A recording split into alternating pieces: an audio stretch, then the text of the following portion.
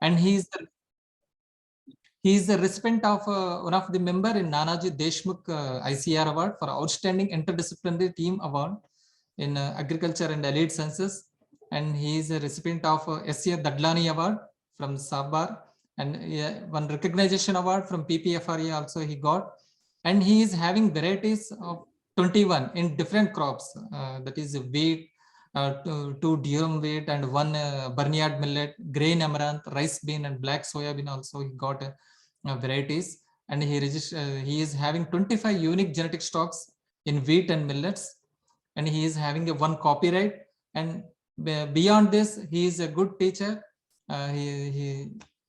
He mentored 9 PhD students and 10 MSc students, and he is having a good publications, research papers 51, books 4, and book chapters 12, and other catalogs, bulletins, annual reports also.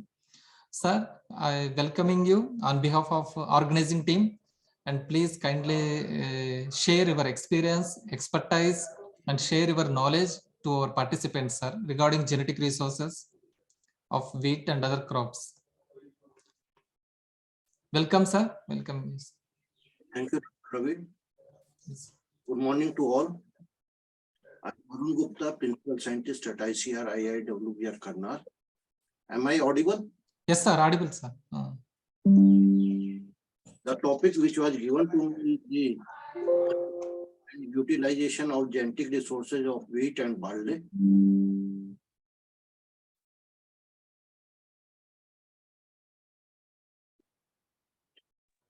The first question which might be arising in anyone's mind, what is PGR and how it is different from the biodiversity and agrobiodiversity? So, agrobiodiversity is this subset of biodiversity, and it is the side of the same coin.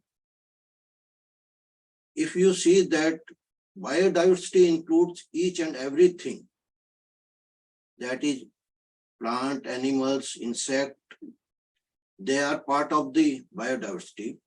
But when we start cultivating the biodiversity, it is the part of the agrobiodiversity. So we can say agrobiodiversity having some value, while the biodiversity is having the national emblem, represent the biodiversity.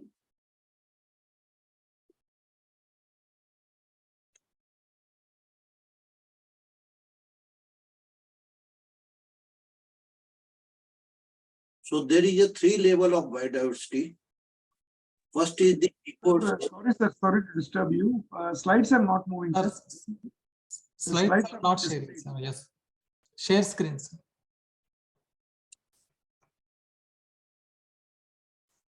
Slides are not moving. आपने share नहीं. Slides are not to be seen, sir. Actually, slides are not visible.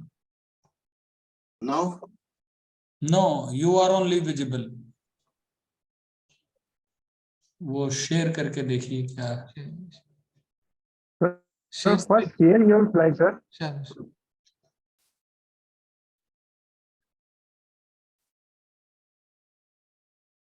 Sir, share screen करिए sir, share screen. हाँ, Arun start screen sharing. Good, ठीक है.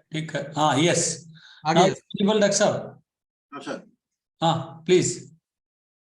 So, there is a 3 level of biodiversity. First is the ecosystem diversity.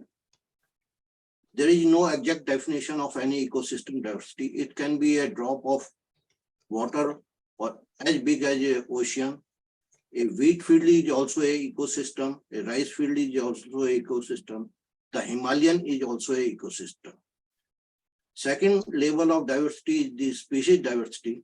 That is the fauna, flora present in any ecosystem. It is considered as the species diversity. While third level is the genetic diversity. The diversity which is present within a species is called the genetic diversity.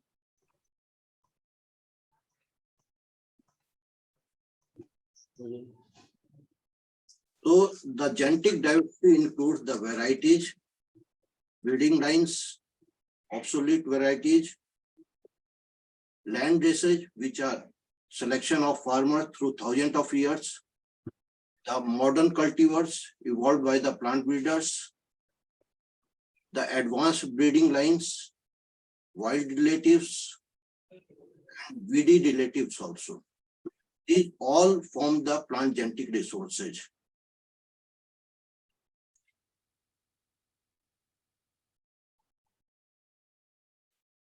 So if you see earlier, there was a concept of bara anaj in hills where the farmers grow many type of crops in one field. And if any region, any crop failed, the farmers, they are assured that they will get some yield from other crops. So the crop diversity increases the food supply, as well as the genetic diversity. They provide the basic raw material to the plant breeders to develop new varieties. And generally, plant breeder takes 10 to 12 years to develop any variety. So they are well adapted to the changing climate because they acclimatize in the changing climate also.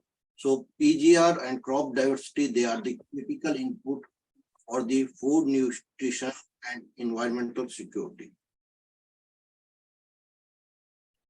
If you see that our crop diversity is under threat, there are around 2.5 lakh species of plant exist in the earth. Of these, 50,000 plants, they are edible or they are known, they are having the some economic value. Of these 5,000 plants, they are used as a human being, but only 3 species, they supply the 60% of the chloride and protein to the human, that is the maize, rice, and wheat. Considering it that we are living in very narrow biodiversity, so they are Government of India and UNO, they have declared this year as an International Year of Millets. They want to revive the cultivation of millets throughout the world. And besides this, there are various other factors which are responsible for the loss of biodiversity. And this photograph is taken by me. The TD town was submerging, and big dams, they are also responsible for the habitat destruction.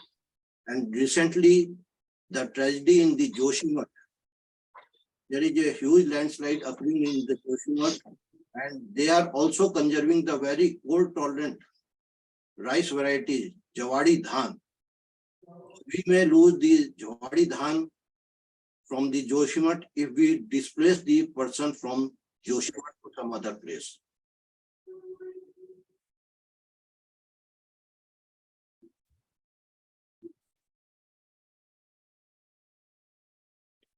Earlier, if you see in 1920, our fields were like that. They cultivate in the form of sort. Sort are nothing but a mixture of heterogeneous type of the varieties which they grow. And in wheat, there is a selection from the sort and high yielding varieties were released. But now there is a homogeneity in the variety. All the variety looks like that. And some of the consequence of the serious consequence of the narrow down of the genetic diversity are that it resulted in the potato famine, and complete coffee plantation was wiped out in Sri Lanka. There was 50% yield loss in US cornfield also, and Bengal fine is also due to the impact of narrow genetic basis. Now, if we consider our as a conservation of diversity, then we usually depend upon the ex situ conservation of the diversity, where we are collecting the seed material from the farmer's field in case of cereals, and we are taking it into the institute, and there we are purifying it and conserving it. There are 2 types of seeds. One is the orthodox seed, where the seed can be dried to a moisture content of 5%, and without losing its viability. Another is the recalcitrant seed. If we dry it to less than 12%, it loses the viability. So all the rice, wheat, and barley, it is having the orthodox seed. Similarly, the seed bank are classified into three groups: the base collection, the active collection, and the base collection is the National Gene Bank, where they store the seeds for more than 60 to 100 years, and there they do the germination test after every 5 to 10 years. Whereas the gene bank or the medium-term storage module maintained at the IITBR, that is the active collection, we maintain the temperature of 5 to 6 degrees centigrade and moisture content around 7 to 8%, and we store the material for 15 years, and generally we distribute the material to all the indenters from IIWBR. Besides this, breeders are also maintaining their working collection, and they are maintaining it for the 3 to 5 years. These are some of the morphological features of the cereals. There are 6 cereals which are grown all over the world: wheat, rye, rice, maize, and oat. Rye and oat are the major cereals of the colder region, while wheat and barley are the major cereal grains of warm temperate regions. Rice and maize predominate occur in the tropical regions. All the cereals, they have the greater adaptability. They are cultivated in all type of soils and habitat. They are very easy to cultivate cereals. It gives higher yield also, and grains can be stored easily and handled very easily. They also have the good nutritive value. These are some of the morphological features of the cereals. All the cereals, they are annual. There is an exception: rye, sickle rye is perennial. All the cereals having erect culm. All the cereals having good tilting ability, exception maize, which is having the uniculm also. Leaves are alternate. Inflorescence is either spike or panicle. Spike of spikelet is the example of wheat and barley, while panicle of spikelet is the example of rice. All the cereals having the 3 stamens, there is an exception. Rice is having the 6 stamens. Cereals grains are one-seeded, indehiscent fruit or caryopsis, and the endosperm is the chief source of energy. This is the general floral morphology of the grasses. Each spikelet is having the 2 unfertile glume, which each unfertile glume contain 2 or 3 florets. And each floret is having its own lemma, palea. So this is in general the floral morphology of the grasses or cereals, and each having the 3 stamens with 2 feathery laudicules and ovary.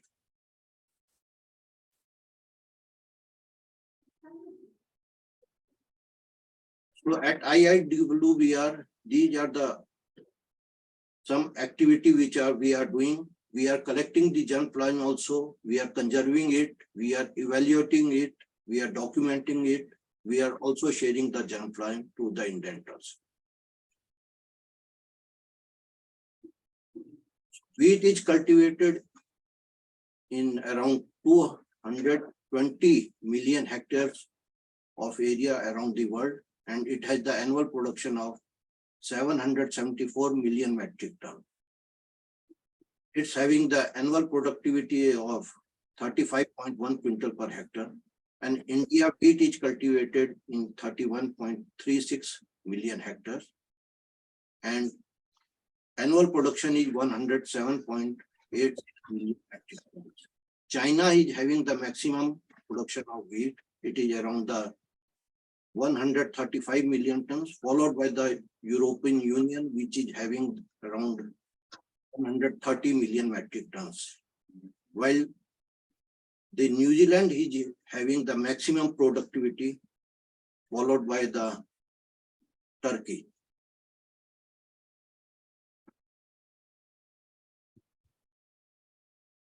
This is the how wheat is originated.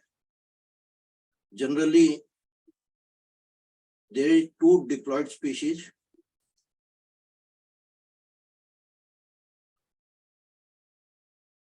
And it is a genome is derived from the Urartu, critical Urartu, while BB genome we received from the Speltoides and DD genome is from the Toschai. So this is basically a origin of the wheat. Earlier, through the cross of Urartu and Speltoides, Tertium was evolved, and from the Tertium and Toschai, all the hexaploid wheat that were evolved. So based on the crossability, wheat can be classified into three gene pool: the primary gene pool, the secondary gene pool, and the tertiary gene pool. The primary gene pool includes all the release varieties, all the species of triticum, while the secondary gene pool includes all the agilope species. There are around 20 agilope species which are considered as the secondary gene pool. The tertiary gene pool is all the species of tribes, TTC. They are considered as a tertiary gene pool. It includes all the genera of Alimus, Lemmus, Thinopyrum, and Hordeum also. Generally, from the wild, rust-resistant sorts were introduced into the cultivated wheat. These include the rust-resistant sorts from the Toschai, Triancilis, Geniculata that were introduced or into the cultivated wheat. Similarly, A. Triancilis and Agilope Toschai, it is a good source of canal bunt also, and the gene from the Triancilis and Toschai has been introduced in cultivated wheat also. The PAU they have done the commendable job in this crop.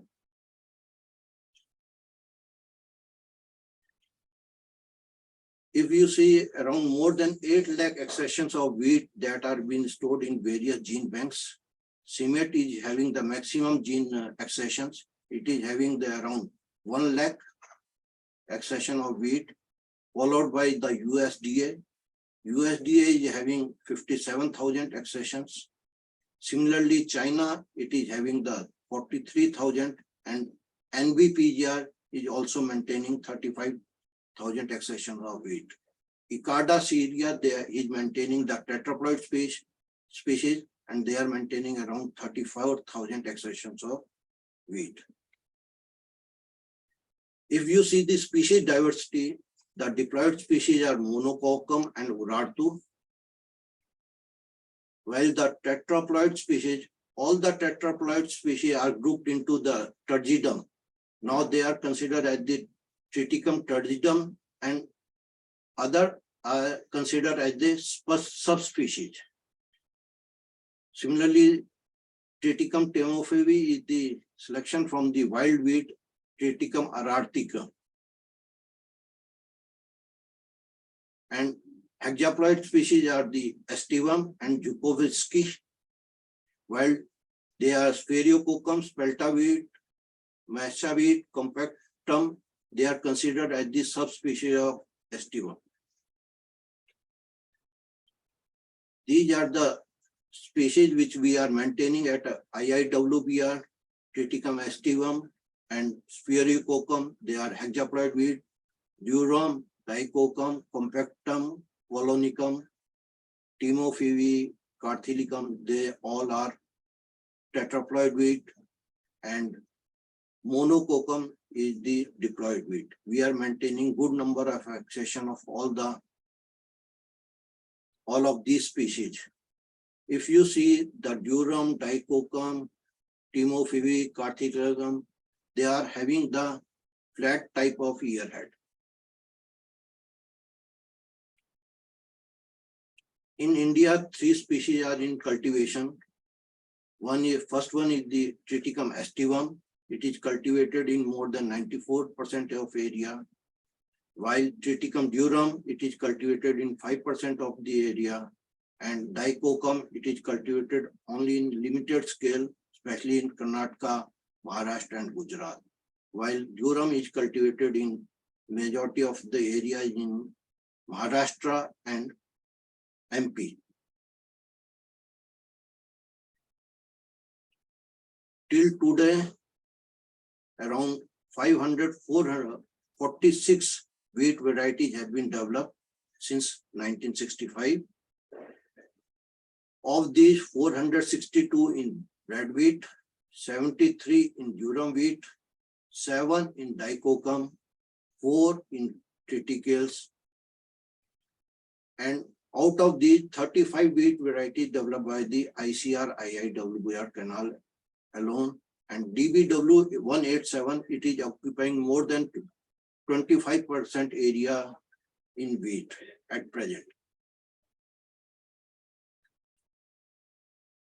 If you see the trait-specific genetic stock registered in wheat, 173 disease resistance genetic stock have been registered in wheat, and 61 wheat genetic stock were registered for the quality components, 42 for the various abiotic stress, and there are good number of germplasm which have been registered for the CMS source, the cytoplasmic mean sterility source at NVPGR.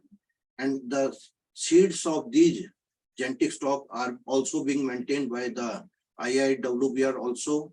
And if you need any seed of any of the registered genetic stock, we can supply to them. These are some of the potential genetic resources of wheat.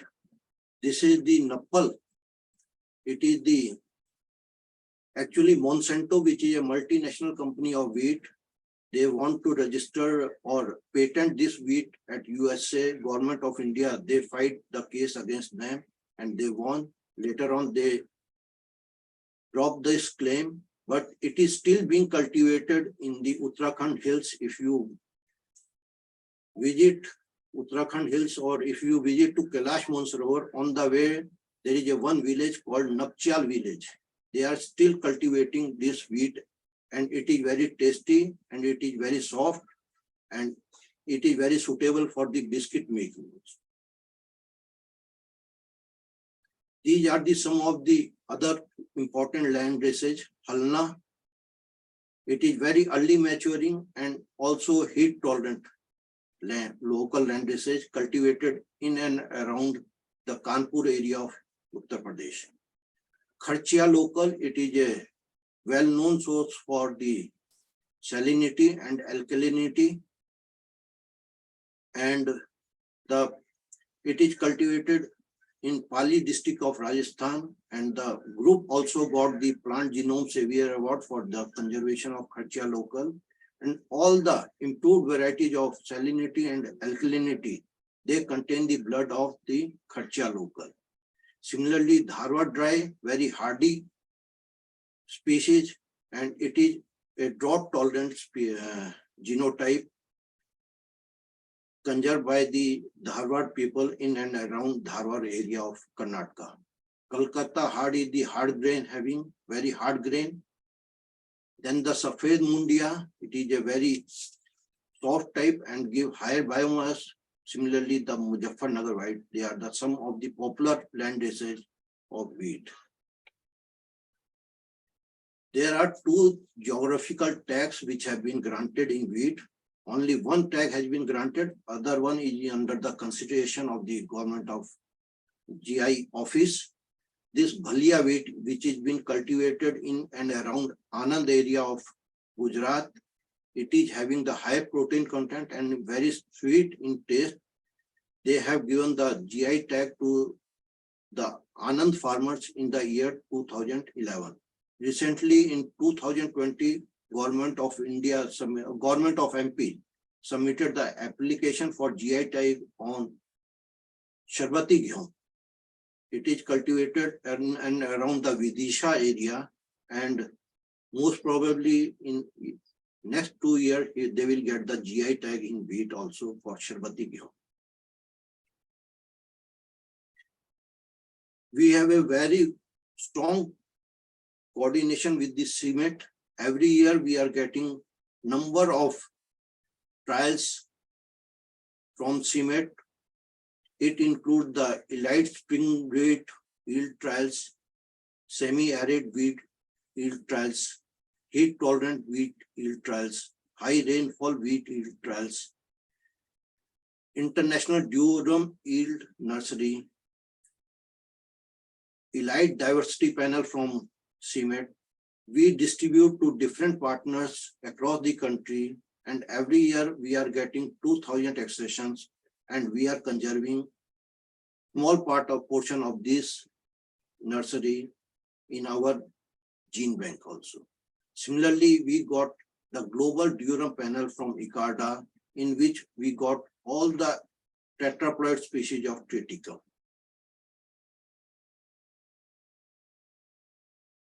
We mean the scientists, they do the selection from the various international nurseries, and every year 2 or 3 varieties are being released from the selection of these international year, and these are the list of the varieties which have been released in the recent past, means during the last 3 to 4 years. If you see that majority of the varieties have been released for the northwestern plain zones, for timely sown as well as late sown, as well as for the irrigated, early sown and high fertility conditions. These all are the selection from the CMET trials and nursery. If you see the number of genetic stock have been registered for various rust resistance, Shimla, they are doing the very good work, and they are developed the many rust resistant genetic stocks. The prefix FLW means the flower bell wheat, and they have registered around 50 accessions which are having the rust resistance for all the 3 rust, yellow and brown rust, brown and black rust, or black rust only. These are the list of the genetic stock which have been registered for the abiotic stresses. If you see Halna, it is the well-known local landraceous, and it has having registered for heat stress. WCF means these stock have been registered by the Water Technology Center, Delhi. Similarly, CSSRI, Karnal, they have registered the KRL series for the salinity and alkalinity tolerance. These are the some of the genetic stock which have been registered for the high protein content, various gluten characters, chapati quality also, bread quality also, biscuit quality, pasta quality, gene content, and yellow pigment also. We are maintaining the good amount of seed of these, all the genetic stocks. If you need, we can supply you also. These are the list of dust traits which we record from the our while doing the characterization. These are the 38 traits which we record from all the germplasm, and This is based on the PPV-FRA guideline on wheat. If you compare it with the UPOV guideline, so UPOV don't have this much character. They have only 28 characters and 24 are common in both dust testing guideline of PPV-FRA as well as UPOV.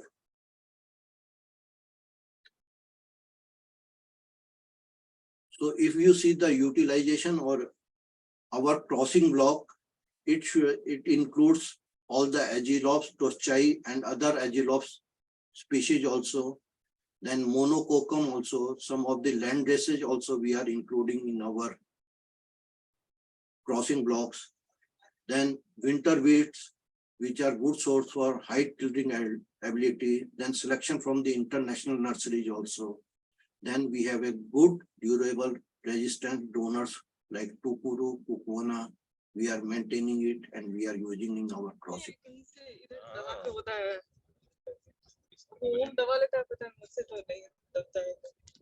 If you see the Balde, now let us consider Balde germplant. There are two type of Balde. One is the 6-row Balde and another is the 2-row Balde. And there are 3 type of grain. One is the hulless grain. It is like a wheat. Then feed Balde, then malt Balde also. So Balde, if you see the taxonomy of Balde, it belongs to the TTC tribe of grass family Poaceae. Hordeum has about 32 species, including the wild and cultivated ones, and all with the basic chromosome number of 7. Cultivated Balde and its wild progenitor is the Hordeum vulgare spontaneum. Depending upon the ploidy level, the species are grouped as a diploid species, tetraploid species, as well as hexaploid species. Balde is divided into 2 units, Hordeum sensu stricto, which include 2 species, Hordeum vulgare and Hordeum bulbosum. Hordeum vulgare is the wild form are classified under the species spontaneum, and the cultivated forms are Hordeum vulgare species. Hordeum vulgare is the only cultivated species which has 2 distinct phenotypic forms. One is the disticon, that is the 2-row Balde, and another one is the hexasticon, which is 6-row Balde.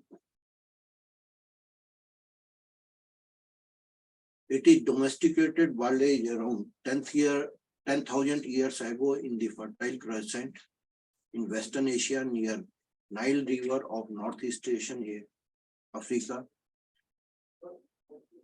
The Balde is originated from the wild progenitor Hordeum vulgare subspecies spontaneum, and it is still being grown in the Europe, Asia, Africa, and the America also. The secondary center of the Balde are found in the Ethiopia and Morocco and parts of Asia. Based on the crossability, it is having also the primary, secondary, and tertiary gene pool. And primary gene pool includes all the species of Hordeum spontanea and the release varieties, the land races, the obsolete varieties of Hordeum vulgaris.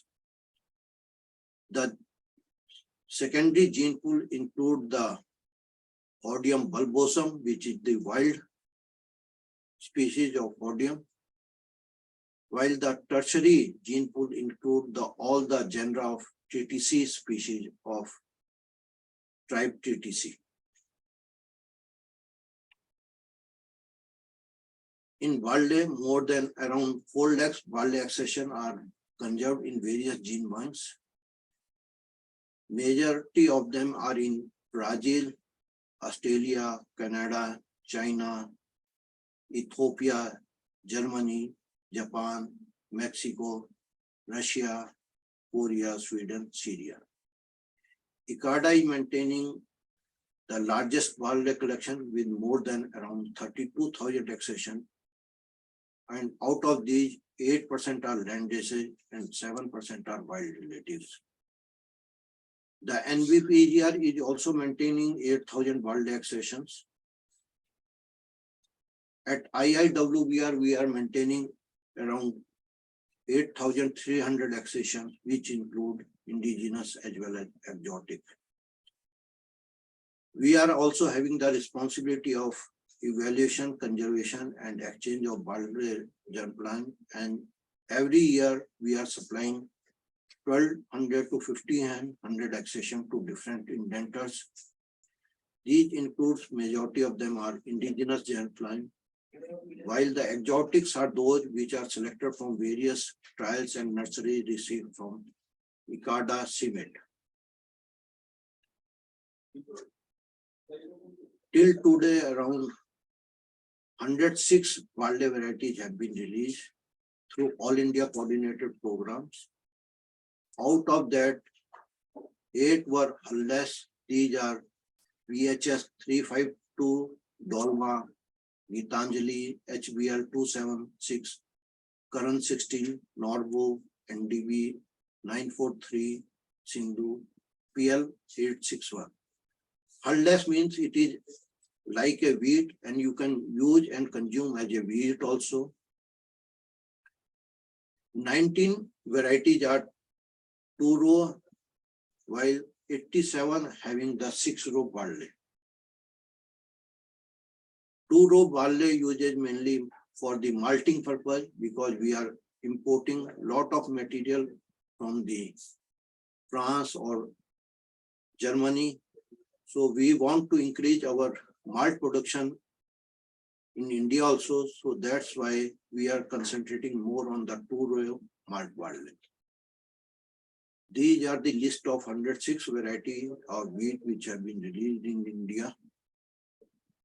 And of these, the DWRB 137, it is quite popular among the farmers and it is occupying around 30% area of barley.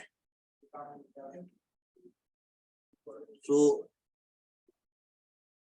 I want to conclude here that with this, that land races have been evolved through selection by farmers over thousands of years and adopted to particular area.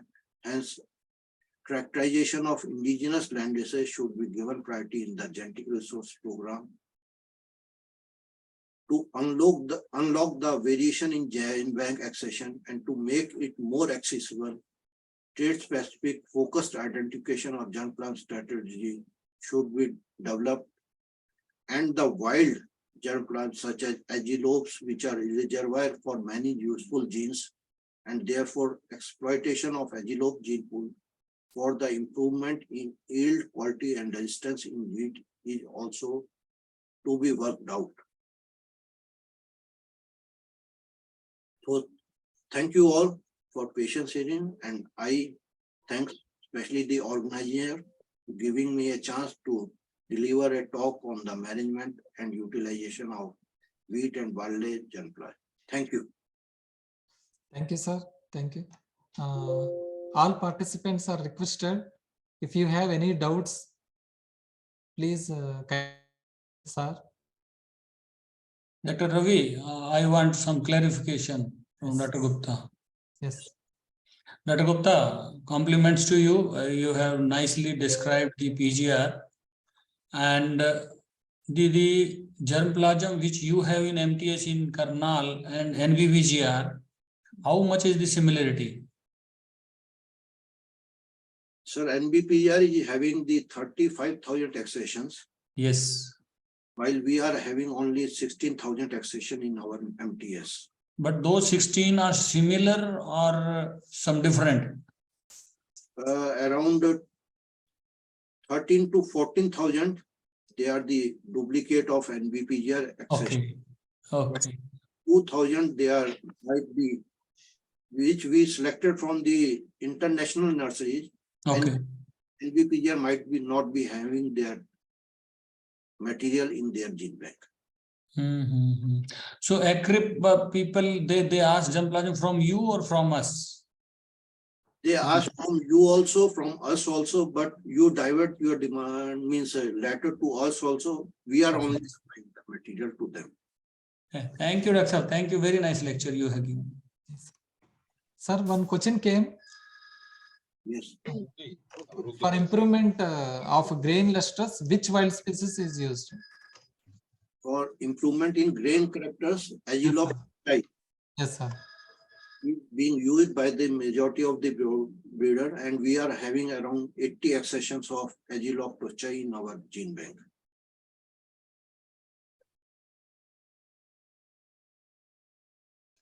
हाँ Deepak ji sir one question हम 32 से सीधे first line है ना right side में वो तो हम वहीं सीधे पहुंचे फिर हैं ये आपके पास sir one question more from Dr. Chandana Behra. What is the difference between wild form and wild relatives? Wild form and wild relatives. The wild relatives are those which are having the same genera. Okay, sir. They're not being the cultivated. Okay. Like monocopum, triticum monocopum, bioticum. It is not been cultivated, but it is formed in the form of wild form in Near Eastern region. So that from the wild form, the cultivated form is evolved. That is the wild relative.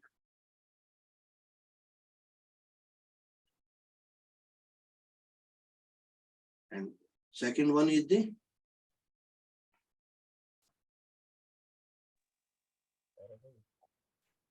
okay, sir. Hello. Hello. Yes. Please. Hello. Yes. Yes. Good morning. Good morning, sir. Very good morning to all the participants also. Yes. So, Ravi, I Yes, think ma'am. Yes, ma'am. there is no further question in chat box, no? Ma'am, no further question. Okay, okay. So, so I'd like to thank Dr. Arun Gupta, sir. So he has kindly agreed to deliver the lecture. So I'd like to thank on behalf of our all organizers for delivering a wonderful talk on wheat and barley genetic resources. So sir has nicely covered all the topics regarding conservation, utilization of all the species, wild, cultivated, and then in varietal development for different traits also, abiotic and abiotic stress, all the genetic stocks developed in the country. So very detailed account sir has shared, and sir has shared his that lecture topic also right here. So we'll be sharing with the participants for enriching their knowledge. So thank you very much, sir, for your wonderful and excellent talk. Thank you, ma'am. Thank you. Thank you, sir. Thank you. So thank you very much on behalf of organization team. Thank you, sir. Thank you. And dear participants, our next speaker, next session will start from 11 o'clock. Just we have a break of 20 minutes. Please be in online. And 11 o'clock we will start again. Next speaker. Thank you. Thank you, Dr. Ravi. Namaskar, good morning to all. It's a matter of unique joy for me to welcome and introduce to all of you my mentor and ideal, Dr. Rakesh Kumar Singh. Dr. Rakesh Kumar Singh has held my hand like a guru and like elder brother during my all professional endeavors so far. Sir, I look forward to your blessings and best wishes and support in our all future endeavors as well. On behalf of our entire organizing committee and on my special personal behalf, I welcome you as the most valuable resource person for our PGR training on germplasm management and utilization. Sir, I want to mention that we have a total of 84 trainees from 19 states who have joined this program. And to start with the biography, Dr. Rakesh Kumar Singh is currently the section head and program leader on crop diversification and genetics, International Center on Biosaline Agriculture at Dubai. He had joined this assignment in November 2018. He started his career in 1986 as a scientist at ICR, Central Soil Salinity Research Institute in Karnal. He had risen through ranks to become principal scientist. In 2005, International Rice Research Institute, he joined as rice breeder and rice breeder for salt affected areas. He had worked in different capacities at IRI. As far as the work and achievements are concerned, as I mentioned, he is currently leading research teams, which is studying crops like quinoa, barley, mustard, safflower, trees such as date palm and halophytes like salicornia and sueda, and other crops. Between 2009 and 12, he had served as IRI's regional plant breeding coordinator for Eastern and Southern Africa based in Tanzania. In that role, he coordinated rice breeding activities in Uganda, Kenya, Tanzania, Rwanda, Burundi, and Mozambique. He has worked at IRI's headquarters as a rice breeder for problem soils and rain-fed lowlands of Southeast Asia, including Myanmar, Thailand, Laos, Cambodia, Vietnam, Indonesia, and the Philippines. I think no country in the world is left unvisited by him. So he has such a vast academic and professional experience. And above all, sir is an excellent human being with very kind heart. As far as varieties are concerned, there are innumerable salt-tolerant varieties developed in India as well as at IRI by him and his team. Among all varieties, Basmati CSR 30 is the most notable one, and it is the first Basmati variety which is tolerant to salinity, and it has made a huge impact not only in the country but is also a very impactful variety in the export scenario. There are several awards and fellowships entrusted on him, and I apologize, some of them might be missing. ICR Hari Om Ashram Trust Award, and he is also fellow of National Academy of Agricultural Sciences. So, sir, with this brief introduction, I once again welcome you, and now floor is yours, sir. Thank you very much, sir. Thank you, Gautam Saab, actually, for the nice introduction. I am really humbled. I'm not so big. I'm a very small guy, and because of the friends like you, this is all happened because of the people like you, the friends like you. So I have a more than 20-year association with ICR, and when Dr. Gautam asked me to have a lecture on this one, then I readily agreed for that one. I know that it's a rice. I'm not working on the rice presently on the like a hardcore rice scientist, but still, the roots are there, so I can't escape for that one. So let me start with that, and my lecture will be more on the germplasm because it was germplasm evaluation for salt tolerance, but I will take the special reference of the rice. So I will just share my screen, and then we can go ahead, and then please treat me like as a lecture. Whenever you want to have any doubt, you can stop me. I will be very happy. And it will be, I would like to have like even dialogues rather than monologue. Whenever you feel boring or something, please let me know. I can skip some of the slides, and then we can go ahead, and then we can even discuss more rather than, it's like an interactive one also. Okay, so let me share my screen.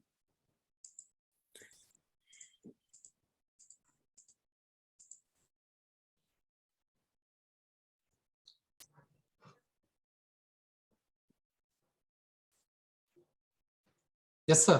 It is visible. Visible? Yes, Yes. sir, it's visible. Nicely, nicely. Visible.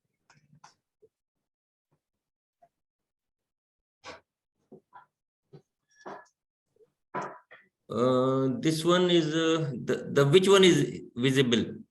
The Oh. one with the bigger one, the only PowerPoint, isn't it? Yes, sir. Yes, sir. Yes, your Yes. name and title of your presentation, sir. That's all. Okay. So because there are double screens, so I'm thinking that let me. Okay. So my topic is on germplasm evolution for salt tolerance in rice. And the lecture, which I will just move around with a little bit on the extent of the problem and management options, problem soils particularly, but it's not a main topic on that, but still I would like to give you a flavor that why we are looking forward for the breeding for salt tolerance because of the importance and the urgency. And what are the salt affected soils? I don't know whether there were any lectures on salinity before me or not. I do not know. There was not any lecture, sir. On Okay, so this is just to show that what are the salt affected soils and associated complexities, how the plant adapt to the salt tolerant mechanism, and then breeding strategy and a little bit, because that will be another lecture, complete different lecture on that. So I will just touch on that, what is the concept on that breeding. Then the main thing is on the screening techniques. So it is both on the seedling stage and reproductive stage. So this is more on that, like germplasm evolution and how can you do that. This is the main thing, and evolution procedures.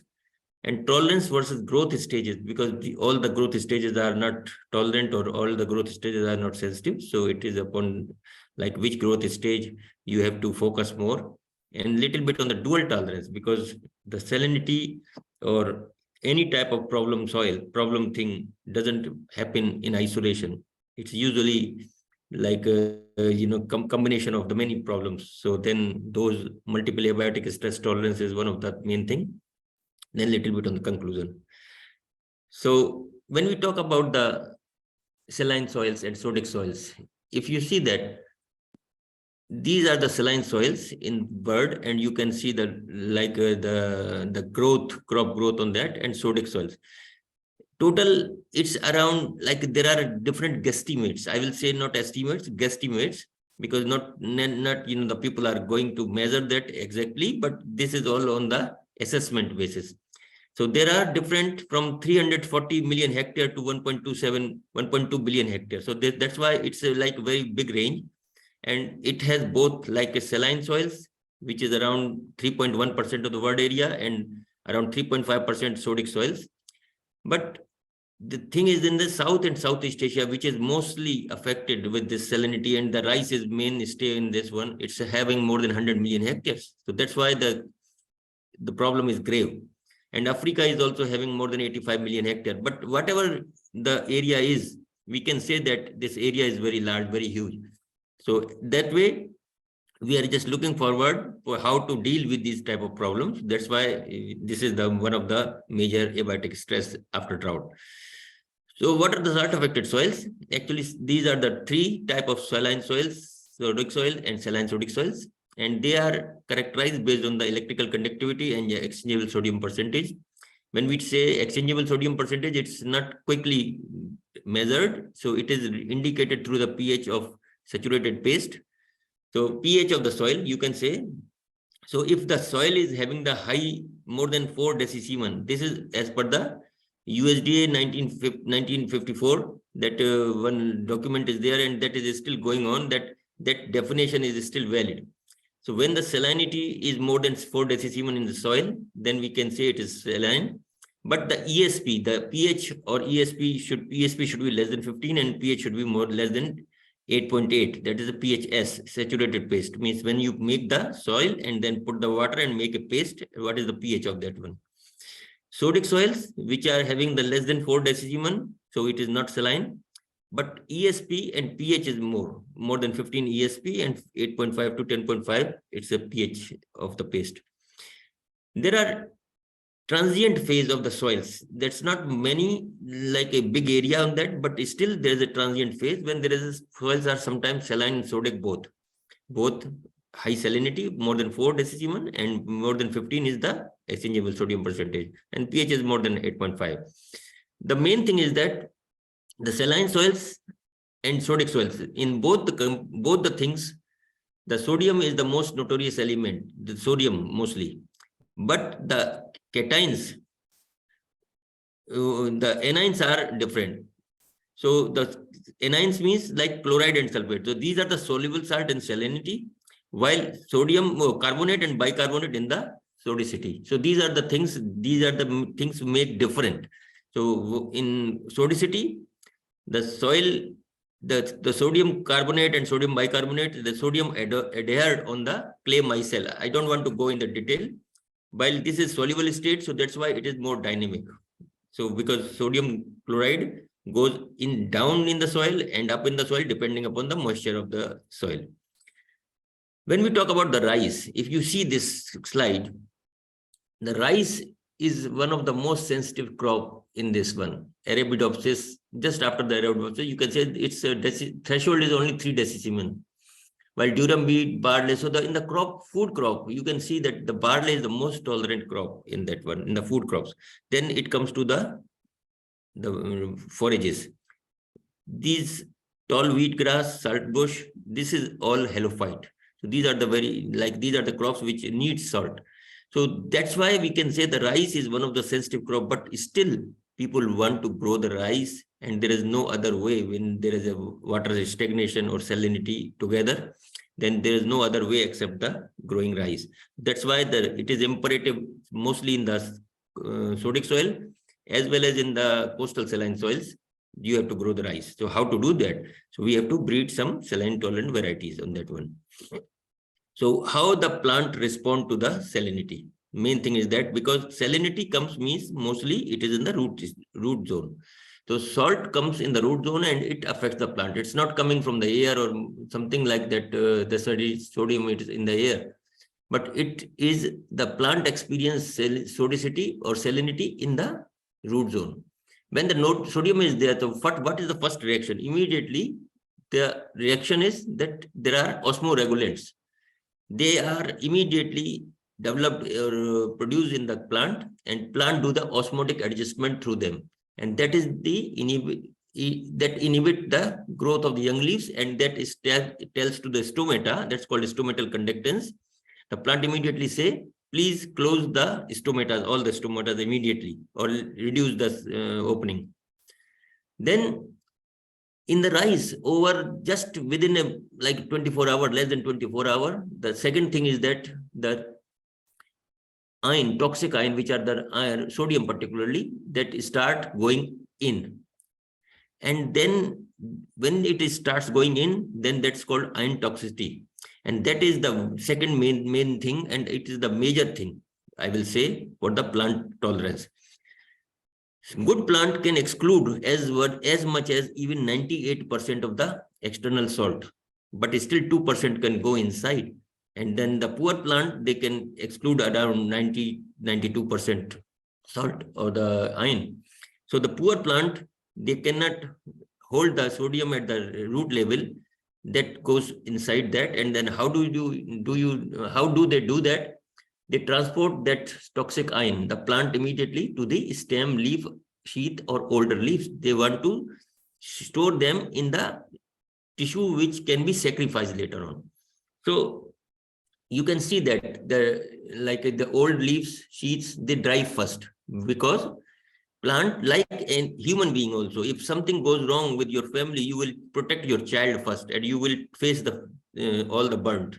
So this is the same thing. The plant start facing the iron toxicity, and it transport all those things, the toxic ions, to the older leaves and leaf sheaths. But still something goes up, and this is another mechanism, but it is only in the halophytes. Halophytes means the plants which love salt. So there are salt glands, salt hairs, salt bladders, and then they get the salt on the leaf, and then they make the bladders, and then later on it throws out of the plant. So this throwing out of the salt is only possible in the halophytes, not in the glycophytes. So whatever salt goes inside in the leaves itself, even the tender leaves also, Then there is a separation of the toxic ion to the vacuole and cell wall. That's called tissue tolerance.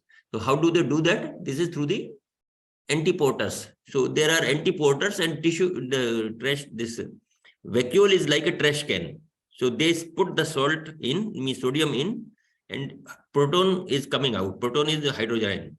So that comes out. So that way they can store the salt, extra salt within the cell in the vacuole. So this is the mechanism. How do the plants survive under the stress condition? Then an ideal high yielding salinity tolerant variety, when we say what should be the characteristic of that, it is something like which is a good excluder. Good excluder means minimum uptake of the sodium per day. When we say per day means like not over the time, but per day, how much it is taking. So it's like a speed of that. Then highly tissue tolerant means like the vacuole size, something like that, which can accommodate more amount of the toxic ion within the cell. High uptake of potassium, which is like a balancing ion, which can balance even the potassium, sodium excessiveness. Low chloride uptake, sodium potassium ratio means when the sodium and potassium is more, then it's better. So the potassium uptake, if the plant is taking more sodium, it's not good. But if it's taking less sodium and more potassium, it's good. And good initial vigor, because that relates with the dilution effect. Because if the vigor is higher, even the same amount of salt can be little bit less as far as the concentration is concerned. And then definitely it should be agronomically superior with high yield potential, plant type and grain quality, because in the rice, the grain quality is very, very important. So when we talk about the breeding, so you know that breeding for the monogene, like a traits for the which are controlled by the single gene or 2 genes or 3 genes, they're easy. But if it is for the polygenic traits, it's very difficult. So when we talk about the breeding for grain yield and salt tolerance, actually grain yield is also a polygenic trait, and it is through the different component. Number of panicles, grains per panicles, water use efficiency, flowering. So except flowering and plant height, mostly they are polygenic traits. And then this polygenic trait is again to be combined with another polygenic trait. Salt tolerance is not a trait. It is a manifestation of the traits. So when the plant is showing something outside, that is because of some different mechanism happening, that like stomatal current inductance, sodium exclusion, early vigor, potassium accumulation, then and the reactive oxygen species, AOSS, active. So tissue tolerance, these are the different traits, and these all traits are also multiple, governed by the multiple genes. It's a polygenic. So just to mix with the 2 polygenic traits together, and you can imagine if the one trait is covered by the 20 genes, how difficult it is to complete like a plant with the so many all desired genes. So that way it's very, very difficult because of the most of the quantitative traits. So in the conventional way, what we do, usually we identify the genotypes based on an inherent physiological mechanism. Physiological mechanism could be sodium exclusion. What are the plants which are good for sodium exclusion? What are the plants which are good for potassium uptake? What are the plants which are good for tissue tolerance and high initial vigor? So we can categorize those plants, and depending upon that, we can group, and then we intermediate those between the groups rather than within the group. So that is the mechanism. And the main thing is that you intermediate, you cross that. But what to do with that? Because after that, you have to find out. That is the phenotyping. So this is the most difficult part, identifying screening of recombinants, phenotyping. Most difficult part to find out the plant which is having the most desirable traits which you want to breed. And then recombine the selected segregants for pooling pyramiding of the mechanism and also different stresses. So this is the recombination of that. Like, can we get the recombinant? And those recombinant are not only for salinity, but later on for the multiple abiotic stresses. Markers, I will come into later, because this is the one thing where we can that supplement the breeding very well. And these, if it is like a closely linked or robust marker is there, or a very good gene-based marker, then your life could be easy, but it should be foolproof, robust and foolproof. So this is one example of that. If a rice variety, which is a good excluder, Good excluder means like per day uptake of sodium. You can see this per day uptake of sodium is very less, but it has the poor tissue tolerance, means like the storage capacity within the cell is very less. This is a hypothetical example. And there is another variety which is having the sodium per day uptake is very high, but their capacity to hold the sodium is very high.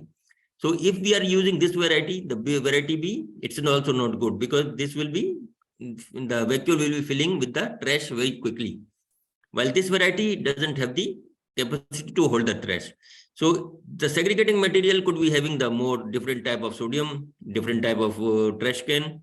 But what we need a one which is having less amount of the sodium per day uptake, and then more robust vacuole, means like more storage capacity of the trash.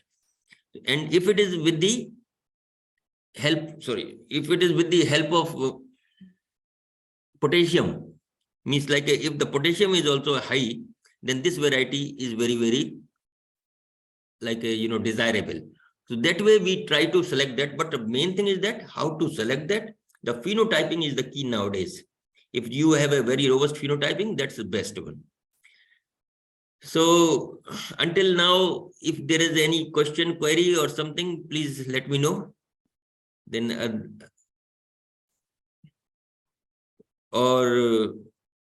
if it's okay, I should continue, or I think, sir, you can continue. I think they are Okay. listening and maybe understanding also, sir. okay, thank You you. can continue. So how to screen the rice for salinity tolerance? That's the main thing. How to screen? This is the $1 million question.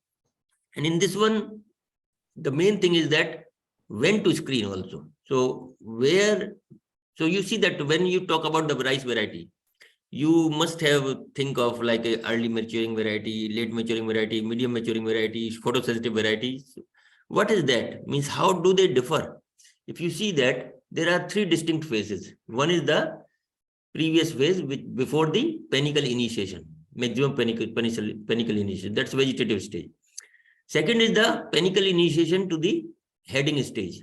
And third is the after anthesis ripening stage. So the second stage and third stage, whether you take any variety, whether it's a long duration, short duration, photosensitive, these are the similar. These doesn't change much. But panicle initiation you cannot find out until unless you have the dissection of the plant.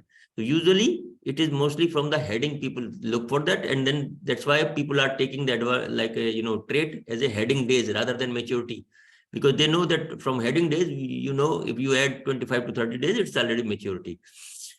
All the varieties are having the differentiation in the vegetative stage, this early emerging. So this is the variable stage. So that way we have to find out there are two different kind of screening. One is for the early growth stage, means which is seedling stage, and that is by the duration, like 7 days or 8 days or something. That is by the duration. So these are the most sensitive stage. So this is one of the seedling stage, and the second thing is that on the heading stage, when there is a gametophytic stage. Others are all somatophytic stage. So somatogenesis is there. So in the gametophytic stage, it's only the heading and anthesis. So these are the most sensitive stages. So the first stage is duration, as I mentioned. This is on the duration dependent. In the duration dependent, it's only like within 20 days, you can classify the plant which is very sensitive or which is very tolerant. You can find out. And in this one, so this is not with the stage, I will say it is the duration, because you can start screening of the 7 days old or 4 days old or 5 days old plant. And within 21 days, you can find out which is the, so you can see that in this one, this is a Czech variety, FL478. IR29 is the sensitive Czech. This is tolerant rate, sensitive Czech, and then rest are gone. So we do it through the hydroponic culture. Hydroponic culture, where you give all the nutrients in the like in the solution culture, except the sodium. So anything goes wrong with the plant means it's because of the sodium or the toxic ion rather than any nutrition problem. So that way we can see immediately MI48, like it is a sensitive variety, and then for CSR27, it's a tolerant variety. And there is clear difference. It is very easy. It is standardized. How it is standardized? We use the modified Yoshida nutrient culture solution, screen at 12 decimal for 2 weeks. Score 1 to 9 scale, that's on the standard evaluation system. And always take tolerant FL478 and IR29 as a sensitive check, or ERI 154 also you can take. And you can see this is the variety which is going well along with the another screening. So you can immediately find out within 20 days what is the good variety. So we made the good this screening facility in ERI when I was there. So in this one, it is like a semi-high throughput. I could screen at least around 2000 genotypes in one go. Just it's an automatic like circulation system which circulate, and then that was very good facility, particularly for the seedling stage. So this is just to show that 3, because there are something on old leaf there is a symptom, but you can see on the another one which is 14864. This is something another genotype, and you can see there is not even on the older leaf there is no symptom. So that's why we gave the 1 score. 1 is the most tolerant, 9 is most sensitive. You see IR29 is all dead. FL478 it is almost there, but there are symptom on the older leaves. So another slide on the 5 and 7. So this is the 5 and 7 score. So 9 is completely dead, 5 and 7 score. And one more thing, that these 2 stages are not dependent. If it is dependent, then it is very good. You can screen at the seedling stage and you forget about that, and you know that variety is tolerant until the reproductive stage. But it is not so in the rice and in most of the crops. And this is one example. You can see that FL478, which is taken as a tolerant check. This is FL478. Its name is IR 66946-3R-178, then 1-1. You see that under the saline condition at the reproductive stage, there are papery florets and chaffy panicles in the field. So you can see that this variety is tolerant at the seedling stage, extremely tolerant, but at the reproductive stage, it is not tolerant. So this shows immediately that these are the 2 different stages, and then we have to find out the way how to screen 2 different things. So you can see under the pot also, under saline and normal condition in the FL478. So that way we have to see that. And then one of the experiment when we did the 7x7 diluted, we found that vegetative stage tolerance and grain yield is very poorly correlated, while reproductive stage and grain yield are very highly significantly associated with the grain yield. Why it is minus means because the score is 1 is less and 9 is high. So it's a reverse, 1 is tolerant and grain yield is high. That's why it's a negative correlation. And vegetative stage and reproductive stage are very poorly correlated. So that's why it is not advisable to be rely on the once you do that seedling stage and you feel that it's also tolerant to the reproductive stage. So both are independent. It means the different set of genes or different set of characters or traits are in these varieties which are tolerant for seedling stage and which are tolerant for reproductive stage, and they are independent. Their mechanism is independent. So the challenges, what are the challenges for reproductive stage? Remember that I discussed 3 different stages in the plant growth. So in this plant growth, the challenge is that how to pick the reproductive stages, because different variety, different genotypes and different mapping populations have the different maturity in the field. Sowing is same, vegetative stage is same, but reproductive stage is different.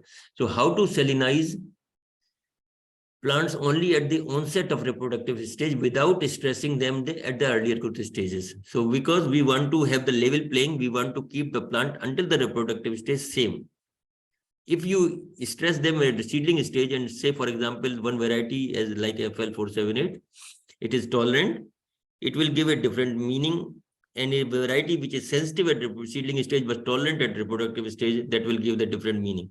So we have to keep the seedling like a normal condition without any stress until a certain stage. So how to do that? So that's the okay. So then second is the how to uniformly stress plant at a specific stage for salinity when they are reaching to the reproductive stage at different times. When they are at different timing for the maturity, how to do that, and how to devise swift movement of salt in the reproductive stage. Because as I told you in the mechanism, first when you give the salinity, it will divert the salt to the older leaves and leaf sheaths. So how to see that this should go quickly to the reproductive stage? So you can see this is the one slide, vegetative phase. This is the 120 days variety, 140 days variety, and 160 days varieties, and then photosensitive variety. So if we start together, reproductive phase is 25 to 30 days. So these are the main phases, like anthesis, booting, and PI. So these are the main places where we want to salinize the plant and when we want to treat them. How to do that? Because these are the most sensitive one, this one particularly stages. So that's main thing is that if we want to do that, the only way we grow them at the different stages, like after 10 days or 20 days, one after each, and so that all the genotypes are treated at the same time, they come to the flowering at the same time. But how do you know about the mapping population and some of the genotypes? They don't mature at the same time when you don't know them, the background of that, if they are not variety, pure variety. And particularly on the photosensitive variety, it is not at all possible. Because if it is photosensitive, it's like a short day plant, and then the photosensitive variety will come in the flowering only at certain time. So you cannot do that. So that way, there is a only way is that you treat the plant at the reproductive stage when they come to the reproductive stage, but you cannot uproot the plant from the field because there are different problems in the field screening. This right hand side picture is the sodic soil. You can see that sodic soil, it's not ice, it is sodic soil. It is in the one of the field in the I think it is near to the Lucknow area, our Shivri farm, before we were working. So this is one of the farm in the, I think in the Raebareli district or somewhere. We took this picture. You can see the I think Unnao or Raebareli. So this is the picture. You can see it's all salt on the top. And in the salinity in the coastal area, it is like this. So salinity is a dynamic stage. Dynamic trait means like because the salt are like a soluble, so they move up and down depending upon the moisture and water regime. Salinity control even in the microplot is difficult because of the dynamics. And sand culture is the best, but it is extremely difficult to maintain as it's need daily check for the effluent and good only for the few genotypes. So when we say that, how people can say that salinity and the similar thing in the drought, similar thing in the submergence, no, it's not so. So what are the differences in that one? This I want to clear here. Drought, stress can be imposed and realized by whole plants, whole plant within same day or couple of days. Means like if you stress the plant, the whole plant, right from the bottom leaf to the top leaf, immediately it start feeling the stress quickly. Submergence, the same thing, stress can be imposed and realized immediately by the whole plant. But in the salinity, the stress can be imposed, but will not be realized by whole plant in the same manner, and it may affect the tissue differently depending upon how soon it is translocated to desired tissue. Like there is a time delay. The lower part, the older leaves, they will experience the salinity first, then the tender part or the inflorescence.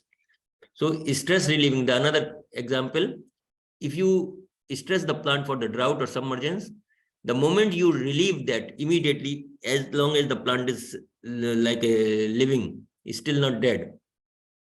Once you relieve the stress, immediately they recover upon the withdrawal. But in the salinity, it is not so. It is only in the halophyte, the salt goes out. But in the halophyte, glycophyte, once the salt go in, it remains in. It doesn't get out of the tissue. So main thing is that this is the only thing, like a 2 to 3 weeks. This is the 1 week. So this is the 2 to 3 window when we have to salinize. If you salinize before that, sometime it will affect the other tissues. So we have to salinize only at this time, and this is very, very crucial how to get that. So say for example, how salt moves in that. First, it will go in the oldest leaf, second leaf, then third leaf, then fourth leaf, then fifth leaf, and then it goes in the flag leaf, and then it goes in the panicle. So you can imagine that it takes so much steps before, like it's a filling of the tissues. So filling of the tissues, older tissues first, then it goes to the flag leaf and panicle. So old leaves, what do? They act as like a sink, because that is a source where the salinity or excess salt or excess toxic ion can be stored. So two big questions were there before me, that how to do that and how to quickly push the salt to reproductive organ at the appropriate stage, which is I showed you very small 2 to 3 weeks window. So first thing is that, can we get rid of older leaves, which are sink for uptake? And we did an experiment. So how we can avoid the sodium storage. The second thing is that if there are less leaves, does it force sodium to reach reproductive stage quickly? So this is another question. So we try to address both the questions. And in one of the first one, we took the setup A, when only flag leaf left in the plant. Setup B, when 2 leaves, flag leaf left the plant, and 3 top leaves left the plant, and no leaf was cut unmet. And this was from the 2 different varieties. One is sensitive, one is very tolerant. Through this, one of my, like a scholar, MS Scholar Dynam. And we found that there are many traits, which I'm giving you only a little bit because of the paucity of time. In the control, when all the leaves were there, this is the grains per plant. Same setup B, when there was only 1 leaf, flag leaf, and penultimate leaf. And this is the flag leaf and penultimate leaf plus 1 more leaf, 3 leaves. But in the only flag leaf was left when there is a difference, significant difference in the yield. So we thought that probably take only the chance where we have the flag leaf and penultimate leaf and keep that, so that it means it is not having the much difference or much like a less significant difference on that one. So that way we just chosen this setup B, where we are keeping only like flag leaf and penultimate leaf when we are treating the plant for the salinity. The second experiment was salinity, how fast, even when we cut the leaf, does the salt goes to the reproductive stage very quickly. So look for movement of the sodium in the different leaves every day until 10 days from salinization. Every day we just use it as a destructive sampling. We try to find out whether it can be done or not, and how fast the sodium moves from one part to another. And 2 varieties we took, the IR29 sensitive and FL47 very tolerant. And with all leaves intact, that was a control. And our treatment was mostly on the item B, like that's a setup B, which only flag leaf and penultimate leaves. So you can see that when we had only penultimate leaves and flag leaf, the sodium reaches to the reproductive stage on the flag leaf particularly within less than 4 days. But when there was all leaves, it took more than 10 days. So it means, this also shows that it means that this is a correct thing, that you can keep 2 leaves and you can use this method of the clipping of the leaves, so that the sodium will go fast and you can catch the window of 2 to 3 weeks to treat the plant for the reproductive stage. So the thing is, the results was pruning of the rice plant leaves before the salinization does not significantly affect the yield. Whatever the difference appear among the genotypes may be due to the response of genotypes for salinity treatment. Then whatever leaf clipping facilitate the sodium movement to reproductive organs, flag leaf, much earlier than comparing to no cut leaf. So that way you can see that this is the plants we were using in the trough, because from the field we cannot uproot the plant. So we used to grow the plant in the pots with the soil, with the trough. And you can see once they come to the booting stage, before that, immediately they are transferred to the 10 decimen in another one. So that way we just treated the plant, and then after 15 to 20 days, we used to get back them to the normal condition. So this is only treatment during the reproductive stage, and we could find out, and these are the mapping population. You can see that this is a huge mapping population. We did it.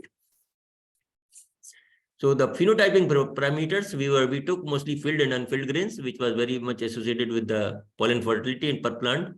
So this is for the yield. Sodium concentration in flag leaf, sodium concentration in anthers, don't take this one. This I took, it was very difficult. You collect 500 anthers in a 500 microliter tube, and it's paining in the eyes. So don't take this one. This is more than enough for the grain yield, grains per panicle and grain yield. So that way we made a standard evaluation system for reproductive stage, and you can see this highly tolerant for the reproductive. These are the varieties which are highly tolerant for the reproductive stage, which has the spike stability less than 5%, more than 5% to the 20%. These are the varieties. Then spikelet fertility stunted, this is Sadri and CSR 43. Now you can see the Sadri is tolerant at the reproductive stage, but it is very sensitive. It is in this category 9 or 7 to 9 in the seedling stage. Similarly, FL478, which is sensitive, which is top tolerant in the seedling stage, is tolerant sensitive at the reproductive stage. So that way we can, like I put that examples also, and this is also in the one of the paper. I think the organizers might have given that paper to you. They can share that. So again, this thing, main thing is the phenotyping. This is what we already discussed. This is the same slide, but you can say identify screening recombinants. This is the main thing, and we have to find out how to do that. And molecular markers are there, then it's very good, because molecular markers has the capacity. They are growth stage independent, no effect by environment, recessive heterozygote you can find out from the codominant markers, non-destructive, quick, repeatable, and epistemic. But this qualifies for the most of these criteria. So this is one thing on the salinity on the seedling stage and reproductive stage. So these are the two things which we did it, and this is very good for the germplasm evaluation. If you want to evaluate the germplasm for seedling stage, it's a different setup of thing. If it is for the reproductive stage, it's a very different setup of thing. But as I mentioned, in the coastal area, it never happens that you have only salinity or only only for flooding. It's most of time you can see it is a 120 days variety with the weeks. We have the like a saltol locus, which is for the seedling stage tolerance, but we are looking for the reproductive stage. So in the coastal area, this week 4 to 6 or 7 weeks, this is very, very crucial. Why it is crucial? Because in this, the rainy season starts, and once the rainy season starts, and this 10 days plus minus 10 days is very crucial to design. So rainy season starts, this looks like that. This is a slide from Bangladesh. You can see the rice plants are here, but they are all submerged. So, and this is in the coastal area. So salinity is not much, but still salinity is there and submergence. So we have to have two different stresses together. So we also devise another thing when we have the salinity plus submergence tolerance and submerged F2 population in 80 mm saline water for 10 to 12 days. If you want to do it together, but you have to do the different checks. So you have to have the check for salinity, tolerant and sensitive, check for flooding, sensitive and tolerant, and you put it in that. This is under the water. You can see this in the water. Once you see the check for the seedling stage, for the check for the sensitivity on the salinity and sensitivity of the flooding, both are dead. You take out the trays out, and once you take the trays out, leave them for 2 weeks or 1 week, you can see the like a growth, and those plants could be tested immediately for the sub1 gene, whether they are whichever are in the sub1 homozygous condition, then you use those plants immediately, and those plants could be further look for the salinity tolerance at the reproductive stage. So this is the very effective and very quick method, and we did it for the and also we not only phenotype, we also genotype, and you can find this is the one population IR 85212. You have the plants which are having you can see this salinity. Saltol locus is not very robust like sub1. Sub1 is very, very robust, which is very closely linked with the submergence tolerance. So you can see this is all desirable markers for the saltol: 493, 3412, 3206, 10793, and they were phenotype salinity score with the 5. The same another variety, another genotype, which was also having all the markers, but phenotype at 3. And both are also having the submergence tolerance marker. So we chosen the second one, this one. So that way in the salinity, it's not only the marker, but you have to look for the phenotyping also. Don't blindly have the faith on the markers, but usually the phenotyping is very, very good thing to find out whether the plant are good or not. So this is the one variety, one matrix. I think you might have seen in the ERI, these are the varieties for the submergence tolerance. And then we put those variety which we selected for the submergence and salinity tolerance and together. And in this one, you can see in this early 3 varieties, 3, 3, 3, these are 3 replications. And they were the introgress line with the sub 1 and salinity tolerance. And at maturity stage, you can see the good yield. And this was having, you can say, the survival rate of these 3 population and also the yield. You can see that along with the IR42, which is sensitive for the submergence. So this way we just find out and validate these varieties which are good for that. So these are the phenotyping techniques which I wanted to say that. And these 2 lines, particularly at that time when I was there, this was the first 2 varieties released in the one in the Bangladesh, October 9, 2016. This was BR78 and Salinas 22. It was released in December 22, 2016 in the Philippines for dual tolerance. These are the first varieties released for that. So in the conclusion, I would like to say that rice is inherently salt sensitive crop, but still predominant in coastal and sodic areas because of its only choice, I will say. And it is most sensitive at seedling stage and reproductive stage, but both are controlled by different set of genes. Good diverse donors and reliable phenotyping is the key to success, both at seedling and reproductive stage tolerance. Multiple abiotic stress tolerance is possible and should be addressed because salt stress invariably occurs with other abiotic stresses or mineral toxicity and deficiency. 2-in-1, the varieties, they are high-yielding plant with dual tolerance to salinity and submergence stresses using marker selection and phenotyping are possible. That is ideal to the coastal area requirement. So need to stress upon the identification of big effect robust QTL. If we get the big effect robust QTL for the reproductive stage, it will be very good for using that marker for the reproductive stage tolerant variety also. And salinity to salt tolerance rice has a complex trait to breed a good variety with high tolerance throughout the growth period. Sometime for the dry season, you need to have the variety which is tolerant to throughout the growth season. With this is my institute at ICBA, at International Center for Biosol and Agri, where I am working. So it's all desert, but you can see in the greenery also. So we are just working on that one with this one. With this, thank you very much for giving me opportunity and all the questions. I'm ready to have all the questions in case if it is needed. Dear participants, please kindly interact if you have any doubts. Sir, some candidates they posted in chat box, sir. Yes. So I think let me go one by one on the chat box. Yes, sir.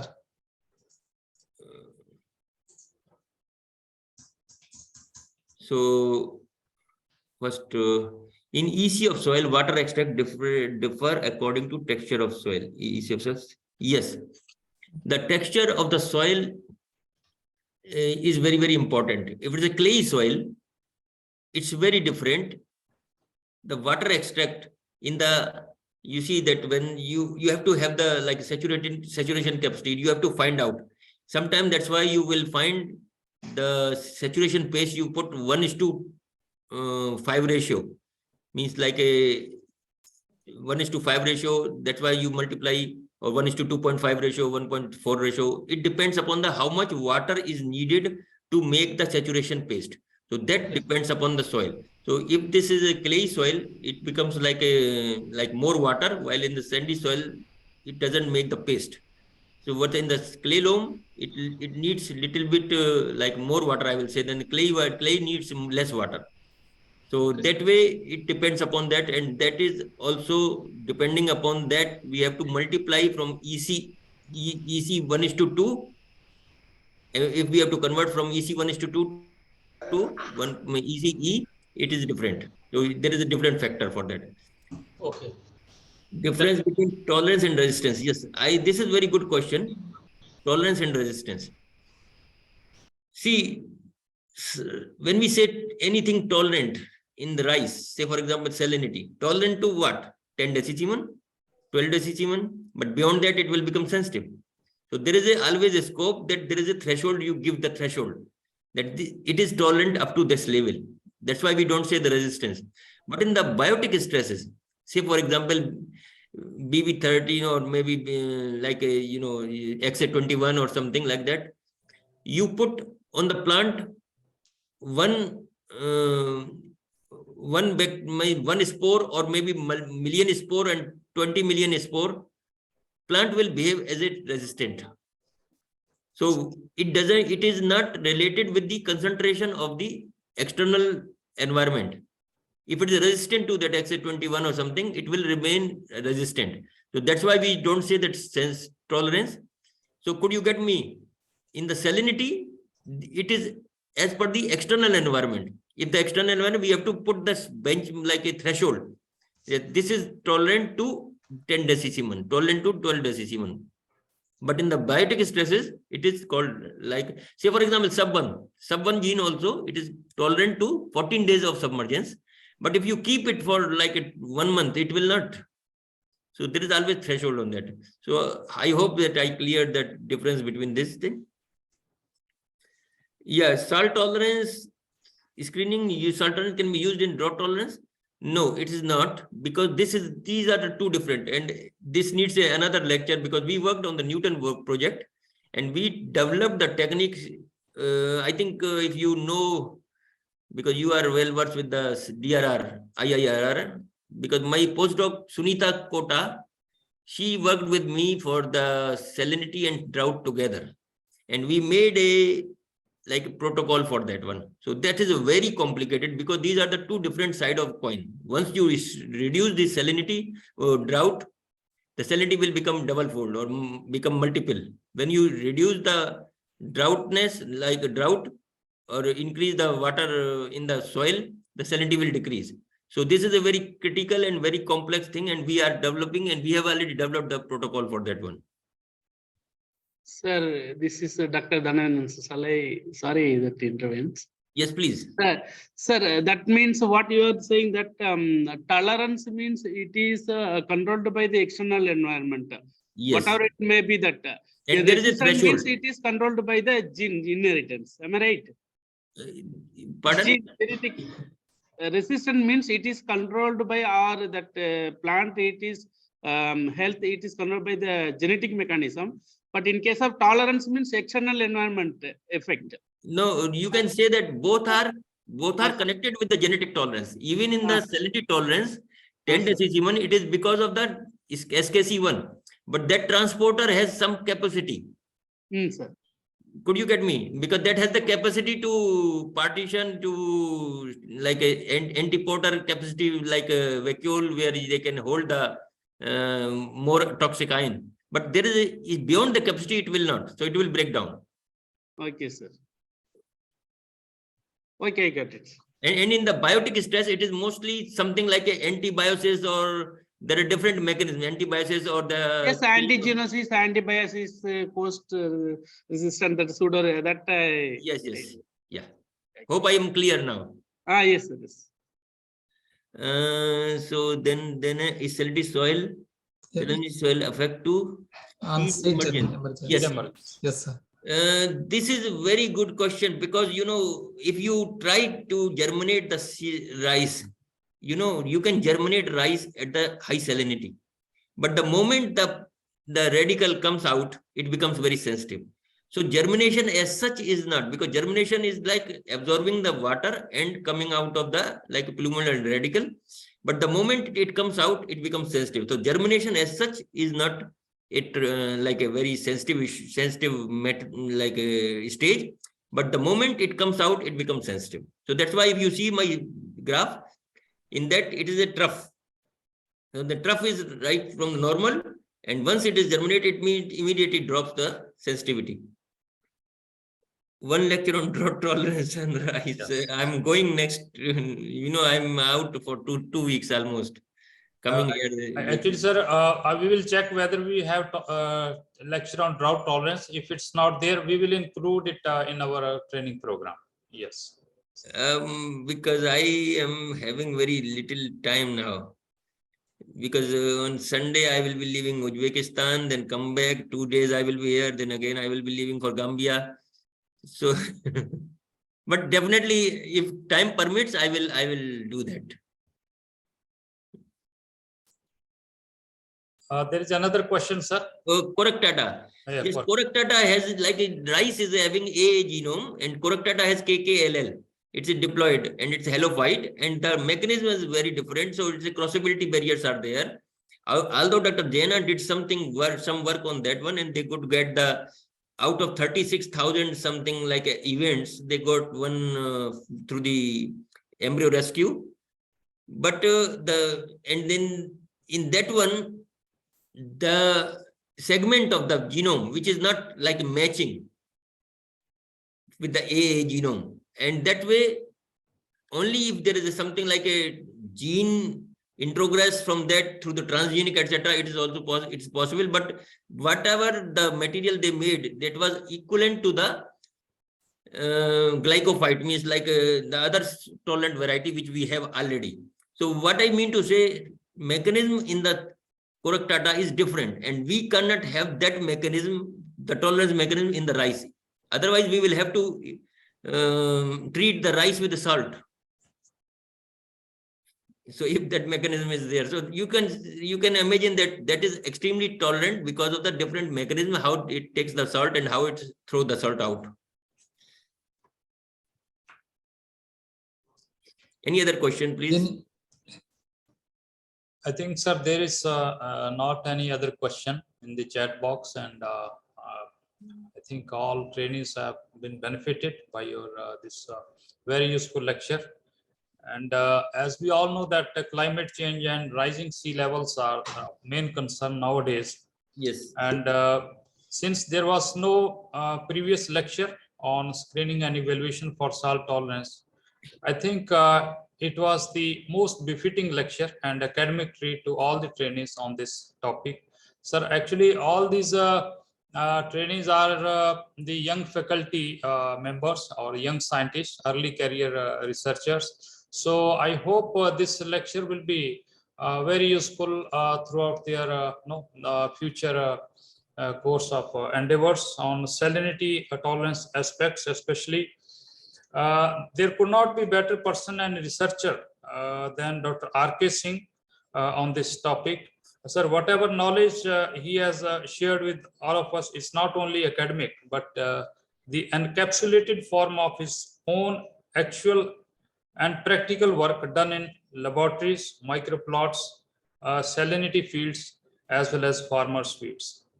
Sir, on behalf of all the trainees and organizing team, and ICR, NBPGR, and on my personal behalf, we all are grateful to you for sparing time for this lecture, and we all are grateful to you. Thank you very much, sir. Thank you.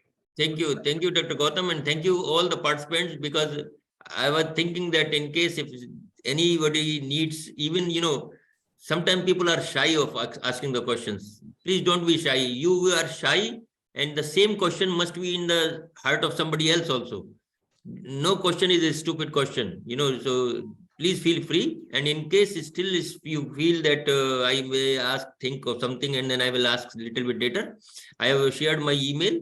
So I'm email away. You can just ask anything on the salinity and rice on this one, or anything else, because my whole career is on the salinity. So even still, that when we talk about the salinity, we talk about a 10 decisiman, 12 decisiman, or 8 decisiman. Where I am working, the salinity here, the groundwater salinity is 26 decisiman, which is 60% of seawater. And I'm growing the crops like quinoa. The barley was the most tolerant, but now I came to know that quinoa is the most tolerant food crop, which is a facultative halophyte, which can grow well up to the 20 decisiman. So 12 to 15 12 decisiman is its threshold. So it can grow very well. And I'm using the crops like minor millets also. Minor millets and millets, and in a different way, even some groundnuts. Not groundnut, so Bambara groundnut, that's a leguminous crop from the Africa, wing bean, yam bean. So these are the different things. So these are the things when you are looking for the crops. I'm from crop diversification, so that's why I'm lecturing a little bit more on that one. Because if there are two thumb rules. I always say that. First of all, lentil is a little bit more sensitive. I will come to that, because in the leguminous crops, Vicia fava, Yes. guar, Cymopsis tetragonolova, and cowpea, they are more tolerant on that. Other three crops I am trying. It is the first time we imported the seed from Africa. So the two thumb rules. First of all, that, our food system, which is consisting of like a rice, wheat, maize, and potato. This gives the calorific requirement of around 65% of our calorific requirement. And because we want to eat this, everybody wants to grow this. And everybody wants to grow this even on those conditions where it is not conducive to grow them. And so this is the biggest culprit of the climate change nowadays. So first thumb rule is that not everything can be grown everywhere without any changing the environment, conducive environment, or without putting the resources. So try to grow those things which can be grown very easily without any much resources. The second thing is that everything can be grown everywhere, even on the Mars, on the moon. If you give the external environment, you can grow apple on the moon. Give the external environment, it will grow. So try to take this thing that what can be grown easily under those conditions, that should be the one, maybe the criteria in the ICR or in everywhere, I think so. Not to force that we should grow, because sometimes people ask me, let's grow rice in the desert. I have shown them, I have done it in ICWA, but that's for the demonstration purpose. Yesterday also there was one communication with the KPMG, and then they were asking why we can't grow the rice in the UAE or Middle East. So this is the culprit, because everybody wants, because we are those people who are not in agriculture science, they just think everything can be possible everywhere without any problem. This is, sorry, this is a little bit extra, but I'm just encroaching the different arena. Yes, sir. So I request all the trainees to note down the email ID of Dr. R.K. Singh ji. And if they have any question, any query regarding the subject, please contact him. And he is just an email away. And Yes, correct. I'm very sure that, sir, they will be getting the feedback and the solutions to their questions. And once again, sir, I thank you very much. Namaskar. And maybe we would have been very happy had we all joined in offline mode, but let us look forward to that opportunity in future also. That would have been also more also very happier occasion. So with this, I thank you very much, sir. Thank you very much. Namaskar. Thank you very much. Namaste. Thank you, sir. Thank you. Have a good day. Thank you, sir. Gautam sir, our next speaker is also joined. Okay. Okay. Yes, sir. Okay, bye-bye. Okay. Sir. Thank Bye. you, sir. Thank you, sir. Bye, sir. Okay. Welcome, ma'am. Ma'am, your voice is not audible. Thank you. Yes, ma'am. Ma'am, how is your health? Yes. It's fine now. Okay. Much नमस्कार better. नमस्कार madam नमस्कार नमस्कार नमस्कार जी कैसे हैं? बस ठीक है जी ठीक है Okay. Ma'am, okay, ma'am. Shall I continue? Okay, Yeah, shall yeah. I start? Continue. Let me introduce our next speaker, dear trainees. She is Dr. Veena Gupta, Professor and Principal Scientist, Division of Germplasm Conservation, NBPGR. And she is actively engaged in the area of plant genetic resources conservation for last 35 years. And she is a gene bank curator of medicinal and aromatic plants. And she trained in IPR governing regulations also, and advanced training techniques also in IPR. And she visited various laboratories and research organizations also. And she is a good organizing in as an organizer. She conducted number of programs and number of committees, and she involved in number of scientific committees. And she is a member in various committees of the institute and other organization societies. And she is the recipient of honorary member of Indian Industrial Hemp Association and Medicinal Plants, expert for CCRAS and Ministry of Ayush and DD Kisan channel of Doordarshan also. And she is a recipient of Dr. Sabu Sahu Lifetime Achievement Award from AgriVision. And she is a fellow of lot of societies, and that is Indian Society of Seed Technology and Society of Plant Genetic Resources and Hind Agri Horticulture Society and Society of for Plant Research and International Society for Noni Research. Even I could not mention, actually she is having a lot of awards and other recognitions. and her genetic stocks also more than 20 she registered for INGR number. And beside this, all these things, she is a best teacher and one of the good teacher also and student friendly. And she is a professor of PG school in PGR discipline, IRA New Delhi. And she guided and she mentored very well trained and PG school students and other university students also. And she guided nearly 6 PhD scholars and 2 MSc students. And she published more than 80 research papers and books. And she published other than extension activities and other society members and bulletins, lot of technical bulletins, popular articles, e-publications, all of them. Ma'am, welcome you, ma'am. I'm really, it is an honor to welcome you. And ma'am, please share your expertise and knowledge on registration of plant germplasm, INGR. And even though she is not feeling well, and she accepted our invitation, and she is now is online. Ma'am, please continue, ma'am. Welcome, ma'am. Okay, thank you. Thank you, Dr. Ravi Parmarthi. And thanks to the organizers who have given me this opportunity to share my experiences on registration of germplasm at ICR and BPGR. So I will be sharing my screen.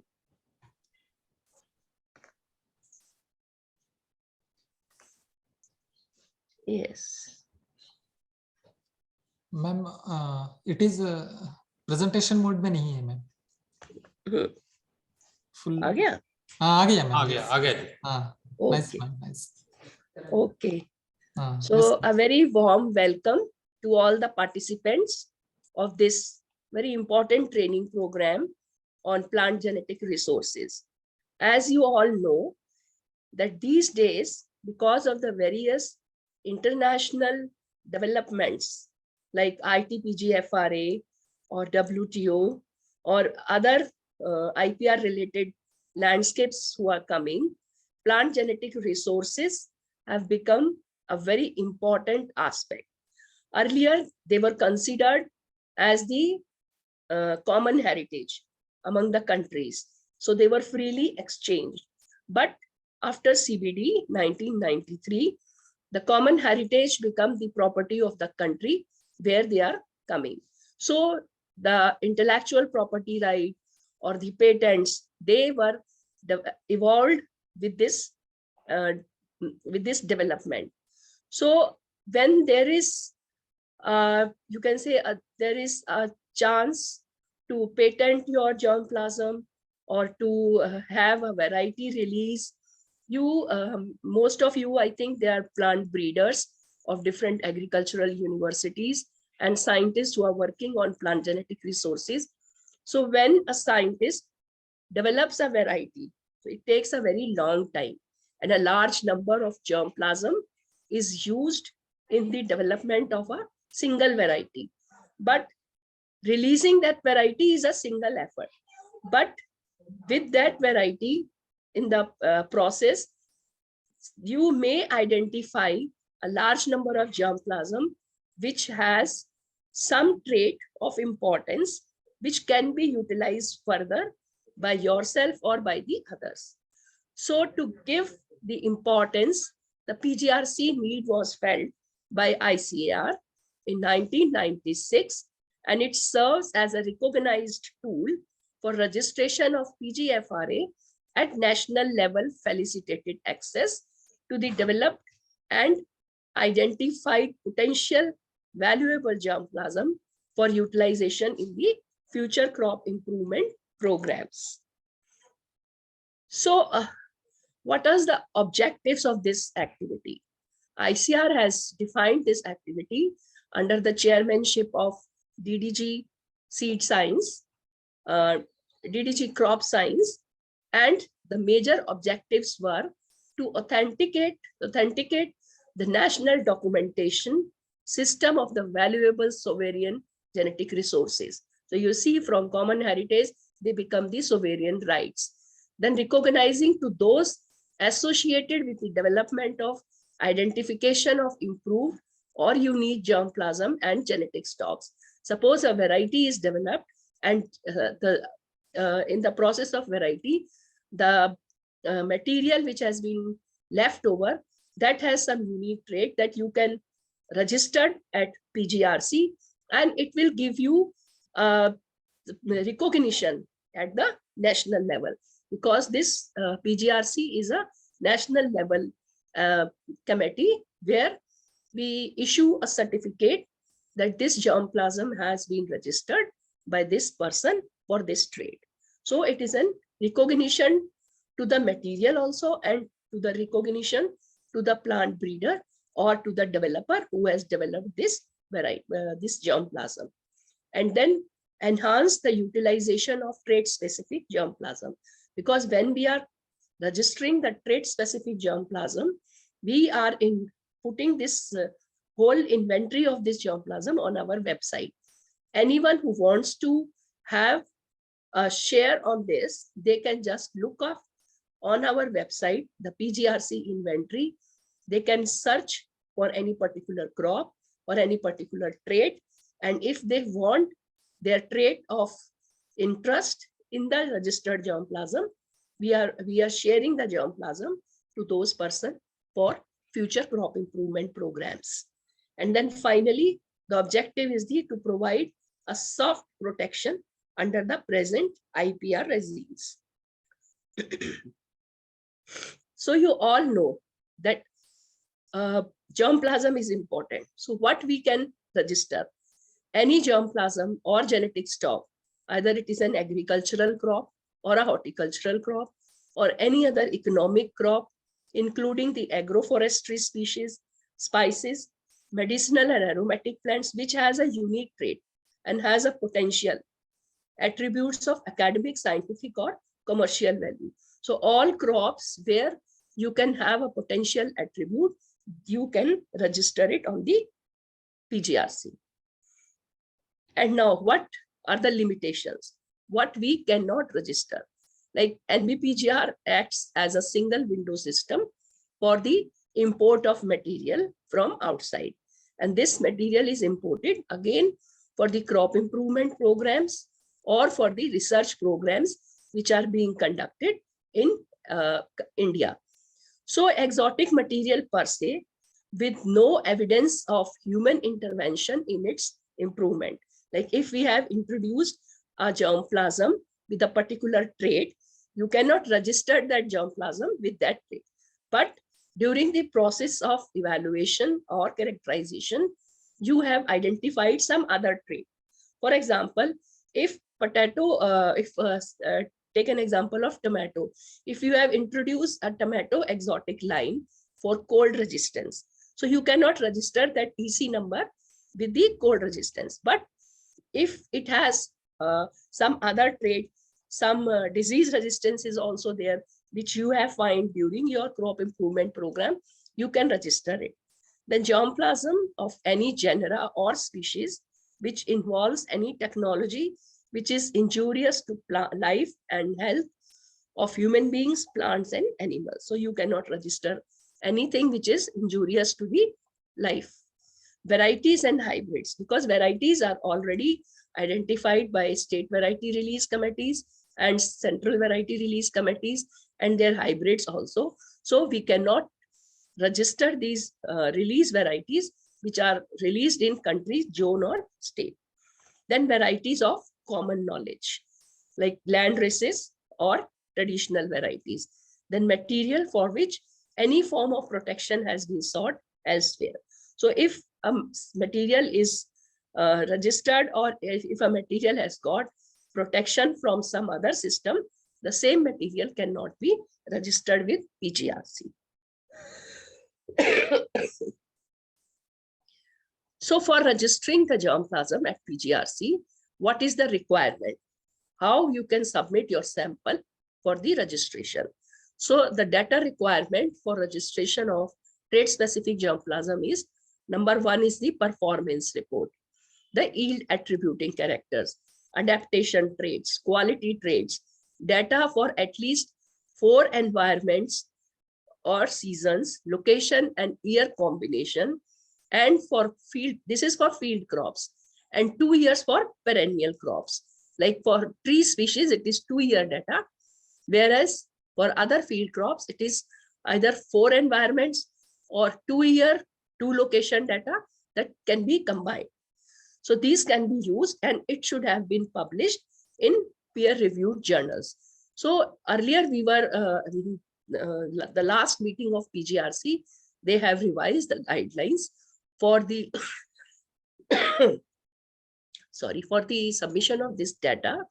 And they have said that only the AICRP reports and peer-reviewed journals as a proof for your trait will be accepted.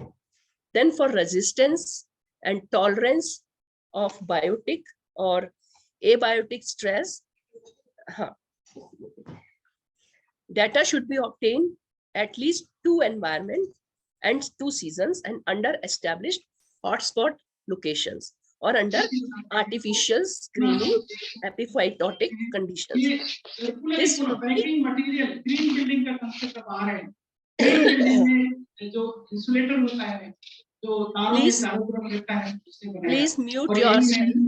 Piping material Here. ये जो liquor shop या medicine में use करते हैं piping material, और इस piping Here. material biopolythene बनाया. Whosoever is speaking, please mute. वो खा भी लेती है तो न्यूट्रिशन में डाइजेस्ट करके, इसलिए ये आज इसकी आवश्यकता है कि हम सर्कुलर इकोनॉमी एग्रीकल्चर में हम लोग सोचें. अभी आप लोग ये देखिए, अभी खूब चर्चा हो रही है, बस Hello. Dr. Ravi, who Sorry, is yes. गौरवशाली भारतवर्ष के लिए गौरवशाली है जहाँ Hello, doctor. Please mute yourself. Hello, dear trainees. Bharatvarsh की रिकमेंडेशन अनुशंसा पर आप ये देखिए अंतरराष्ट्रीय ये millets Dear trainees. he is not listening to you.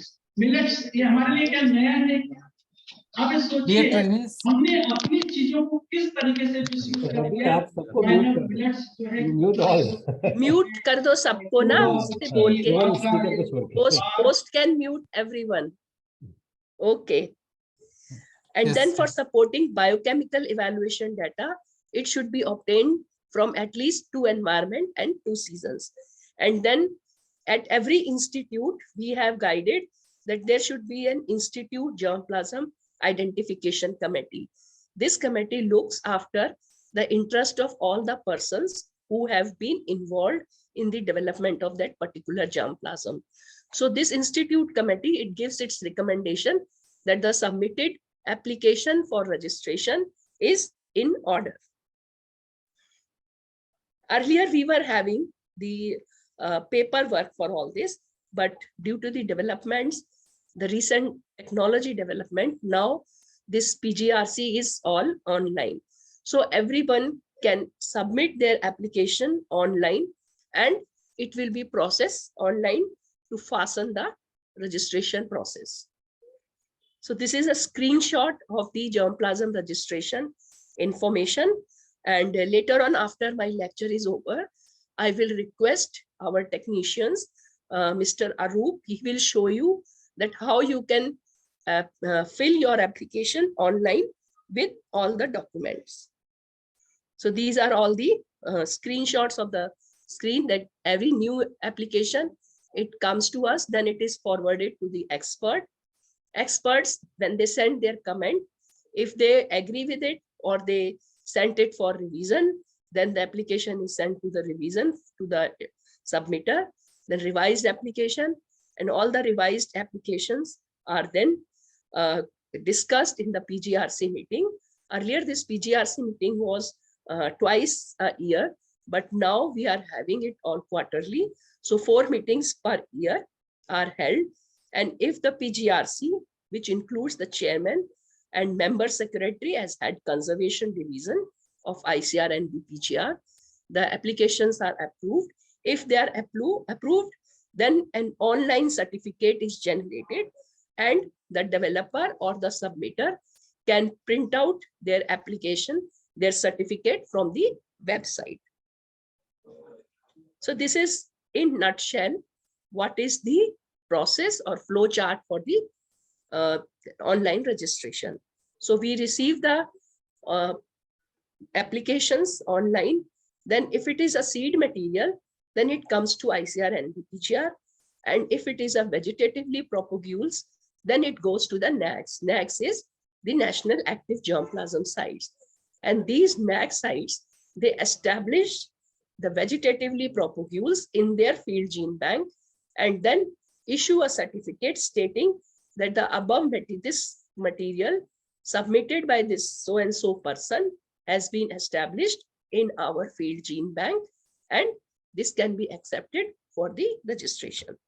So these materials, when we receive the certificate from the NAG site and the seed material, then the proposals are sent to the experts who are all PCPDs or ADGs or some senior level scientists working in that particular area where the application has been received.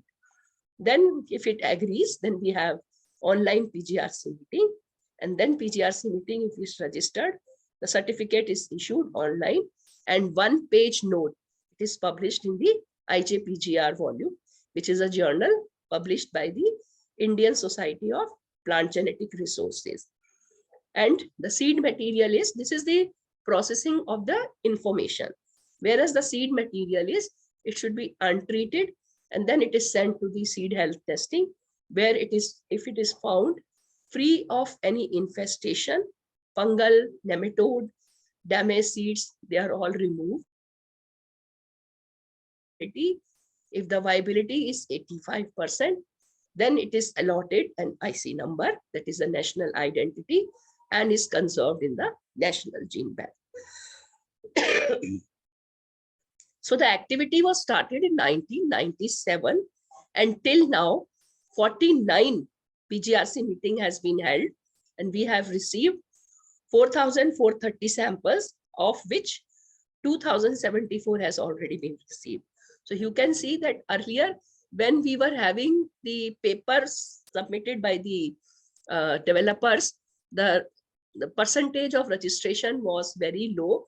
But as the applications are now we are receiving on the online system, this process has been hastened. So till date, 2,074 accessions in different crops, like in cereal and pseudo cereals, millets, fiber forages, grain legumes, ornamental tuber fruits, they have been registered. And in crop group wise also, you can see that the maximum registration is in cereals and pseudo cereals, followed by the oil seeds. And this is analysis of all the registered germplasm which has been registered. So 646 germplasm have been registered for biotic stresses, for quality parameters 465, for breeding value 430, for abiotic stress 206, and for agronomic characters 186 germplasm has been registered. So these are the few germplasm which has been registered by ICR and PGR. So you can see that in wheat, this IC number in 2021, it has been registered for terminal heat tolerance and the presence of QTL with favorable alleles for 3 different rates: grain yield, grain filling rate, and biomass. Similarly, in black gram, in cowpea, and Indian mustard, these have been registered by the NBPGR scientists. Again, in wheat and in cucumber, our scientists have registered a germplasm which has 2 female flowers per node, and it is early maturing. So generally in cucumber, only 1 female flower is seen, but in this case, this germplasm was having 2 female flowers per node. Similarly, in chilies, a purple phenotype with morphological marker was registered, and in muskmelon, a muskmallow, that is the Abel moschus, this has been registered with bright red color flower. In case of barley, onless spikes, with onless spikes, this germplasm has been registered. And in lentil, this germplasm is registered for extended funiculus and fast, which facilitate the fast water uptake during the germination period. And it facilitated the good germination in the field. In buckwheat, high rutin content, this germplasm has been registered. Similarly, in basil, an aromatic plant or medicinal plant, essential oil rich in linalool content in oil isolated from the aerial parts has been registered. Similarly, in pearl millet, this popping trait, in case of wheat, high level of grain zinc content and protein content has been registered. And you know that last 2 years we were having COVID, and the main micronutrient which was given was zinc. So this germplasm has been registered for higher levels of zinc content. Then in linseed, oregano, this has been registered. And these are again some of the vegetable crops which have been registered by different other institutes, including ICR and BPGR also. Similarly, in case of medicinal and aromatic plants, you can see that in spiked ginger, Malabar lemongrass, isabgol with golden leaf color mutant has been registered. In Galenga or the Camphoria, it has been registered by Jorhat Lab. Then Malaxis and opium poppy by NBRI. This has been registered for, which is rich in the thebaine content, that is more than 10%. These are again some of the medicinal plants which have been registered for different traits. In fruits, though I was talking to you about the vegetatively propagated crops. So all these fruit crops, they have been registered and their germplasm is maintained at their NAC sites. Like for mango, it is the CISH Lucknow, where the germplasm is being maintained. For bear, it is CITH at Bikaner. So all these germplasm, they have been maintained there. They have issued a certificate and then we have got it registered. Similarly, in case of spices also in Indian Institute of Spices at Kozhikode, all this germplasm has been maintained. For ornamental crops, DFR Pune is the NAG site where these germplasm are being maintained. Like for tubers, CTCRI, they are conserving this germplasm. And the whole germplasm which is being registered, it regularly we have publications or inventories for the registered germplasm. And it 4-year or 5-year data we combine, and it is available on our website for anyone who wants to just go through or search for the germplasm of their interest. These are few of the NBPGR informatics applications which are on our website and it is maintained. So these are PGR portal, these are Exchange, Gene Bank, then Cryobank, germplasm registration is also there, PGR map is there. So all these informatic applications are there, and if you want to have an access, you can access it. These are the बस phone लगाया और phone लगा के और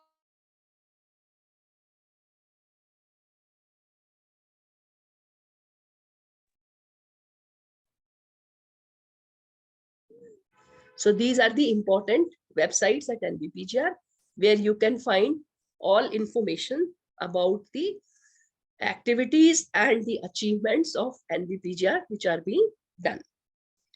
So this was all of my lecture. Now I will request Arup, who is working with us in this important activity, and he will show you, like some of you, if you want to submit your application, what hurdles you face on online submission of the application. So Arup will tell you that on online, how you can proceed for submitting your application. Arup, you have joined? Arup? Yeah. So you can share your screen and show to the participants how we can submit, how anyone can submit the application for the registration.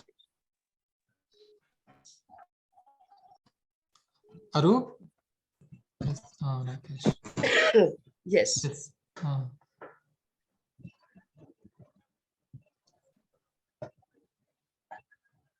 Yes, Arup?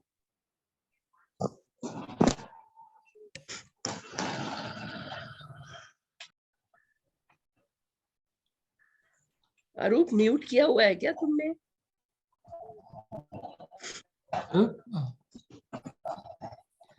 So this is the home screen of plant germplasm registration system. When you open this site, you will see a screen like this.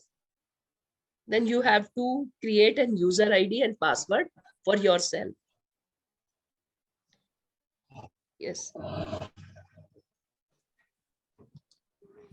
अरूप तुम्हारा voice नहीं आ रहा है.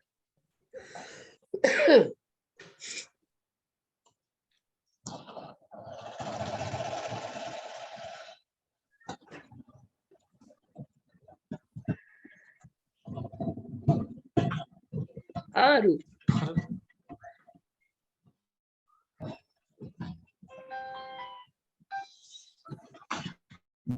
तुम्हारी आवाज नहीं आ रही है, screen तो दिख रही है. अनम्यूट करो.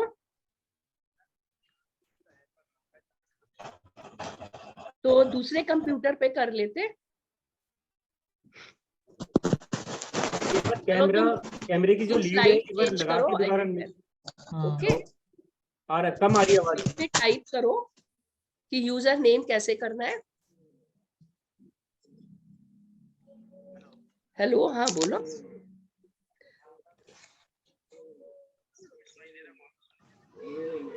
अच्छा, हाँ बोलो. Yes. Yes yes.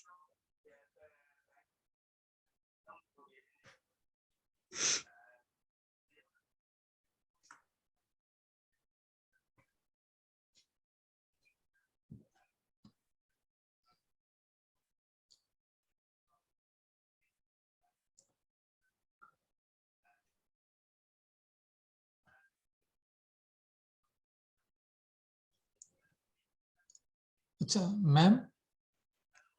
Yes yes Ravi. हाँ, आवाज आ रही है? उनका आवाज नहीं आ रहा मैम. अच्छा चलो, मैं जोर से बोलती हूँ फिर. नहीं तो अरूप, तुम्हारा आवाज कम जा रहा है. तुम बोलो, मैं बोलती जाती हूँ साथ में. हाँ, स्लाइड्स शेयर करें. Okay. Ma'am, before starting the process, you have to first go to NVPGR website. Yes. NVPGR website में. Yeah, there is one point is there, that is resume registration. Yes, you have to click this registration site. So this window will come. Okay. So now you have to create a username. Like we create any email account. Yes. So before that, we necessarily sign up. Then we have to go in sign up option. Yes. Yes, you have to provide all these details, whatever you have details, and after filling the form and submit the form, you will get one email from our germplasm registration system unit.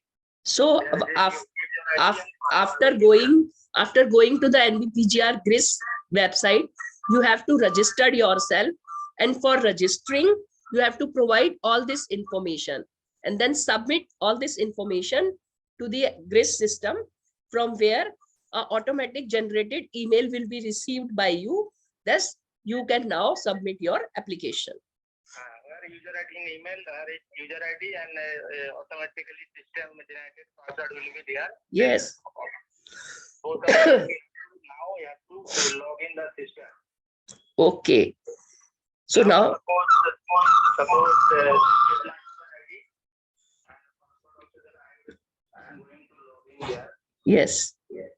This is my user ID and this is my password.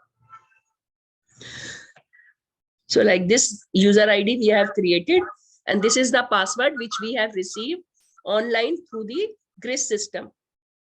Now Submit. Then you will see the like welcome to Dr. SPSS Hospital. He already submitted many applications, but suppose you are applying for a new application. First you go to germplasm registration. Okay. So new application will come. Now you click on the new application and Yes. start. Yes. First column, first point is botanical name. So you, Suppose you just you just give automatically. Okay.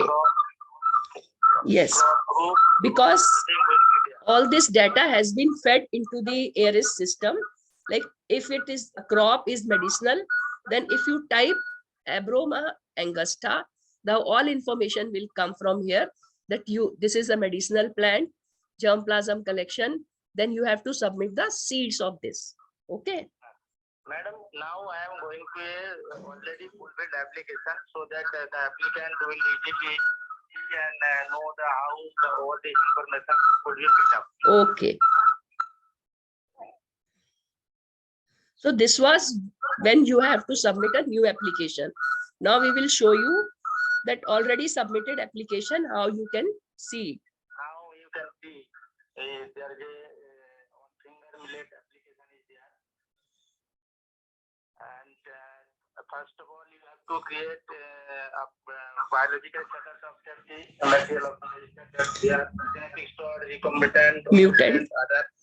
Yes. That is germplasm collection already selected. So this biological status, it will come in the drop down menu and you have to select which type of material you are going to register.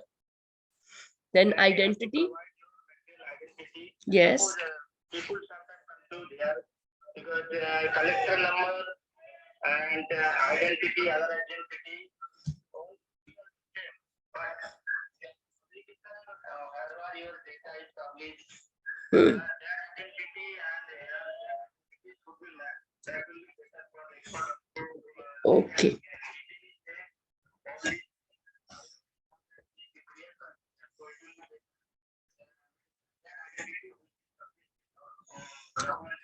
Yes. So you should be careful in filling this identity number. Suppose you have published a paper with some identity like VR1125. So give that identity only, because then it will be easy for us to correlate your trait of interest with your publication documents. Mm. You can get 3 lines there. Yes. And I think here you have to provide the best possible your seed rate. Sometimes people give many traits which is not available in publication. Yes. It could not be whatever trait in your published in the document that should be provided. Okay. So the trait for registration should be unique. Only one trait. Don't write neck blast resistance with high yield for earliness. Give one trait for one germplasm. No, no. Anybody can give 2 or 3 traits, but Okay. Okay. after that material value, that is your scientific value, commercial value, or academic value, you have to just tick mark. Yes. Then basis of eligibility, publish with Yes. peer review. Excuse me, madam. Yes. Yes. Madam, here I want to know, you are mentioning identity number. So Yes. already if we have the IC number of particular germplasm, then can we mention the IC number? Yes. Yes. You can mention the IC number. Okay, madam. Thank you. Yeah. Okay. Now basis of eligibility, if you have your published paper is there, then you can tick mark on this published with peer review. If you have the ICRP paper, you can also click the all India funded trial data. Now, below item also know institutional annual report and abstract or new database no more considered as a documentary evidence. Yes. So right. So these 2 points will be deleted and we will have only published peer review journal or in All India coordinated reports. They will be considered as the basis of eligibility. Then has it been registered or protected anywhere? It is very important.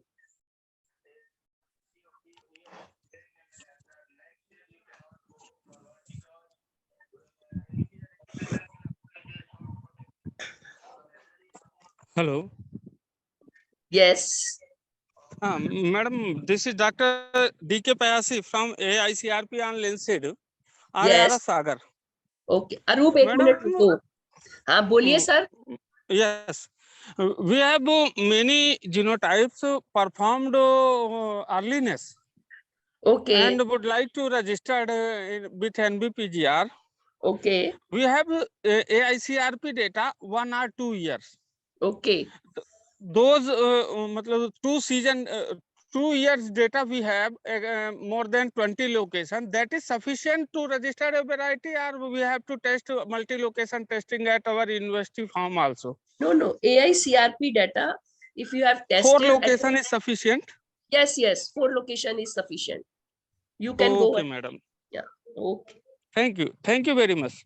Okay. Madam, if possible, at least one model and model registration from field registration from, if you can share, that will be thankful to you. Okay, field application you want to say? Yeah. So Okay. accordingly, we have to complete each and everything. Yes. Nothing has to be less. We will So, we will go further. Like yes. if you fill this, then save and continue. You will press save and continue. Then the other thing will be given. Okay. Yes. Okay, ma'am. If you don't have any identity number, but you have published your data, then you might have given some name to that. That can be considered as the identity number. Okay, but ma'am. it should match with the publication data. Okay, ma'am. Okay. Yeah. Yes, next. Thank you very much. Okay. Yes. Continue, ma'am. Yes. Yeah.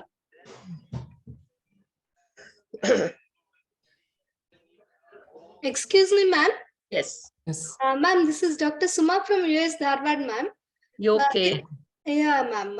Is availing the IC number mandatory to proceed with online registration process? No, IC number is not necessary. You submit your sample and then we will give you an IC number. If you already have IC number, there is no problem.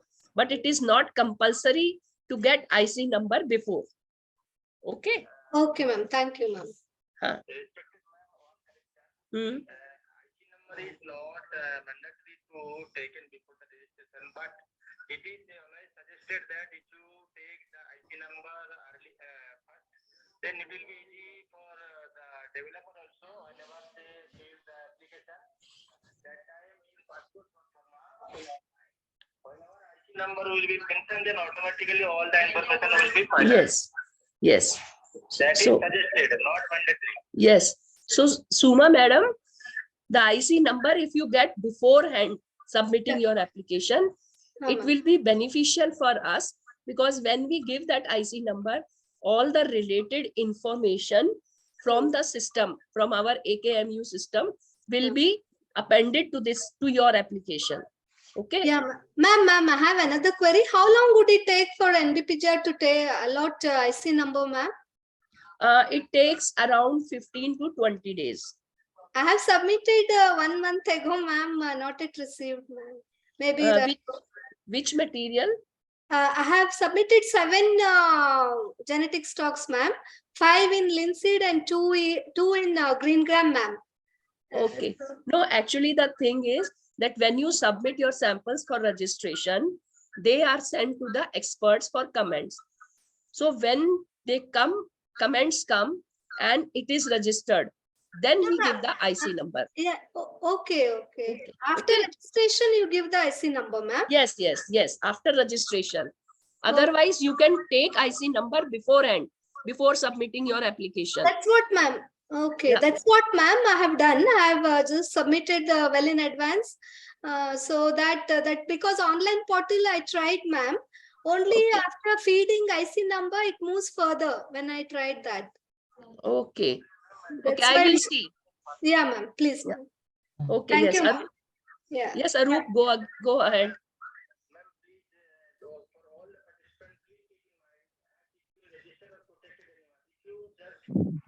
One query also, ma'am. Yes. Is it mandatory to have recommendation from State Variety Committee or Central Variety Committee or through workshop No, for registration of IC number? No, no, no. For registration of the germplasm, there is no need. Not for germplasm, madam. No, no. For IC, to get IC number. No, IC of number germplasm. allotment is different for registration, different Yes. for variety release. Okay. So Yes, for ma'am. variety release, when you submit your application, we will process your application and give the IC number and certificate to you if all other papers are completed. But for registration, we have to get the experts' comment, then meeting held, and once it is approved for registration, then we will give you IC number. Suppose in last year you have submitted your germplasm to the gene bank for conservation and have got the IC number. Then it is a beneficial for us because it reduces the pressure of filling all the information again. As soon as we put the IC number in identity column, the whole information from the ECMO data, it will be appended to this, your application. Okay. Okay. Yes. Thank you. Yes. Thank you, ma'am. Oh, excuse me, ma'am. Excuse me, ma'am. Yes. Yes. Ma'am, this is Mangla Parikh from IGKV Raipur, ma'am. Okay. Ma'am, I have a genotype, Mung bean genotype, which is resistant for multiple disease, ma'am. As you have said that we can register one genotype for single trait only. So if and accurate data is showing that it is resistant for multiple disease, so how can I proceed, ma'am? No, if you have published your data that this germplasm is resistant for multiple diseases, so you Yes, write ma'am. here multiple disease resistance and within bracket all the diseases. Okay, I have to mention the name of the disease as well. Yes. Okay, ma'am. Yes. Thank you, yes. ma'am. Okay. Oh, Thank you, ma'am. Thank you. yeah. Yes. Yes, Arup, chalo, आगे बढ़ो. If you take all the questions after the process is over, then it will be easy actually. चलो, ठीक है. Yes.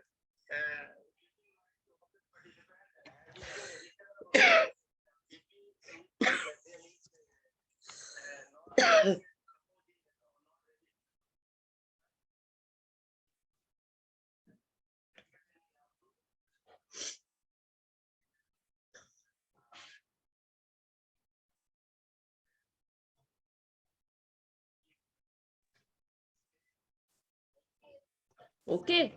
So this is a check here.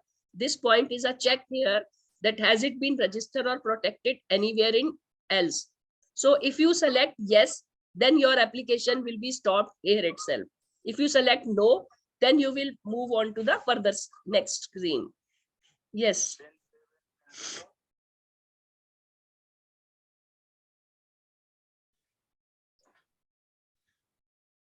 अरूप एक complete application इनको दिखा दो, वो पूछ रहे थे एक जने, तो इसको yes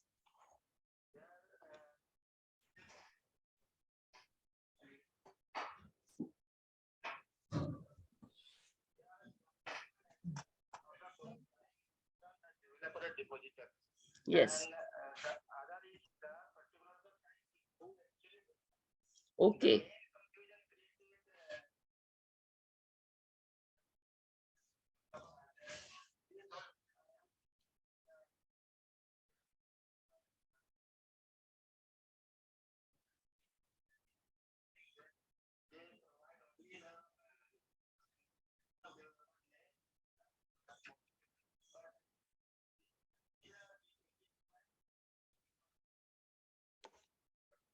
Okay.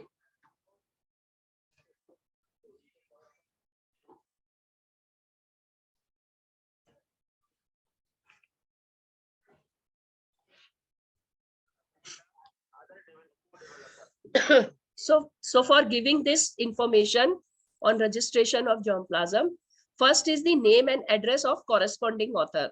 So one who wants to correspond, he will give his name. Maybe he is a developer also. So his name will also find place in the second column also.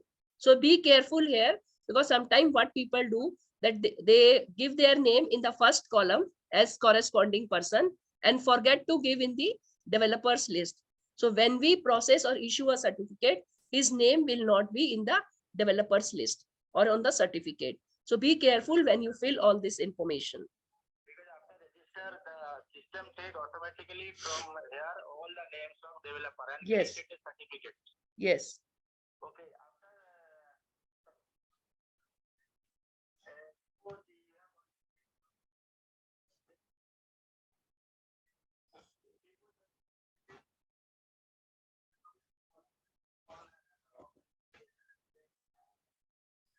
Yes.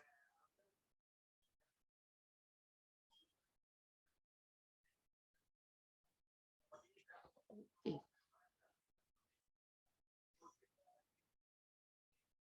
Yes. The second column will appear. Yes. So if you fill first name, then you click on action, then the second row will appear. Click on the second row after filling, then third row will appear.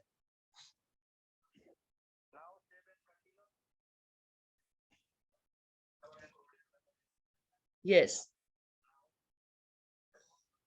So this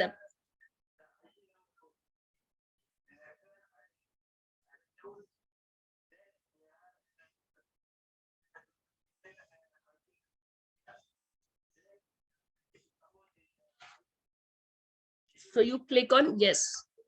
Yes.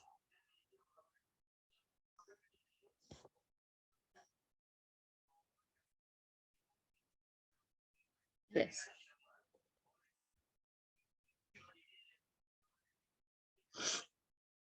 Yes, yes. So if you have got the IC number, then click on yes. And when you give IC number, all this information later on, it will appear on its own. Or if you don't have any IC number, then click on no. So then you will have to fill your information.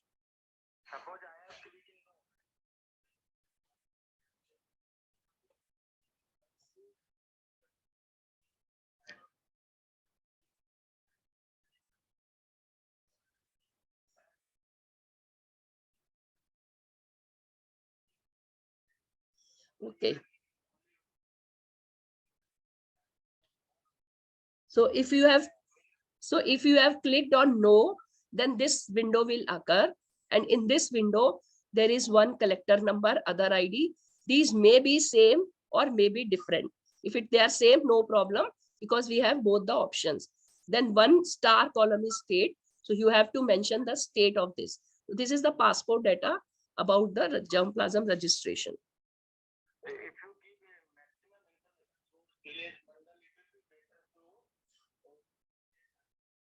Yes. Yes.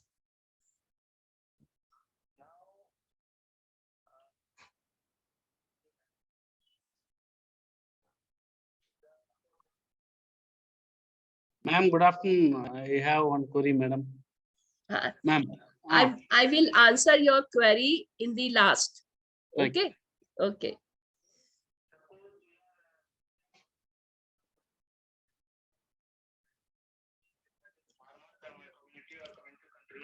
Then you have to mention, otherwise it is NA. Okay. So if your germplasm is collected from farmer's field or some farmer or community is developing it and you are going to register it, then you have to mention the contributions of farmers or of the community here. Otherwise, you can just write not applicable. Okay.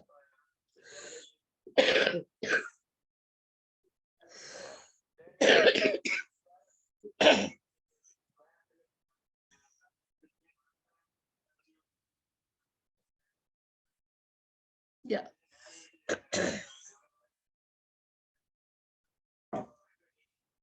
Yes.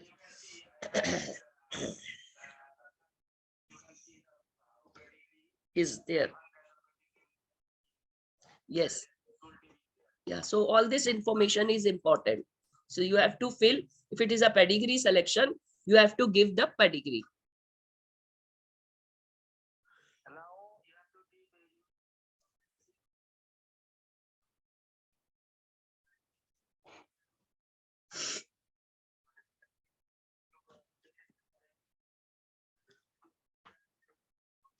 It will not take. Yeah. So be crisp in giving your information in these columns.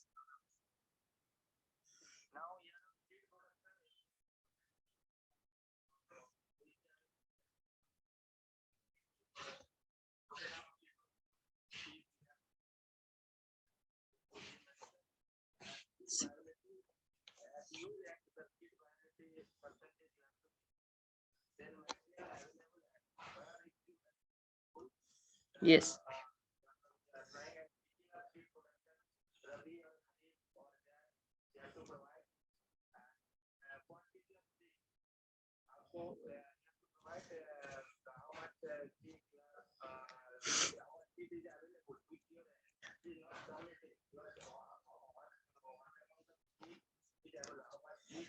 So here quantity of available seed means the quantity of seed available with you, not you are sending it for registration.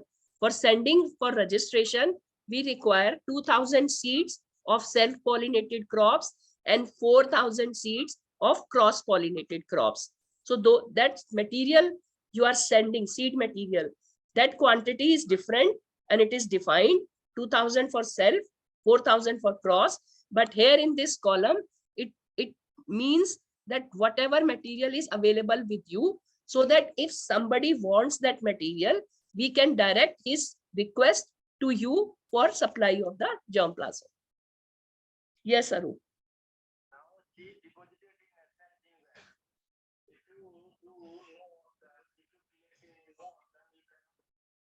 Okay.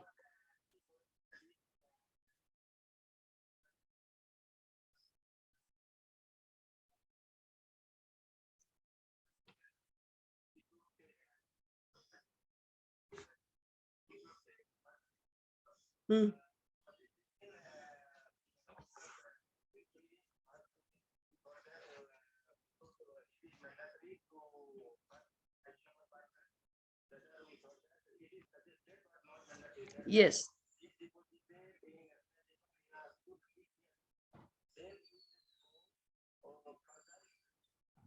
Because you are sending the seeds to gene bank, so you can click here, seed deposited in National Gene Bank. Then only you will proceed to the next window. If you click on no, then your application is stopped here because you are not sharing your material with the gene bank. Yes.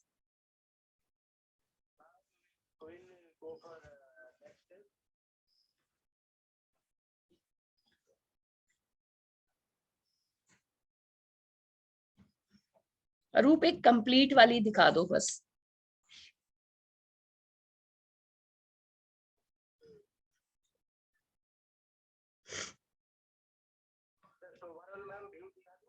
हाँ, overall view जो एक application पूरी complete भरी हुई है ना, जो हम कंसीडर करते हैं उसमें मीटिंग में, वो वाली एक दिखा दो, तो उसमें सारी चीजें आ जाएंगी कि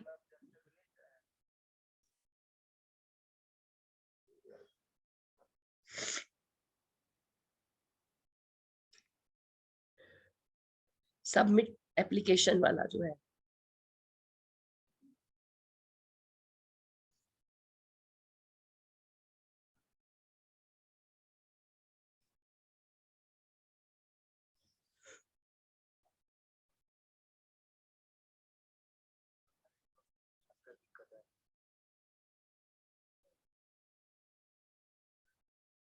इसी में ही आगे चले जाओगे तो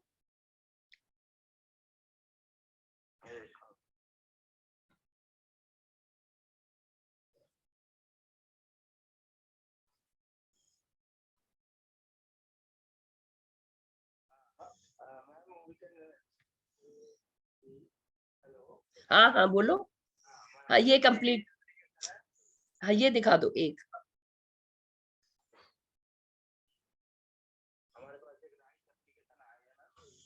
Yes.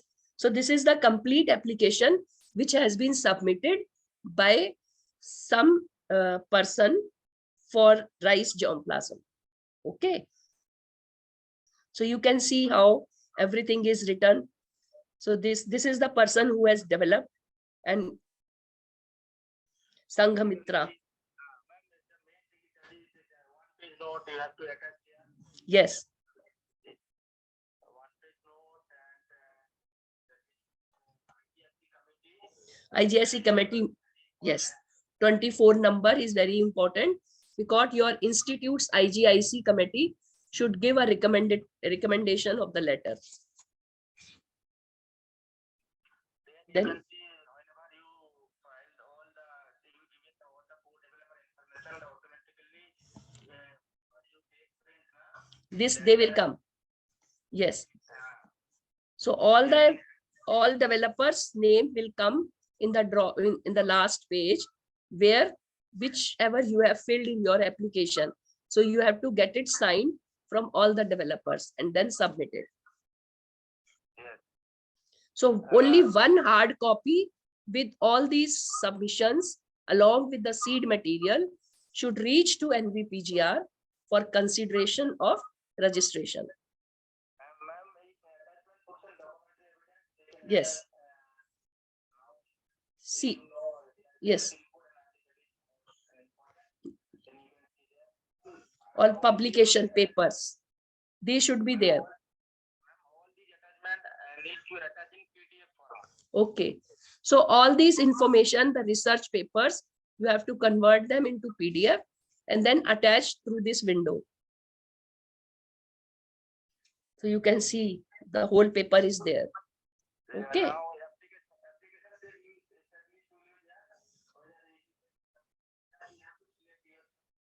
Yes. So this is the application checklist. So this is the registration application which you have filled. These are the attachments which you have given. This is the application checklist which you are going to check. Then push the application to the NVPGR website. Ma'am, whenever suppose after submitting the application, first one needs to take print in portrait portion. Sometimes they will take print in a horizontal portion. That Okay. should not be the right way. Take print in portrait portion along with documentary evidence. Yes. IGIC committee and checklist. Yes. Then you have to submit in NVPGR in the name of director. Yes. Yeah. So you submit your application to director and after that our process starts. Okay. So this was an online demonstration of how we are getting the applications and sending it to others. Okay. Thank you, Arup. Thank you. Yeah. So now we can, Arup, you can unshare your screen.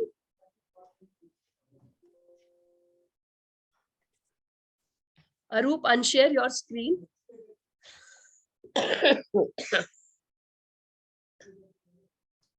Arup. Yes, ma'am. Yeah. So this was all in nutshell about the registration process at NVPGR. Now we can answer the questions. Yes, ma'am. Yes, Dr. Suma. Yes, Ma'am, ma'am. yes, yes.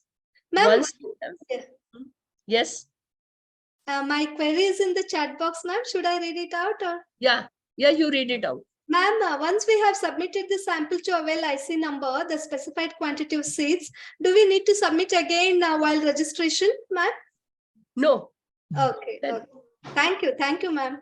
Yeah. Ma'am और एक question है doctor शीतल पटेल से. Yes. What is we don't have identity number? So if you don't have identity number, you can create one. Like if I don't have any identity number for my germplasm, I can create it as VG 2022/01. Any identity you can create, but that identity should be there in your publications, which you are appending to your application. So that should be there. Ma'am और एक है ma'am doctor Vinod Kumar JNKVV से है.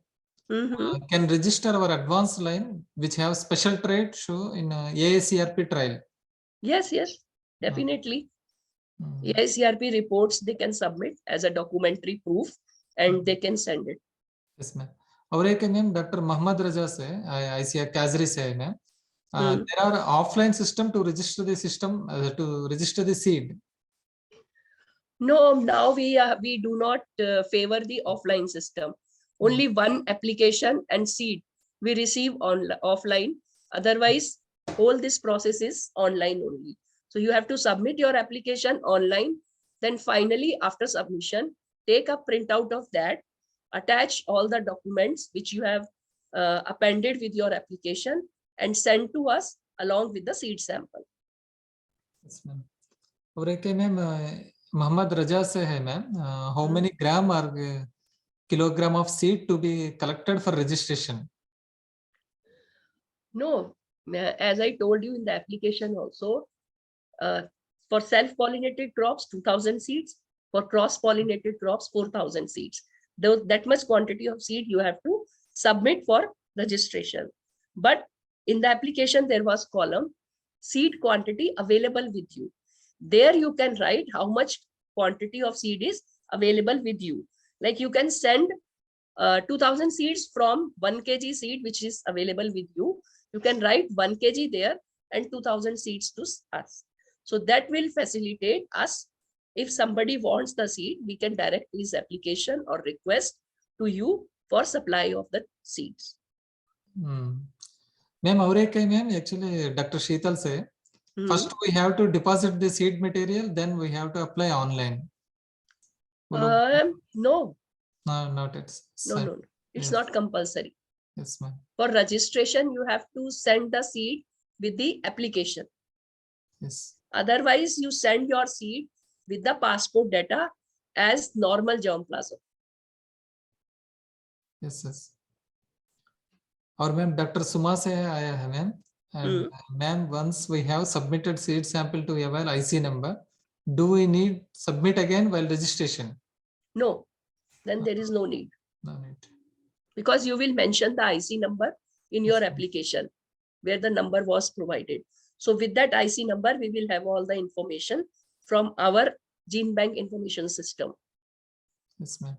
और एक है ma'am doctor Hanuman Ram से, any single plant identified from already allotted IC number and accession, and a single plant will be maintained and multiplied having special trait. Is it necessary to take separate IC number for that again? Yes, you can take, but it will be very difficult for the single plant to maintain. Yes, ma'am. और एक है ma'am doctor Vishnu गीते से, actually if I want to submit seed sample of 7 leaf mutant naturally occurring in PGNP crop for registration, which proof to be sent for identity other than publication? No, publications are the only proof, but this leaf mutant, it has to be tested in the hotspot areas that this character is there. Or for mutant, you can you have to certify that it is a mutant from this type. What is the how it was generated? Yes, ma'am. Ma'am, questions complete हो गया ma'am. Yes. And any other doubts or queries? Yeah, one question there was, there is no registration fees. We don't charge anything. It is free of cost. Yes. Madam, I am having some questions, madam. Can I ask? Yes. Dr. Taraknath Shah from Directorate of Floriculture. Yes. Actually, madam, one thing, actually, we are in DFR. Actually, we are having flower crops and we are trying to register. Thanks to you for encouraging us as well as our director. Some query in this like that. Madam, we have registered some of our chrysanthemum lines for a particular trait earlier. Yes. Okay, yes. At that time, we do not have other scientists like agricultural chemicals or entomologists or others. Later on, when they joined, they found some other traits in it. Okay. So, can it be registered again for that additional traits what you found? No, it cannot be registered. But the only thing is that in your previous application, because you will mention the IC number. Yes. So that trait will be associated or added to your earlier application. Okay. Likewise, in chrysanthemum, we are having some lines which are attracting pollinators. Okay. That is the addition thing. And second thing, we are having some lines that chrysanthemum already registered lines. That is having some essential oil is having some very good property.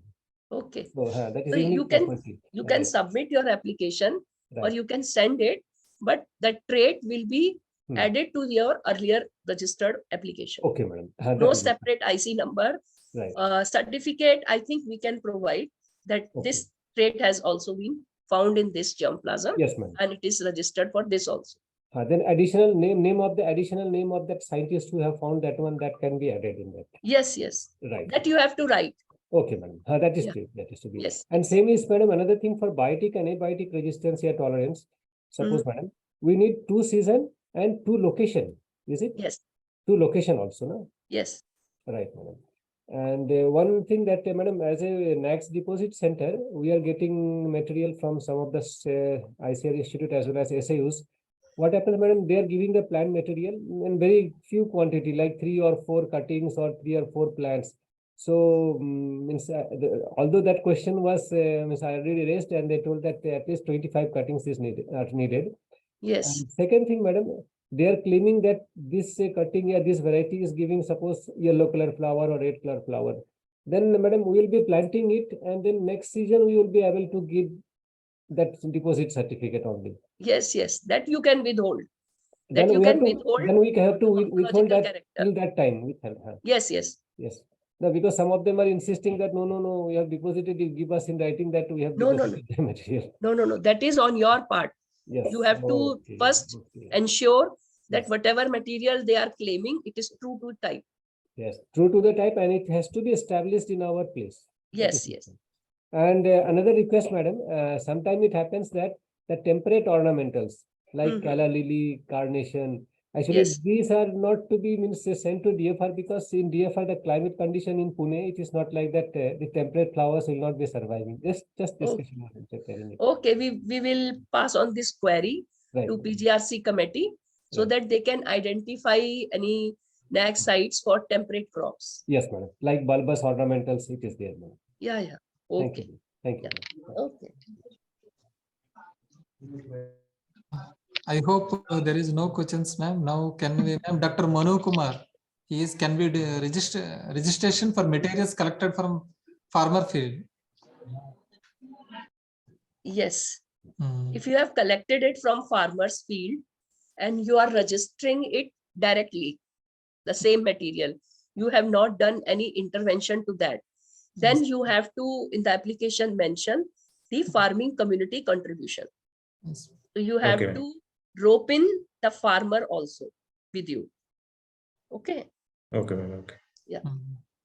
Thank you. Good afternoon, ma'am.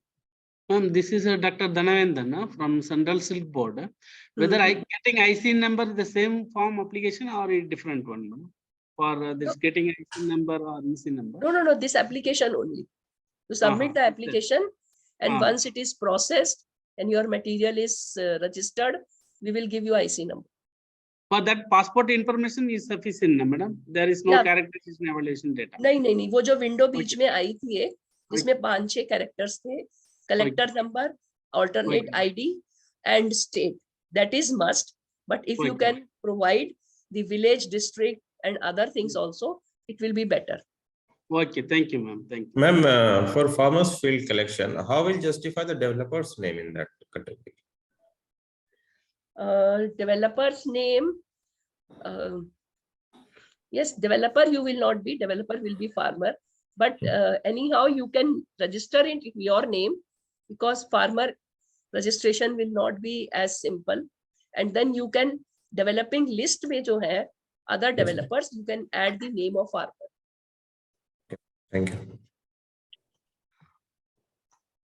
And ma'am, I hope all doubts are cleared, ma'am. Yes. And most of the participants are highly interacted with you, ma'am. And thank you for your patience. And ma'am, thank you very much, ma'am, for your highly informative lecture and interacting with participants. I really, and all trainees, some of the trainees are breeders, ma'am, and mostly they want to registration with the trade specific characters. Okay. And even in first session also, they requested we need to get information how they can register the material. And so through your training, one outcome will be, we will be receiving lot of application for registration from your participants. No, it's a nice And gesture. this trainees also given one simple this one, ma'am. They want to need the user manual like with a screenshot, na? They are Okay. telling, one of the participant Yes. requested, ma'am, in this. Yes, we have a PDF Yes. file of all those screenshots. Yes, ma'am. I will share it with you. Yes, Then ma'am. you can Yes. share with all the participants. Sure, ma'am. Sure, ma'am. Yeah. Really, Okay. ma'am. Thank you very much, ma'am. Okay. Even though, ma'am, you are not feeling well, you told I will continue in yesterday. Really, No really problem. thankful to you, ma'am. Thank you very much. Dr. Ravi, I will also thank ma'am. Yes, ma'am. Okay. Yes, sir. Yes, Yes, sir. yes. Please. Yes, sir. So, Madam, I think today it was an outstanding lecture on application, how to prepare application for germplasm registration. And this is very important activity of our beautiful country. And I'm from this training because most of you would be liking to submit applications for your germplasm. And this is a wonderful opportunity. And Madam, you have shared your vast knowledge, your great expertise on this topic. So we are extremely grateful to you that despite your ill health, you could make it an outstanding, sharing platform. And we are also thankful to Dr. Anjali Kaul, Madam, who is your associate in this lecture. Yes. And thanks to Mr. Arup also, who could demonstrate it practically, how to submit the applications. Yes. So at last, Madam, on behalf of organizing team, I take this opportunity to thank you. Thank you very much. Okay. Thank you. Thank you very much. Namaskar. Namaskar. Okay. Namaskar. And dear trainees, thank you, ma'am. Thank you. Thank you, sir. Thank you. Dear trainees, now our current session is will be closed. And the next afternoon session, we have an interesting theory come practical. It is a very interactive session, that is a digitalization in PGR management by Dr. Elango, Indian Institute of Millets Research. And it is, and please, and in the afternoon session, we have that lecture come practical, and 2 hours of practical is there. And mainly for field persons like breeders and seed technologist or any other person, they want to record the data on PGR notebook. Actually, he is a very expert in that one. And please kindly attend the session. We will meet at 2:30 p.m. sharply. Thank you, ma'am. Thank you to all. Thank you.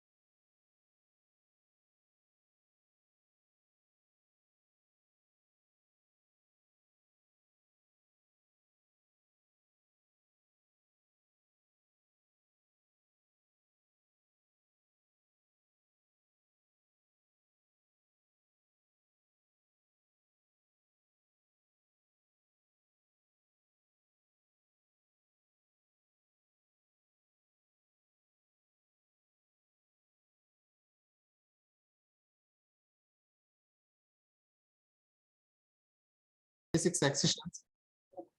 And he is maintaining a augmentation of a total of 76,329 accessions of sorghum and other millets augmented from other national and international centers. And he actively involved in characterization of 51,745 accessions of millet germplasm. And more than he is maintaining the MTS in charge, and that is nearly 1 lakh, more than 1 lakh samples they are conserving. And being a good organizer, he conducted 23 training cum awareness programs on plant variety protection, pest testing, biodiversity and intellectual property rights, and trained nearly 1136 researchers. And mostly today we chosen for this special lecture for the digital field book. He created the platform and he introduced it in our ICR system. That is nearly he given an awareness of 36 national workshops conducted on digital field book and trained nearly 3,800 researchers. And mostly he is a recipient of Dr. B.R. Baravale Award for excellence in PGR, and he is the best scientist in 2006 in Institute. And he is having more good number of publications. I'm not going there deeply, but personally I saw actually his descriptors, minimal descriptors on millets and other catalogs are very important and valuable informative journals and documents. And mostly this is exclusively for a digital field book, how we can maintain the thing. And sir, welcome you, sir, on behalf of organizing team and other all the from trainees. I am welcoming you. Please, sir, kindly share your knowledge and expertise and how we can use the field book in for recording data and other things. And please, sir, please share. So Thank please you so continue. much. Thank you, Ravi. Thank you. Good afternoon, all the participants. I cannot hear your voice, but I'm just continuing. All have come? Yes, sir. Okay. So I wish all the participants on this year's occasion, what we are celebrating is International Year of Millet 2023, and already kick-started, and many workshops and seminars and many conferences are being organized at the nook and corner of the country. So I wish you all the happy International Year of Millet 2023. Thank you, sir. So today's my topic is the digitalization of PGR management. We started collecting data using the Fieldbook app, mobile app developed by CIMIT. We downloaded it in 2015 and 16. So that time I started using this app for collecting the phenotypic data in the field. So especially for millets. Then later I customized the same app for exploration also. So we can collect all the passport data using this app. Then recently I again customized for knowing the information inventory in the millet gene bank. See total access, whatever is available in the gene bank, we can have it in your mobile itself, and we can make queries and so on. So apart from that, we can also, the extension scientists also can use this particular app to take it for interviewing the farmers while collecting the information. This app is just a transfer of transfer device that which can transfer whatever data you collect. Instead of collecting the information or data in the field using the paper sheet or notebook, we can use this app to transfer whatever data you collected within no time.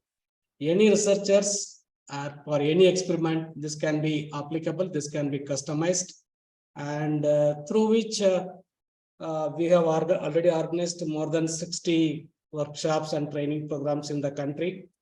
And then I trained almost 5,570 researchers throughout the country so far, excluding today's audience. Right? With this brief introduction, I would like to enter into the topic. Honorable Prime Minister Modi ji told that I dream of a digital India where access to information knows no barrier. So wherever, whenever, whoever wants to know the information, he should get it in his palm tips. That is the idea behind it. You just see that evolution of multimedia world, how it started. Many of you even not have seen this tape recorder, right? So after that, what it came is the cassette. Then we have a record player. Then later, all the musics were recorded in a CD player. Then Walkman. Then after that, we got a laptop, then iPad, again music system in the CDs and so on. Now at present, what you are having is iPad, tablets, mobile, and laptops. So apart from all, we also have the cloud computing. See, the storage which we are using is not enough for us, so we are using the cloud also as one of the storage device for all our data. We just see the evolution of mobile world. Most of them have not used this a Nokia phone. So this 3310 is the most popular one. And at present, almost every week, some evolution is happening in the mobile phone itself. Now we have 5G phones and many more new models and flip top models and so on are coming in the market. And it is really making us to buy it and also use it for different purposes. Coming to mobile apps, whatever may be these things, but whatever is working in the, whether it is a Windows system or mobile. So there are apps developed by for the purpose, and different apps are being used to execute the ideas and also whatever you are asking the questions or solving the problems and so on. Such mobile app, first it was used is nothing but the calculator in the mobile. The calculator was the first kind of app in the mobile. We used it. Later it came to FM radio. So the next version was FM radio. Then followed by music player, the new operating system, the app developed for music player. Then it started online gaming and so on. At present, we have all virtual assistants and got on all cloud-based programs like getting the information from the cloud and playing and lifetime chat and so on. We just see that revolution of mobile apps last year. This is last year's data. See how much eagerly that people are using the different apps.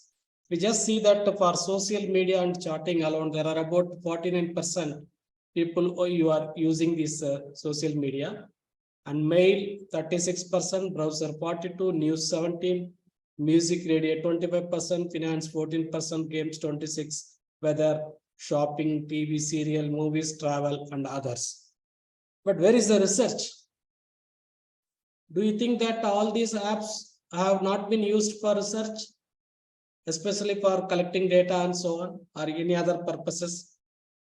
But no data is available for the researchers use the app for research purpose, for collecting the data and so on.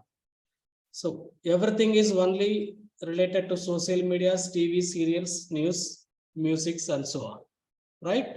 So that is very meager. Maybe in others it may come. Others itself is only 8%. This particular app, Fieldbook, it operates only with the Android operating system. You know that Android operating system started in 2008. The first one was the Android 1, then later the 1.5 Cupcake, then Tunut, Eclaris, Pergeos, Gingerbread, Honeycomb. The most recently in 2021, we have this Android 12, even 22, Android 13 also has come. So if we just see that peculiarity of the name given to this particular Android operating system, they are all eatables. So cupcake, donut, eclaris, Prego, gingerbread, honeycomb, ice cream, jelly bean, all are eatables. And second thing is it starts from ABCD, like A, B, C, D, E, F, G, H, I, like that. So it starts as an alphabetical order, right?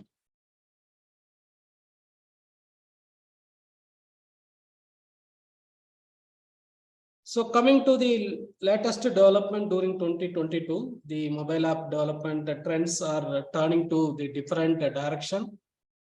So they wanted to develop a augmented reality shows, something like that. And then chatbots, then mobile wallets, it is gaining a lot of importance. And then apps for wearable devices like smartwatches and so on, even BP machine, even diabetics, everything will come in smarter way, and whatever things you required for your physical management, those things will come in a smarter way and you can fit into your body and so on. Then Internet of Things app for integration of all the information. Then apps for foldable devices. I think maybe some changes are required for foldable devices. So that is also coming. And then 5G technology is already emerged. And then we have artificial intelligence. That is most important. I think maybe next decade will be ruled by data science and artificial intelligence, no doubt about it. We just see that the topmost 10 important agriculture apps farmers should immediately download. They are all a tractor function. You know about your machineries, Krishi, Khetibadi, and then Agri-App, then Krishify, then ICR Spusa Krishi. Then we have Kisan Svita and IPCO. These are all the topmost 10 apps which are required, especially by the for the farmers. And if you just the top 30 most agriculture apps, so these are the 30 top most agriculture apps so far, and the link also given already here. My AgriGuru stands first here, and you can see IPCO, Kisan, Agriplex, and so on. Ulavan from Tamil Nadu and Kisan Sveta. So most of them are marketing and production technology related, and few are crop specific apps are available. Mostly the business apps are emerging more in this direction. Coming to today's topic, already we have given the enough introduction for the app and then how it works. It works with Android phone, how that phones and Android operating system evolved, what is the importance, what is the new things are happening there. And generally, when you go for data collection, how you do normally, you just carry your notebook to the field or maybe paper sheet, then you collect the data. Then after collecting the data, you will enter the data in the at your rooms or lab using the desktop or laptop. Then later we verify the data, then analysis will be done. Then after that, the data will be shared among your superiors or boss, right? Fortunately, all these things will be taken care by the. You need not carry the notebook, you need not carry the laptop. You have to create the files in the lab itself and upload the file into this app. Then your experiment is ready, and whatever data you are planning to collect also will be ready. So after collecting the data, within no time, we can share the data. So collection, entry, data sharing all happens at once. So you can have a real-time data whenever the particular data is shared to yourself, or your desktop. So this is the field book app. This is a logo they have designed, and this helps to collect phenotypic data collection. So not the genotypic, right? So whatever agromorphological characters and whatever traits or observation you are planning to do, you can create or customize this particular app. It can be highly customizable. Any experiment, any discipline can use this app. There is no barrier for this.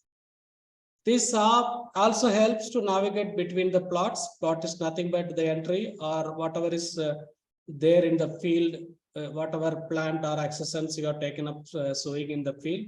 So that we can just move between the entries, and also you can move between the traits, whatever observation you are taking, that also you can move between. Extra plot information is always available in the app itself, in the sense whatever you are creating, that will be shown there in the app. So you can make whatever way you want to see the data. Say for example, in the field notebook, after we have taken up 100 accessions of sorghum in the field. So how will you make the data notebook? So first you will write the serial number, then the accession number, then IC number, then the row number, afterwards number of rows, then we have replication, anything is there, then replication number, then followed by which bed exactly or which plot exactly you are taken up to sowing.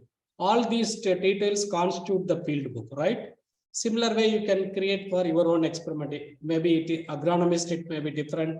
Pathology, even if they want to take a laboratory experiment, so they may create a different style of notebooks, right?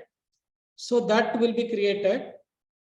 After that, we need to create the trait file. Trait file is nothing but what are the observations you are going to take up for that particular experiment. Say, for example, I have 100 accents of sorghum.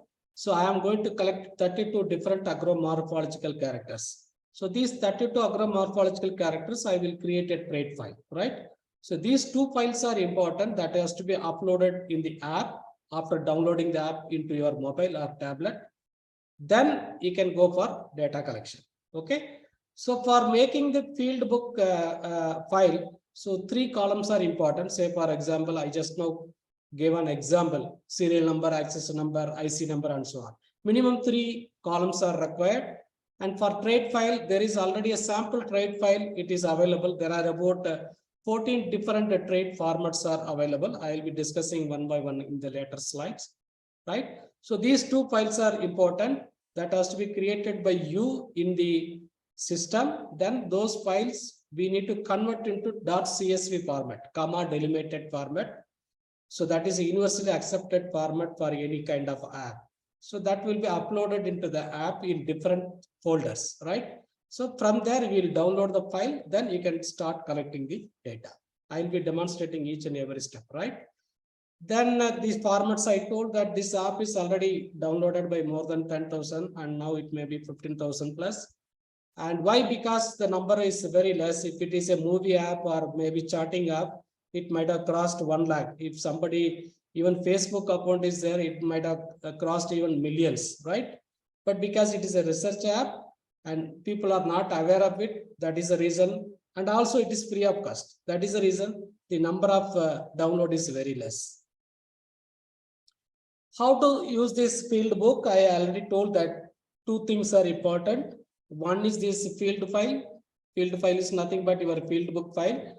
And second one is the traits. What are the observations you are planning to collect it for this particular experiment or your field, right? So we need to install the app first.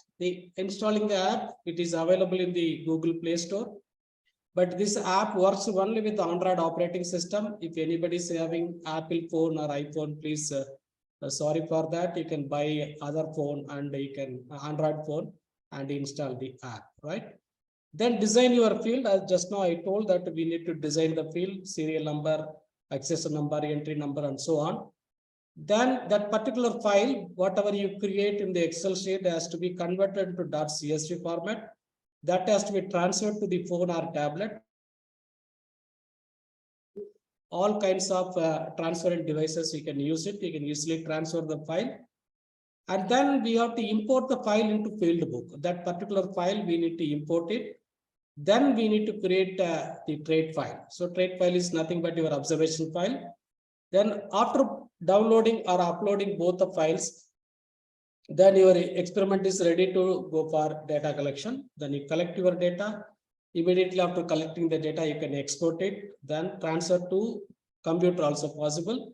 And but if you have all like WhatsApp or email, from the field itself, you can just share the data. See if anybody else is collecting the data, you are sitting in your room. Whoever is collecting the data, they can share the data to you, or maybe you can save it in the cloud storage also. Everything is possible. Otherwise, you can bring it back to the room and then just put a cable and you can transfer the data. As soon as you export the data will go to your mobile hard disk.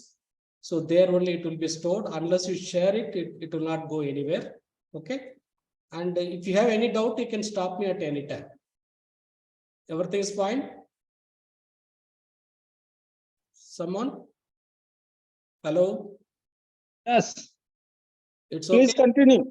Okay. Sir, please continue. Okay, sir. Thank you. So these are the folders which are available when you download this app into your mobile. So these are the folders. update folder, plot data, resources, trades, field export, database, archives, and field imports. What it does, these different folders. Field export folder, which contains all the files which are exported after collecting the data, will be stored here. Field import folder contains the files that can be imported into your field book. Say, for example, you have created a field book file for a single experiment. That file, CSV file, will be uploaded here in the import folder, right? The plot data contains two subfolders. One will be for audio and another one will be for photos. As soon as that you import the field book file, say for example, I have imported experiment 1 file. In the plot data, experimental 1 name, 1 folder will be created. Under that folder, 2 more subfolders will be there. 1 for audio and 1 for photos. This particular app not only to collect data, also you can record audios. Wherever you are there, whichever entry in front is there, you can just, if you don't have time to collect the data, you can just explain it by yourself. That will be recorded, and that will be recorded in MP3 file, and that will be saved here in this folder, right? Another thing is, I told that to create the field book file, 3 columns are must, right? In that columns, 1 column should be used as a unique ID. Unique ID in the sense that number should not be repeated anywhere in the experiment, right? If you have 100 accessions, all 100 accessions will get a unique number. So that number will not be repeated anywhere among the 100 accessions, right? That unique ID automatically will become the file name whenever you record audio or whenever you take photographs, right? If you are recording 3 audios, that means 3 audios, that file name will be unique ID, then followed by 1, unique ID 2, then unique ID 3. Similarly, for photos, you can take a number of photos. Automatically, your unique ID will become the file name. You need not give the file name again or after downloading. Say, for example, I am giving the unique ID as IS number, International Sorghum number 2345. If I take photograph in the plot of 2345, IS 2345, the photo label will be IS 2345. If I take 3 photos, 1, 2, 3 will come. That's all. So automatically it gives the file name. So that time you can save it, right? So the next folder is a resource folder. Resource folder is nothing but your library, right? So some of the characters you may not be remembering when you are collecting the data in the field. Say, for example, leaf color, maybe light green, pale green, dark green. So because they were collecting the data of colors and shapes, and all these things will vary between the person to person, right? So for that, we need to have a common reference so that anybody who collects the data, you can just refer the book or color chart, whatever is stored in this resource folder, then you can collect the data, right? You can keep it a color chart, and you can even have, when you are going for exploration, you can even load a map in this resource folder, right? Similarly, we can also have different shape files. Say, for example, the sorghum compact. You may not remember how it looks. There are different shapes are there: compact, semi-compact, loose, very loose, broom can, and so on. So you may not remember. You should not make a mistake.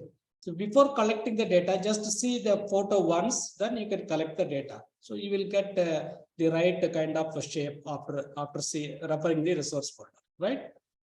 Then similarly in database, database is nothing but whatever data you collect. So your database constitutes 3 items. One is your field book file. Field book file is nothing but your experimental file. The second one is a trade file. Trade file is nothing but whatever observation you are taking, that file. The third one is the data you collected for combination of these 2, right? So these 3 constitutes the database file. Okay. This database file, how it uses. So you are collecting data today, and you will be on leave tomorrow onwards for a few days. But you don't want that the data collection should be stopped. Okay. So if you want to give to somebody else who will collect the data in your absence, so for that, what you have to do, you have to export this database, and that other fellow whom you are going to hand it over, you will import the database. So once he import the database, he will see both three files. One will be the field book file, second will be the trade file, and third will be whatever data you collected, that also you can see it. So now after that, you can just continue data collection in your options. Then after you come back, again, he has to export the database and you have to import it, then it can be done. So this is the way that the whatever break is coming for data collection can be managed, right? To the next folder is the trade folder. Trade folder is nothing but the observation folder. So for each experiment, you can have a separate trade file. Say, for example, I am dealing with say 8 different millet crops. So I have 8 different millet germplasm descriptor. So I have 8 files. So same files, similar way, agronomist may be collecting different data. So he can have a different file. So similarly, physiologist, pathologist. So pathologists can go for scoring. So all these different discipline people, they can have a separate file. They can create it and they can load it, right? The last one is the archive files. What it does, I have this 100 accessions. Morning I have collected 50 accessions data, but again I have just exported the file with 50 accessions data. Again in the afternoon I will be collecting another 50 accessions. So these 50 accessions data will be stored in the archive file. When I just export the second file in the afternoon after completing the whole 100 accessions, so you will get a complete set of all observation in a single file, all the 100 accessions in a single file. So that is called archive, right? You can go with a single trait or you can go with all traits also. So both the ways we can make it, right? And how to design the field file, right? So I am quoting an example where it is currently we are busy with collecting the data from the sorghum characterization field at ARS WASIM, ICR NBBGR, ICR IAMR, and Dr. PDKV Akola. These three are jointly characterizing 26,000 sorghum germplasm accessions, which is the India's largest sorghum germplasm characterization. So that we are taking up, and the sowing was done in November. So almost 11th was considered as the sowing date, and we are collecting the data. So I am just showing that the current whatever data you are collecting, that as an example, right? So this is the way you have to create the unique ID. What information you have in the field, you have serial number, what is a crop, and then accessor number, it is IC number or EC number or checks, then which project under which it has been characterized, and bed number and block number. If in case the breeder has replication or other location, that also you can add it. For this experiment, these are the information we have. So apart from that, what I have added is unique ID, right? So because I told that the checks are repeated, once checks are repeated, it cannot be considered as a unique ID. So for that reason, we have to create a separate unique ID. Hello? Hello? Hello? Sir, please continue. Okay. So for that,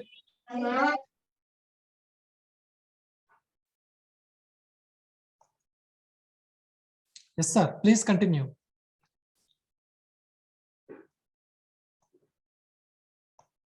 okay. So unique ID is created like this. This R stands for Rabi season 22-23. Then SO stands for sorghum. And these numbers are there 00001. Likewise, we have created unique ID for all the 26,000 accessions, right? So this is the way we have to create it. If you have different crops and different numbers, the same way you have to create it in Excel sheet.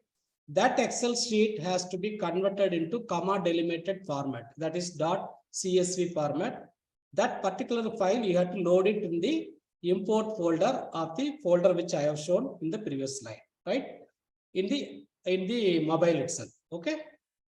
The next will be, this is the folder. You just go to click on the fields, then we can just select the file. So I have 3 blocks files are there. So 1, 2, 3 is the one block. I have selected this file, right?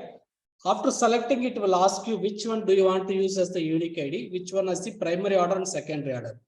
Why I told that 3 columns are important. In the 3 columns, one should be your unique ID, second one should be primary order, and third one should be secondary orders. It will just consider the order like unique ID, primary order, and secondary order. Okay. So for that purpose only, these 3 columns are must. So we need to select this unique ID, primary order, and secondary order. Then automatically your file get loaded into this, right? So now you have selected this file. So now that file is there. Experimental file is already available because we already uploaded and selected. Now it is time to create the traits, right? For creating the traits, we can do 2 ways. One is there is a sample trait file already available in the system, mobile app itself, that can be customized using whatever trait you are planning to collect it. The second way is just to go to traits and go to plus button there at the top, and then after you add this plus button, there will be a small window. It says that add a trait. You have to add the trait. What is that trait name? Then you have to click here so that there will be 14 different trait formats will come.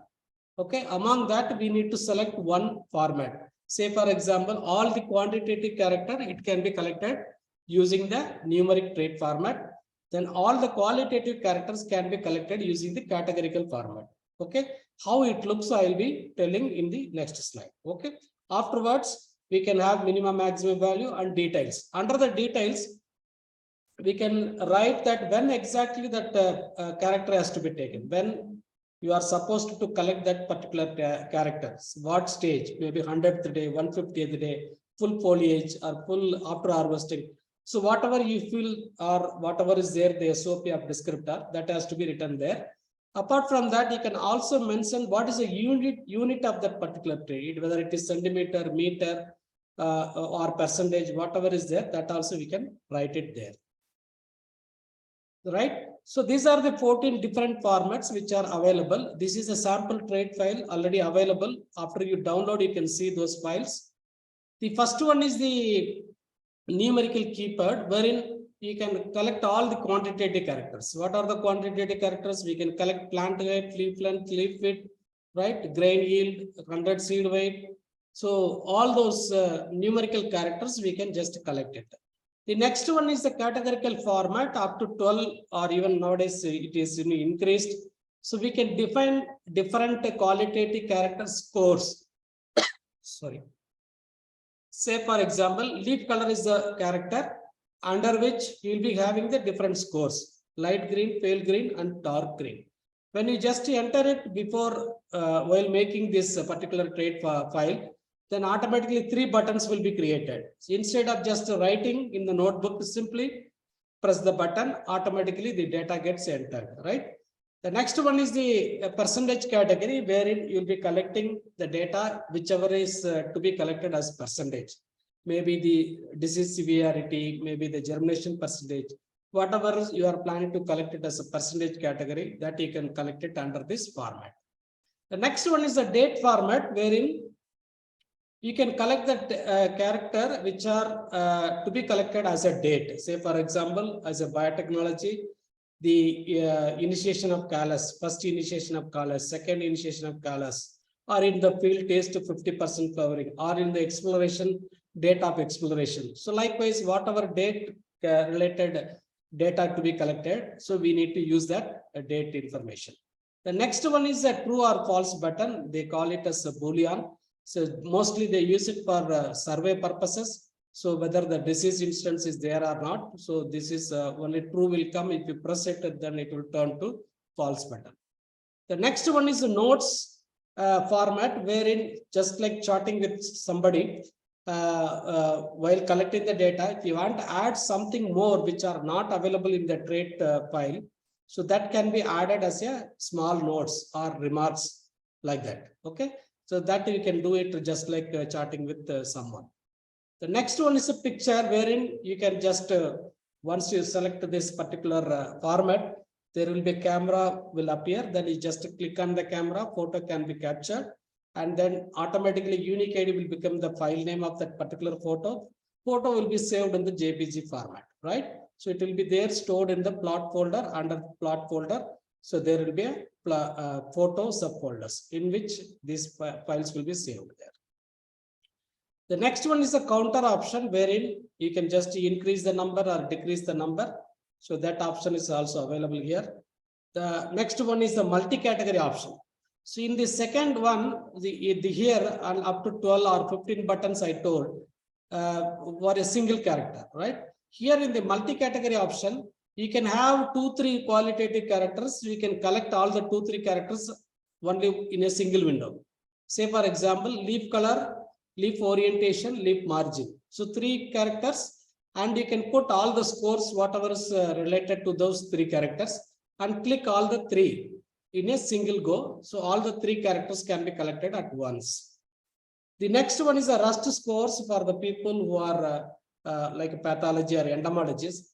Generally, they use the percentage or 1 to 9 scale, right?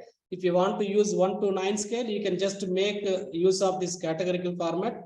You can make what is 1, up to which percentage 1 is there, up to which percentage 2 is there, like that you can create it.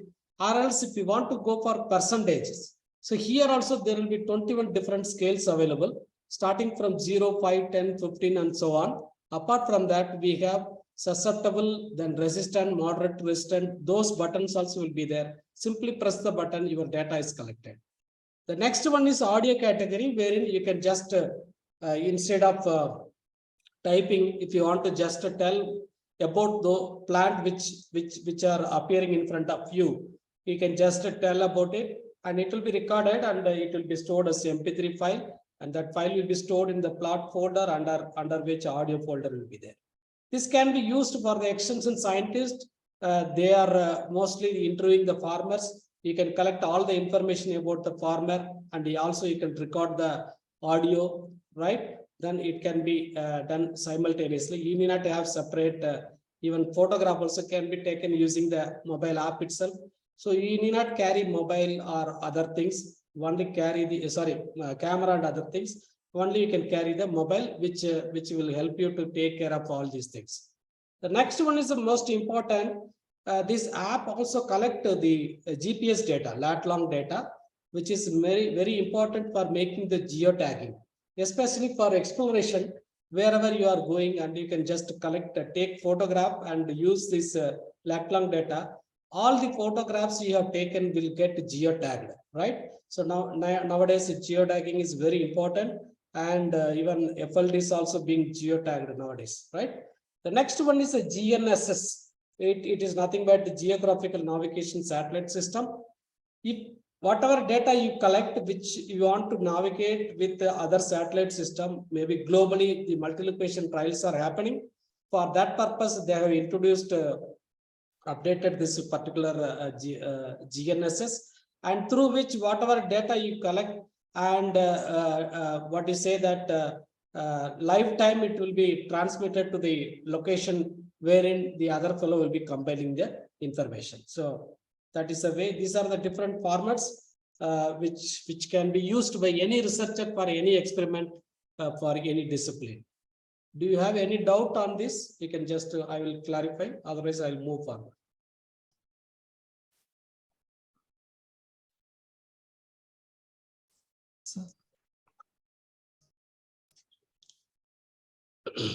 Anybody? No doubt? No doubt, sir. Sir, continue, sir. Okay. Yes.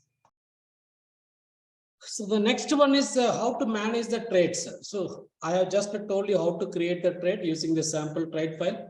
Here also I am using that as the trait file which we created for the sorghum germplasm characterization, right? So plant vigors, leaf sheath pigmentation, mid-rib color, leaf orientation, leaf color. And we are also collecting 5 number of leaves. So 5 times we can just create it. And each column, once we export it, the data will be appearing in the 5 different columns. Similarly, leaf length and leaf width. Okay. So this, how to manage these traits? Say for example, you can drag this particular trait to upper side or lower side. Okay, that also possible. And also you can just click on these 3 dots, you will get the edit copy. So that can be used to edit the data, means edit the trait and also copy the trait to create another trait. Okay. If you want to collect leaf length and followed by leaf width, you can drag this leaf width to bottom of this leaf length, first leaf length. Then you can collect leaf length followed by leaf width. Okay. That way also we can do it.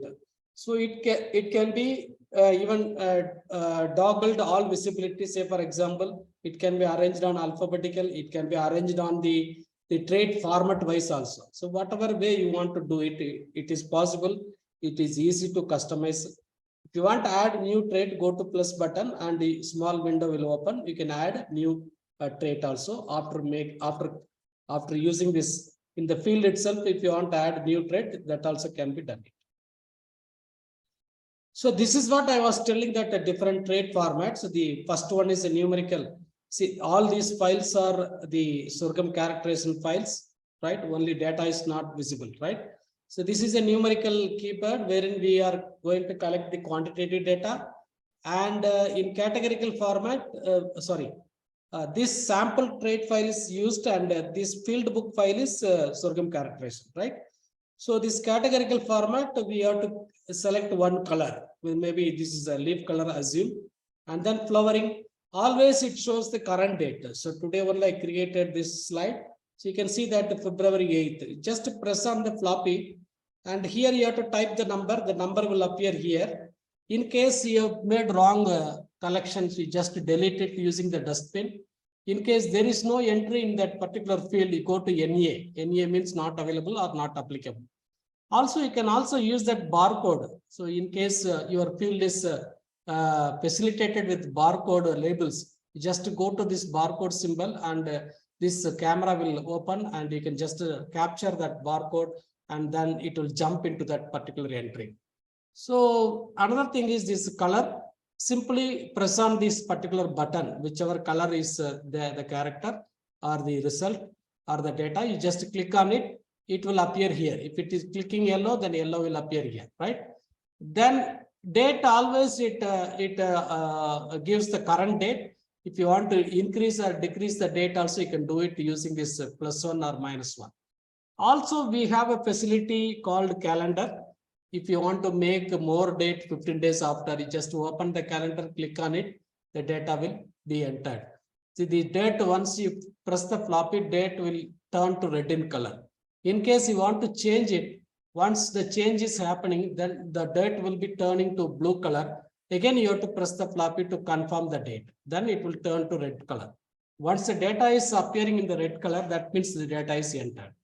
So coming to percentage category, this scroll bar will appear. Just hold the scroll bar and move it. So whichever percentage is appropriate for your data, then that there you can leave it, and automatically the percentage will be taken.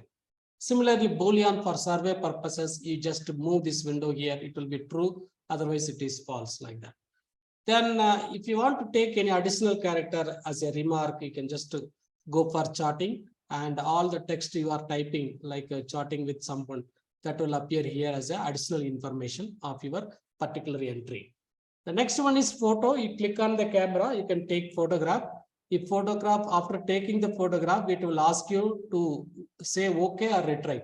In case the photo is not good, you go for retry, or otherwise say okay, then the photo will be appearing here in this screen. Then similarly, audio, you can just press on the mic, the microphone will start. You can record it, then finally stop it. Then the file will be recorded and saved in the folder. There is a counting option like plus or minus, increasing or decreasing order, ascending or descending. Then disease rating, I told that many pathology entomology, they use 1 to 9 scale. Even otherwise also 0, 5%, 10%, the percentage also we can use it. Apart from that, resistant, moderate, resistant, susceptible also can be used here. Simply click on the number, the data is entered here. Whenever data is appearing here, that means that data is entered. That means the data is entered in the system. So it saves a lot of time. Immediately you transfer the file will be exported in the form of .csv, which can be opened to use the MS Excel. So immediately you can go for analysis within no time. The multi-category option, say for example here, yellow, purple is one character, axial terminal is one character, long short is one character, round wrinkled is another character. If you want to take all these character 1, 2, 3, 4, click which is the appropriate among these two. That means 4 characters at a time you are collecting it. This is called multi-category option. Here it is only single character. Then lat long data can be just taken by clicking the target. You will get a lat long data. In case your mobile is having the net connection, the data, you will get 100% data. Otherwise, you will get offline data, right?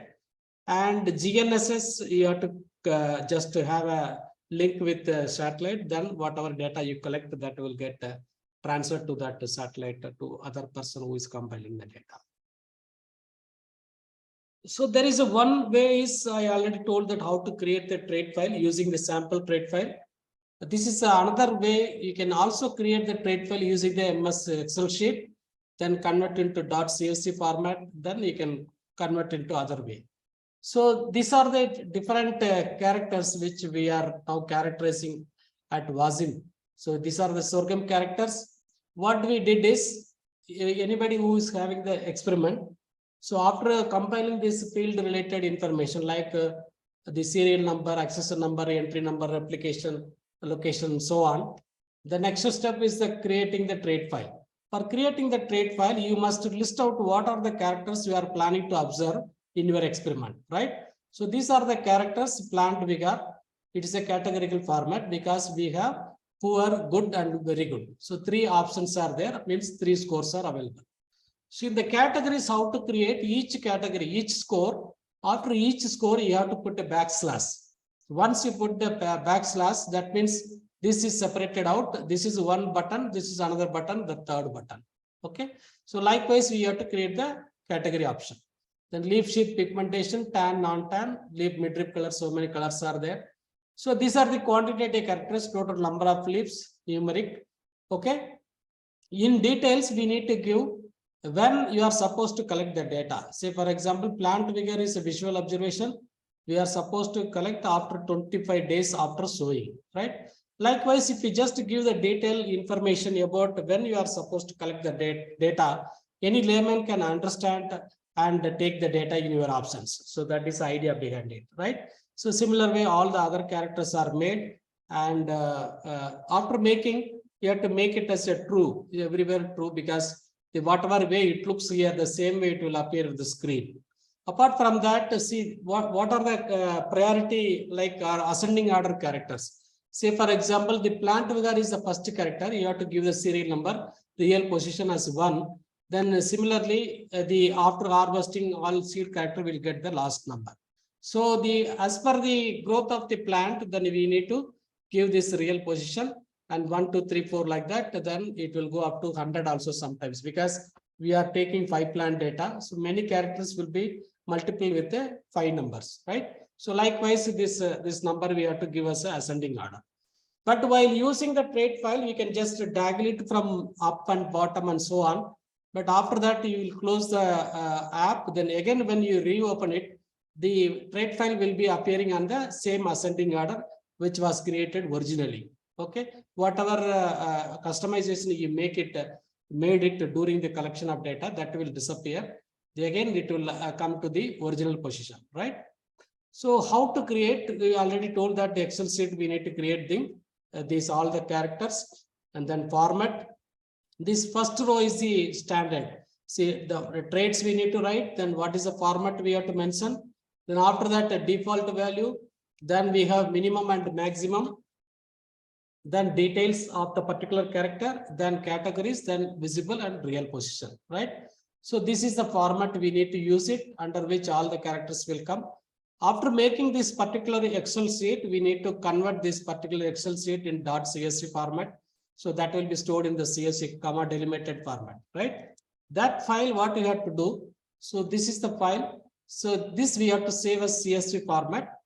Then CSV format we have to open in with a notepad. Before that, we need to go to my files. Therein you can see that field book folder, under which there is a trade folder, which I have shown in the first 5th or 6th slide.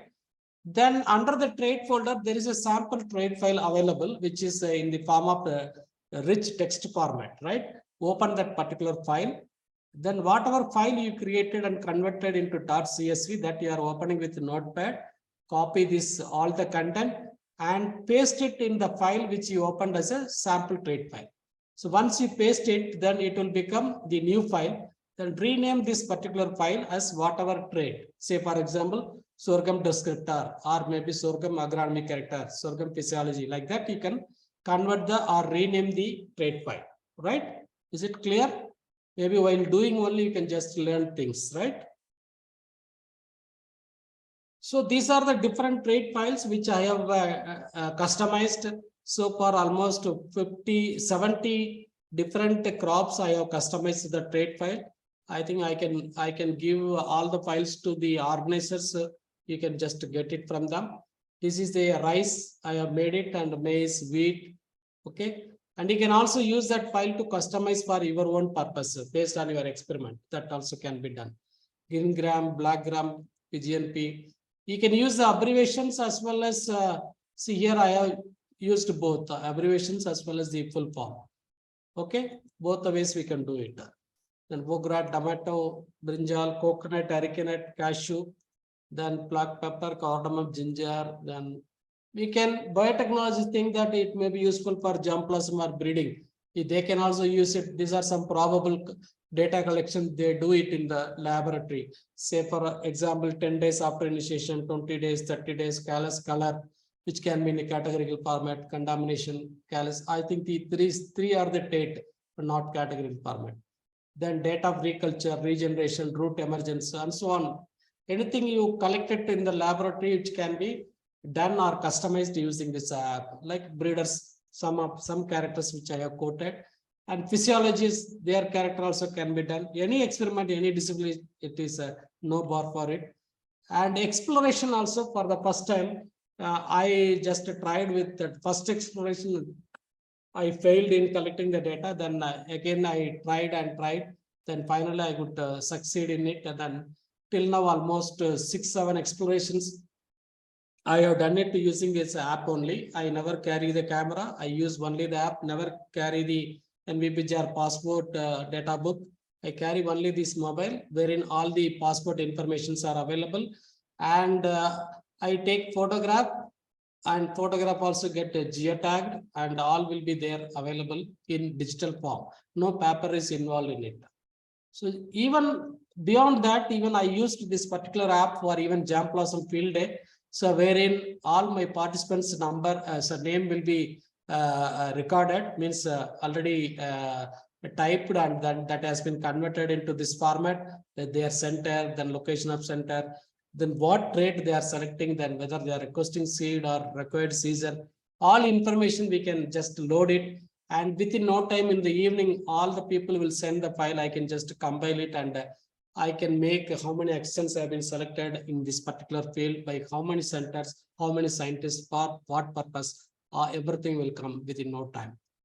And also many of you who attended the conferences, symposiums, they give the feedback information, maybe all single page printed, 4 or 5 pages they distribute it. I think this particular app can also take care of feedback information. You can just fill all this information, like how was my lecture digital book, whether it is good, very good, or bad, or average. So you can just click on it. Then mobile installation, group interaction, hands-on exercise. So similarly, lunch, dinner, transport, accommodation, all we can put it, circulate among the participants. Within no time, half an hour or 20 minutes, you will get complete feedback from all the participants. We can save a lot of paper for it. This is what I was telling you while going for exploration. So this is one of the exploration we have gone along with the MBBJ regional station, along with Dr. Sivaraj and Abbas as a technical person. And this I have given the collector number as SEA. S stands for Sivaraj, E for Ilangovan, A for Abbas. So this collector number name I made it as a unique ID. So when you use the app, then whenever you collect new accessions, so we take photograph, automatically the photograph get the collector number, You can see that what are the collection. We collected a lot of cucurbits as well as millets. And in this, this is the one crop bitter card we collected. See, if we just click on this particular bitter card as a information, you will get all geo tagged information, like when the particular action was collected. It was collected in 11th November 2017, supposed to be my birthday. And which camera you used and what is the aperture and what is the focal length, everything will come. Along with that, which particular village it was collected and the state, even taluk also will come. In addition to that, you will also get the lat long information in numerical. Also, it will show in the map itself where exactly this particular photo was taken. That means the particular action was collected. This really will be helpful for the exploration. Once you complete all your exploration, you will get a beautiful photographs like this. Wherever you travel, you can find that photographs. That means there are 13 actions collected in this area, 7 actions here. Likewise, we are traveling and we are collecting. This is a kind of geotagging which can be even used for FLDs, and not only FLDs, multi-location trials, and even many other farmers related interviews and so on. You can just the transfer of technology assessment, everything it can be used. So instead of plants, you will get farmers photograph or field photographs. So we can get the real-time information using this particular app as a geotagging. So far I have just described how to use it, how to create the field book file, how to create the trade file, and what are the different trade formats are available, then how to collect the data. Then after collecting the data, now we need to export it. Before that, and I will just summarize it. This is a first page of first screen of that app. Therein, whenever you just upload both field book as well as the trade file, you can see that the first will be the unique ID. We have to create it, which automatically, once you identify it, that number will come here. Then here the serial number I have selected and black number, right? So these 3 numbers will appear. You can also change the numbers. If you want trade to be visible here, you can click on this. So you will get all the field book column headings as well as the trade column headings. You can change it accordingly, right? So here it is primary order and secondary order number will come. So I have selected unique ID, primary order as the IC number, secondary order as the bed number. Okay. This is a real-time experiment at watching what we are doing there, characterizing the 26,000 accessions. Here you can see this is the green color arrow. When you press that green color arrow left or right, that means you are moving between the trades, right? So you can just click on the this button, drop button, you will get all the trades, whatever is selected, right?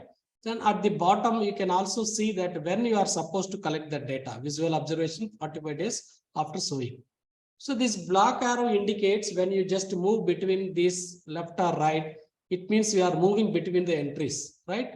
Green arrow is moving between the trades and black arrow is moving between the entries, right?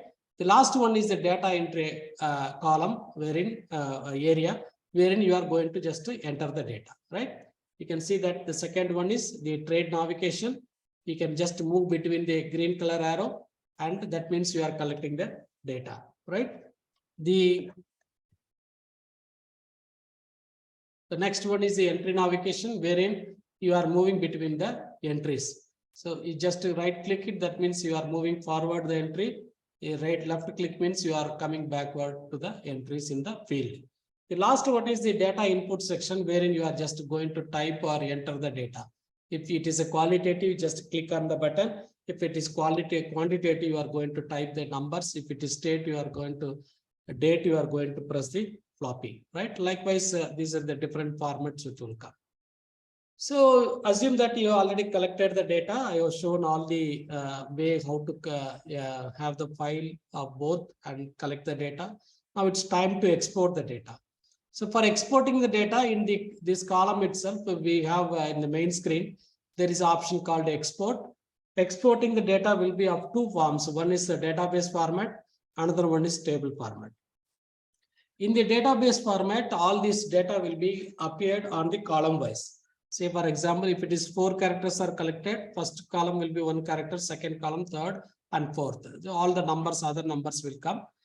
Apart from that, in database, who has collected that particular data, his name also will come, where he has collected, when he has collected, all the lat long data also you can see it. So this is a very important one. So nobody can escape that. Whether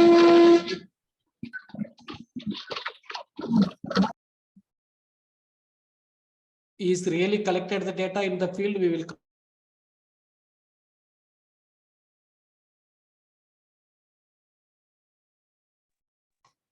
You will just easily come to know that whether really the person has collected the data in the field itself by seeing the lat long information. So if you just export the table format, it means all the characters will come in the column wise. Say for example, if you are collecting 5 plant height data, plant 1, plant 2, plant 3, 4 and 5, all 5 plant height will be appearing in the 5 different columns. After exporting the data, the exported data will be exported in the .csv format, which can be opened using MS Excel. You can just open 6th column, ask for the average of each plant height, then your data gets analyzed. So apart from that, we can also select only unique identifier so that other people, you don't want to know that other people should know about your other details like IC number and other things. So only unique ID, and whatever data you collected, you can export it. Or if you want to export all imported columns, that also can be done. Here also in the traits, only active traits can be exported or all traits. Say for example, there are about 32 characters, but today I have collected only leaf length and width. I want to export only those 2 traits which we collected in the field. So go for only active traits so that only leaf and length character will be exported. Remaining character will not appear there. The next one is the bundle media data with export file. That means, so whenever you collect the data, you also sometimes take photographs. If you have already taken some photographs today, you just click on this option so that along with the data, whatever photo you have taken, that also gets exported, right? So in a file, you can also see that. So then you need not give the file name once you click all these options, because this app creates the file name on its own. So that will be easy, and it can be historically, it can be recorded. Say for example, I have exported this file only in the today morning, 11 o'clock 25 minutes. So 2023 year, 4-digit year, 2-digit month, and 2-digit date, 2-digit hours, 2-digit minutes, and 2-digit seconds. Likewise, it creates the file name. Along with that, the field book file name. So Rabi 2023 is a field book file name. Along with that, this also will come. So that if you don't change the file name, you can see that the filing order in chronological, like which is the older file, which is the new file, and so on. The overwrite option, which I already told, that archive file. So when you want to combine all the 100 accents which we collected morning 50 and afternoon 50, then you go for overwrite option so that the morning 50 accents and afternoon 50 accents will join together and you will get a single file with all the 100 accents data. So that is called overwrite with the previous file. So these are the options available for exporting the data. How after exporting, how the data looks, you can see now. So this is the just exported file in a database format. Here you can see the Rabi 2023 sorghum and sorghum IC number is there. And these are the characters, plant vigor, shift, pigmentation of this particular character number. Say for example, 1, 2, all this one is a single accession. We have collected this many traits. So all the traits are arranged on the row wise, right? Who has collected? Myself, Ilangovan. And when he has collected, this is the data, and location where he has collected, this is the data. So this is how it gives the information when you select database and export the data.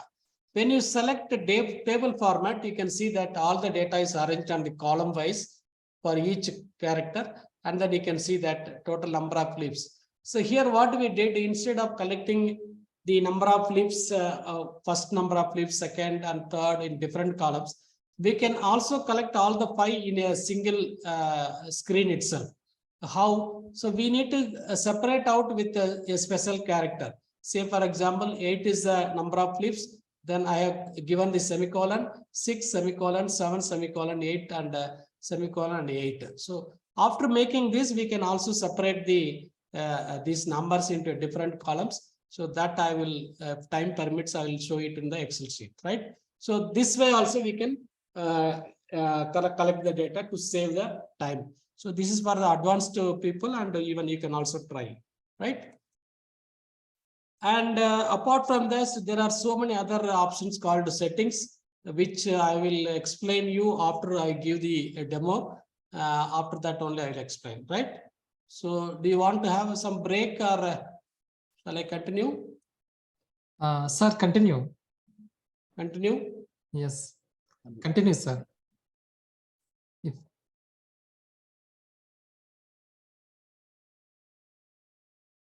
If That other one is not working, so I need to use that mobile. Just give me 5 minutes. okay, sir. Okay.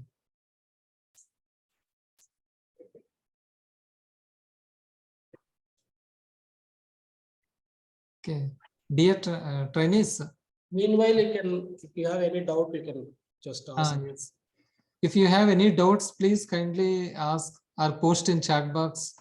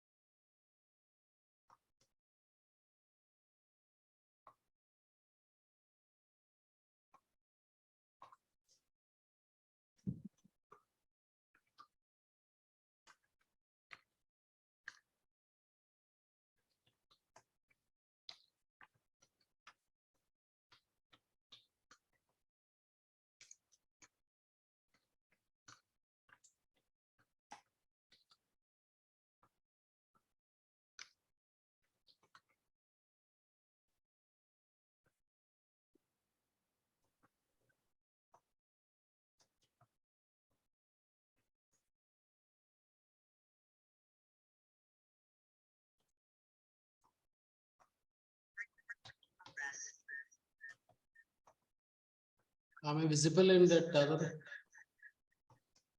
No, sir. No. Just a minute.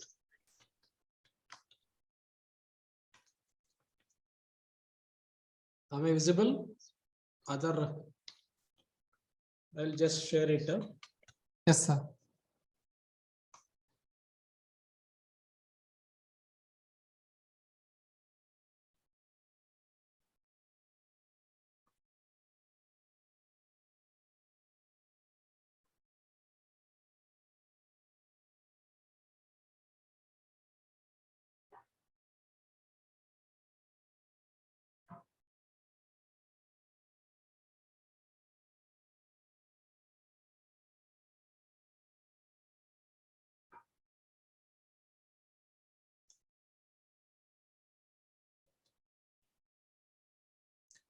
Sir, you are connecting from tab 2. Tab. Yeah, tab I am connecting.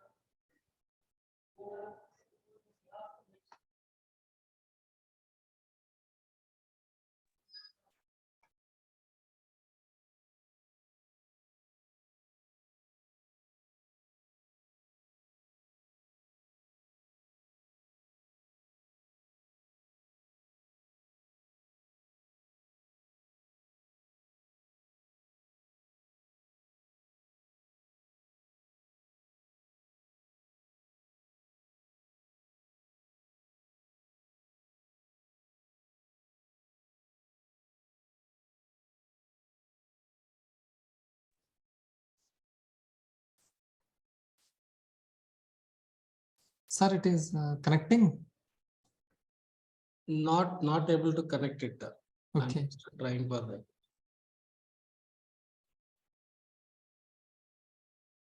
Yeah, this recently. Share means you can share some Share it. document or something, That is what. but share screen option is not there.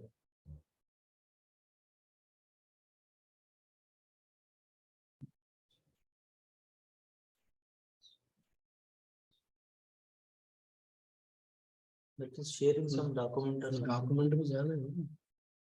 No, that will give. That will go, but not the screen. No, screen sharing is not. Here as it is there now, only share Here screen also it is it's there. No, share screen is working in desktop, but in mobile It works. Yes. It is not.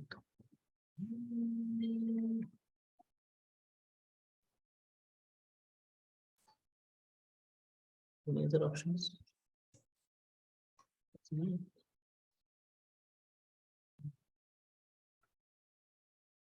Sir, is there another option is there?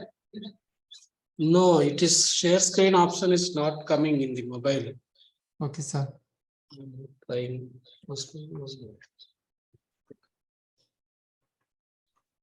Meanwhile, you can just download the Fieldbook app. You can go to Play Store. Yes, sir.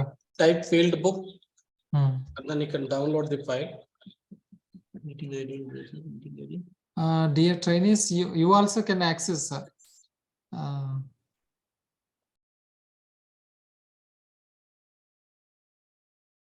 Last time I have done it.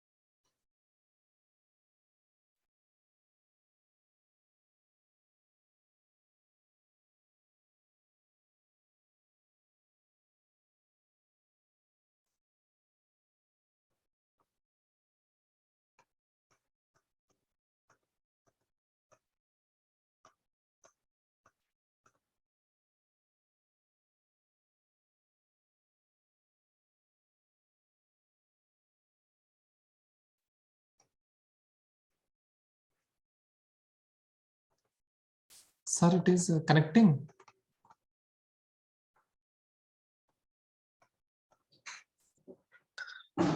Not at. These participants ask them to download it. Is it downloaded?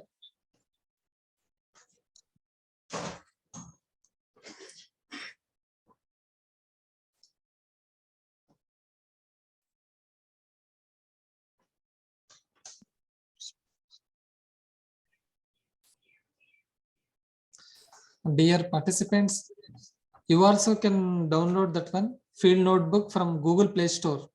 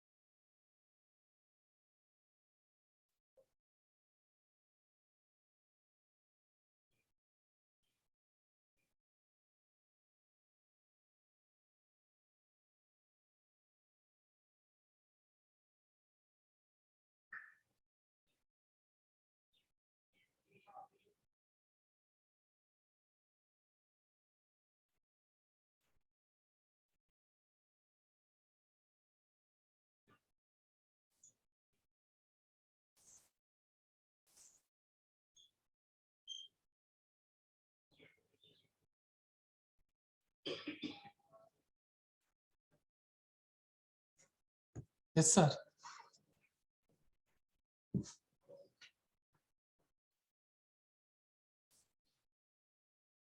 All participants are requested, if you have any doubts or queries, you can interact with speaker.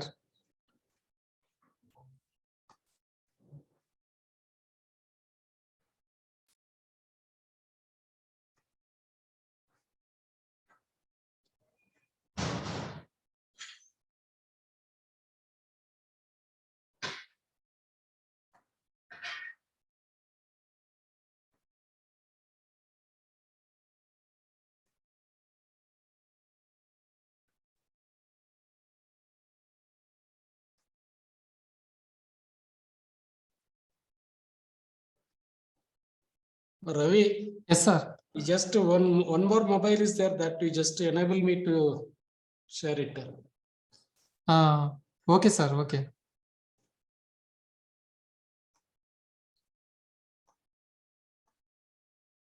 Sir, name? Ilangovan M. Okay. Okay, sir. It is, it came. Done? Yes, sir. We allowed.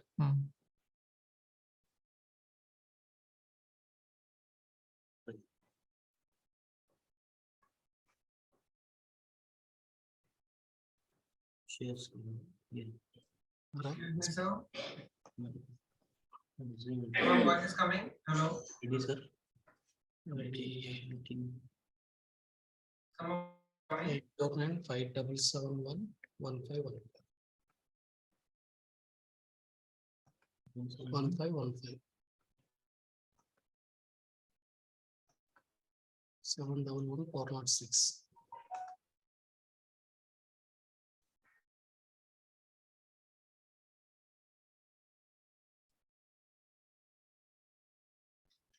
Ravi, sir. My voice is coming. Yes, wow. Voice is coming. Okay. So I just. No, thoda loud. Actually, sir wants to run this application on mobile. I think he's trying. So there is one desktop application that will easily help him to connect this application on desktop also. 1515. Okay, this is Blue stack application name, sir. You can Okay. easily install it on desktop and application is easily installed on that place also, sir. okay. Wait for 1 minute. Actually, 849 511 11 5771 1515. sir, the Ilangno, sir. Yes, sir. Sir, it is asking actually for allow of media. We can. It is not a problem, na? 711-406. While using Allow karo. Everything is say yes, sir. Yes. Okay. Don't say, don't be negative.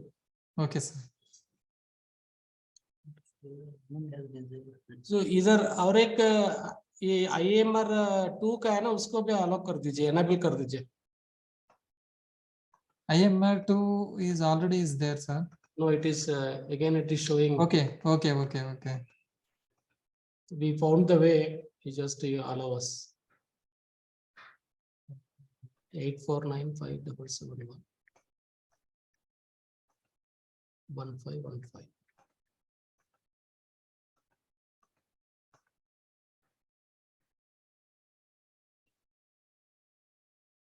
Seven 11406.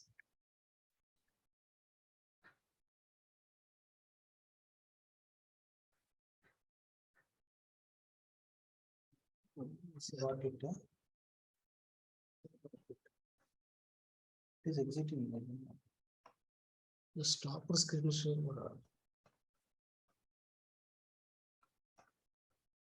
Yes, sir.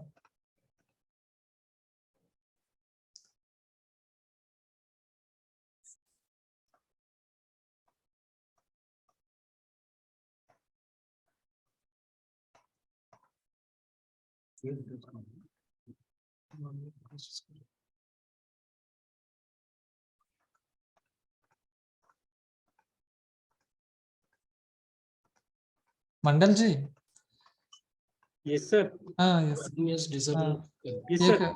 IIMR 2 का भी अलो करिए ना एक बार। हाँ disable बोल के आ रहा अभी भी। अच्छा सर मेरे को IIM आ रहा है 1 दिख रहा है, दूसरा नहीं दिख हाँ रहा है। सर दूसरा नहीं दिख रहा है एक्चुअली, इसमें नहीं दिख रहा है। नहीं 2 नीचे रहता देखिए। सर मैं तो सर्च कर रहा है ना। नहीं नीचे D के बाद नीचे आएगा। अच्छा सर आप किस नाम से किया सर? तेलंगाना IIMR 1 बोल के था, 2 बोल के था। अच्छा अच्छा 2 बोल के सर इसमें नहीं दिख रहा है एक्चुअली ना। सर इसमें है ही नहीं। है नहीं सर एक्चुअली। अभी 20 मिनट पहले दिख रहा था, अब नहीं दिख रहा है 20 मिनट से। ओके शायद कनेक्ट नहीं हुआ सर। हाँ इलंगोन M बोल के दिख रहा देखिए। वो तो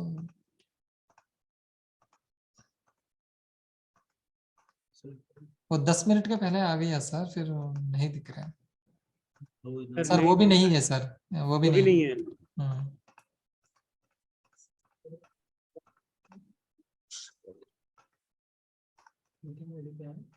शेयर स्क्रीन में नहीं हो रहा। 8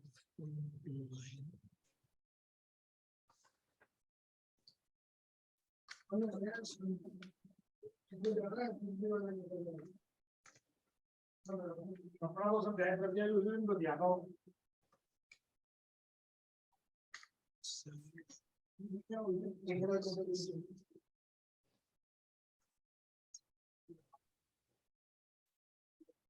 अंकुर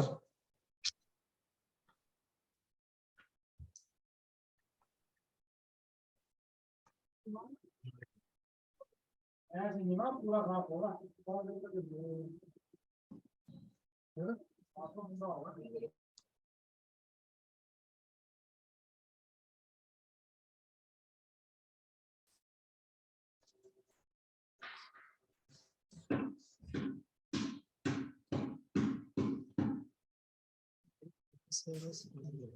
हो गया। Exposing sensitive info during casting while recording casting. Your admin has disabled screenshot for this meeting. वो they have disabled for all. Disable बोल के आ रहा है। Sir but Mandal ji sir now Elangano now M is connected sir. We just not connect हो रहा है। Yes yes yes it is connected. Okay. We correct हो रहा। yes.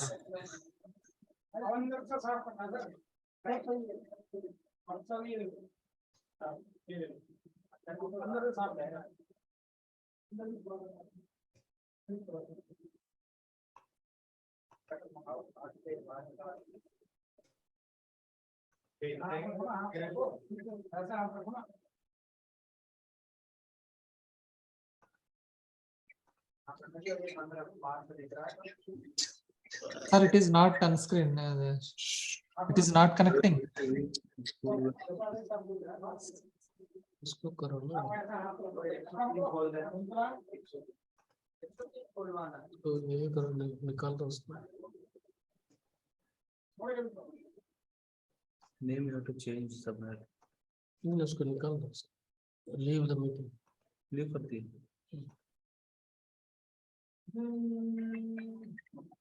नाजराज। Sir, is there another? Actually, it will not work from desktop application, sir. 1 minute.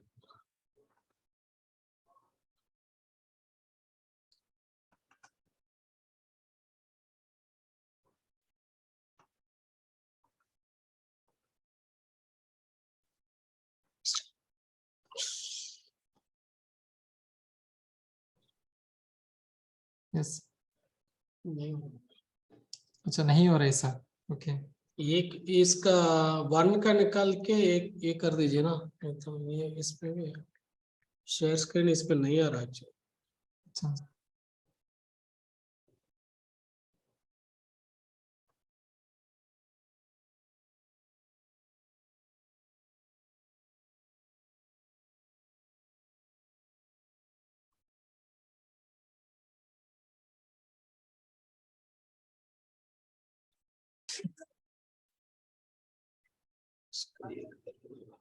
Sir,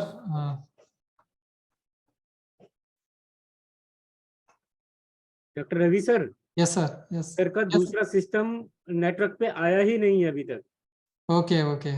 इसलिए ऐसा है, क्योंकि हमारी तरफ से ऐसा कुछ नहीं है। हाँ, yes. नॉर्मल गेस्ट भी ज्वाइन कर सकता है और शेयर कर सकता है। 406। सर एक बार आप देख लीजिए सर, कुछ भी नहीं आया इसमें।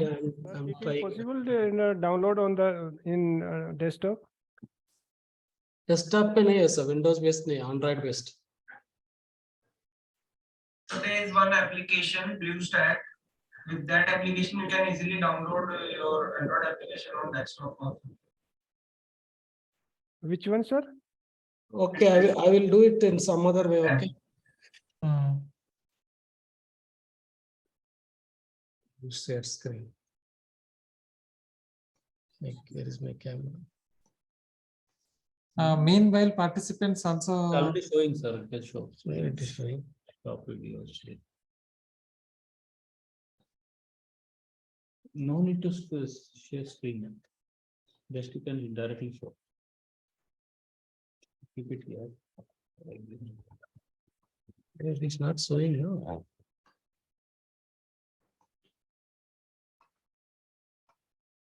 Camera is not on.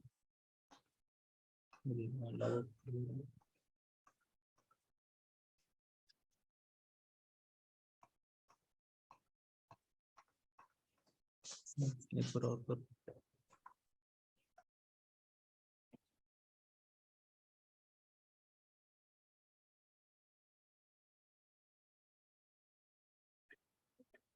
Yeah, something is showing.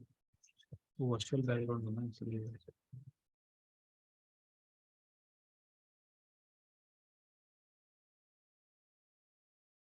Remove virtual background.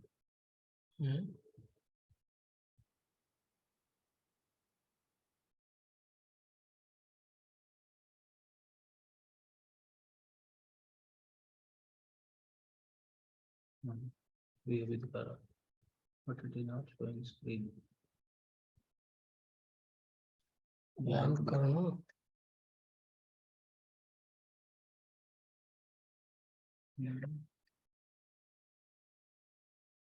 Right one from up.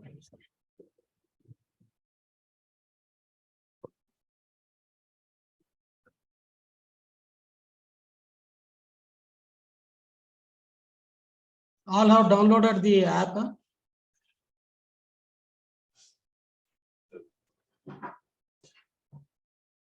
Okay, and this is the app field book, the green color. Yeah. Just to open it. Okay, this first screen shows that fields, trades, collect, export, settings, and about, right? Then click on the fields. Then you will have all these files, right? But here I'm not. My screen, okay. In this screen, yes. Okay. Now here in this we have to open one file. Whichever file you have the experiment. So I am selecting this exploration file. So we have made this file. Then go back. Then next I am selecting the trade file. Okay, the trade file is already there. So if trade file is not there, you can just import the trade file. Go to local storage. Okay, local storage. So here you will have all the trade files, whichever is uploaded in the trade folder. Okay, so I have to select this passport data last file. This passport data sheet. So then you will get all this file. Okay, passport information. Then go back. Then go to collect.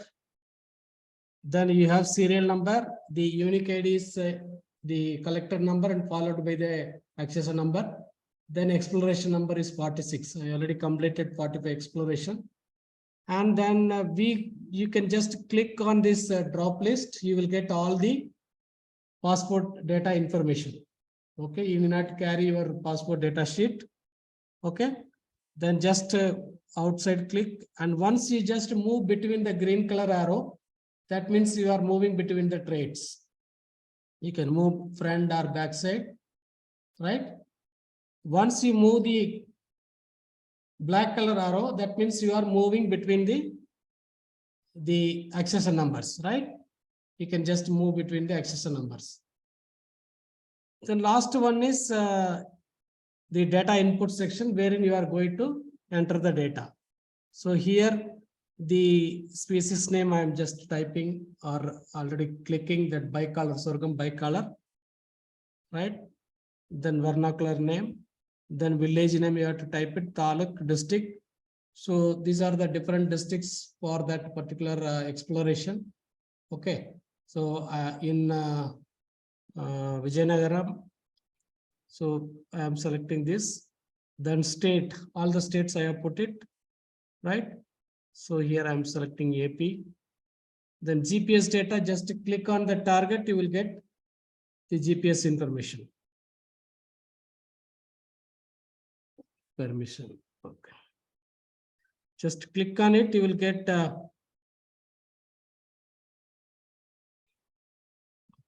have to give permission. Permission to deny. So before that, we have to give permission for now. You can see that lat long data is come. Then go to next. In case you are using that GPS device, then there also you can just collect the information about lat long and just enter it. Right, altitude also you can add it. Then source, then farmers field, then status land races, then frequency, occasional, then materials, seeds, then sample type and so on. Okay, then we can collect all the passport related information, and you can take photographs also.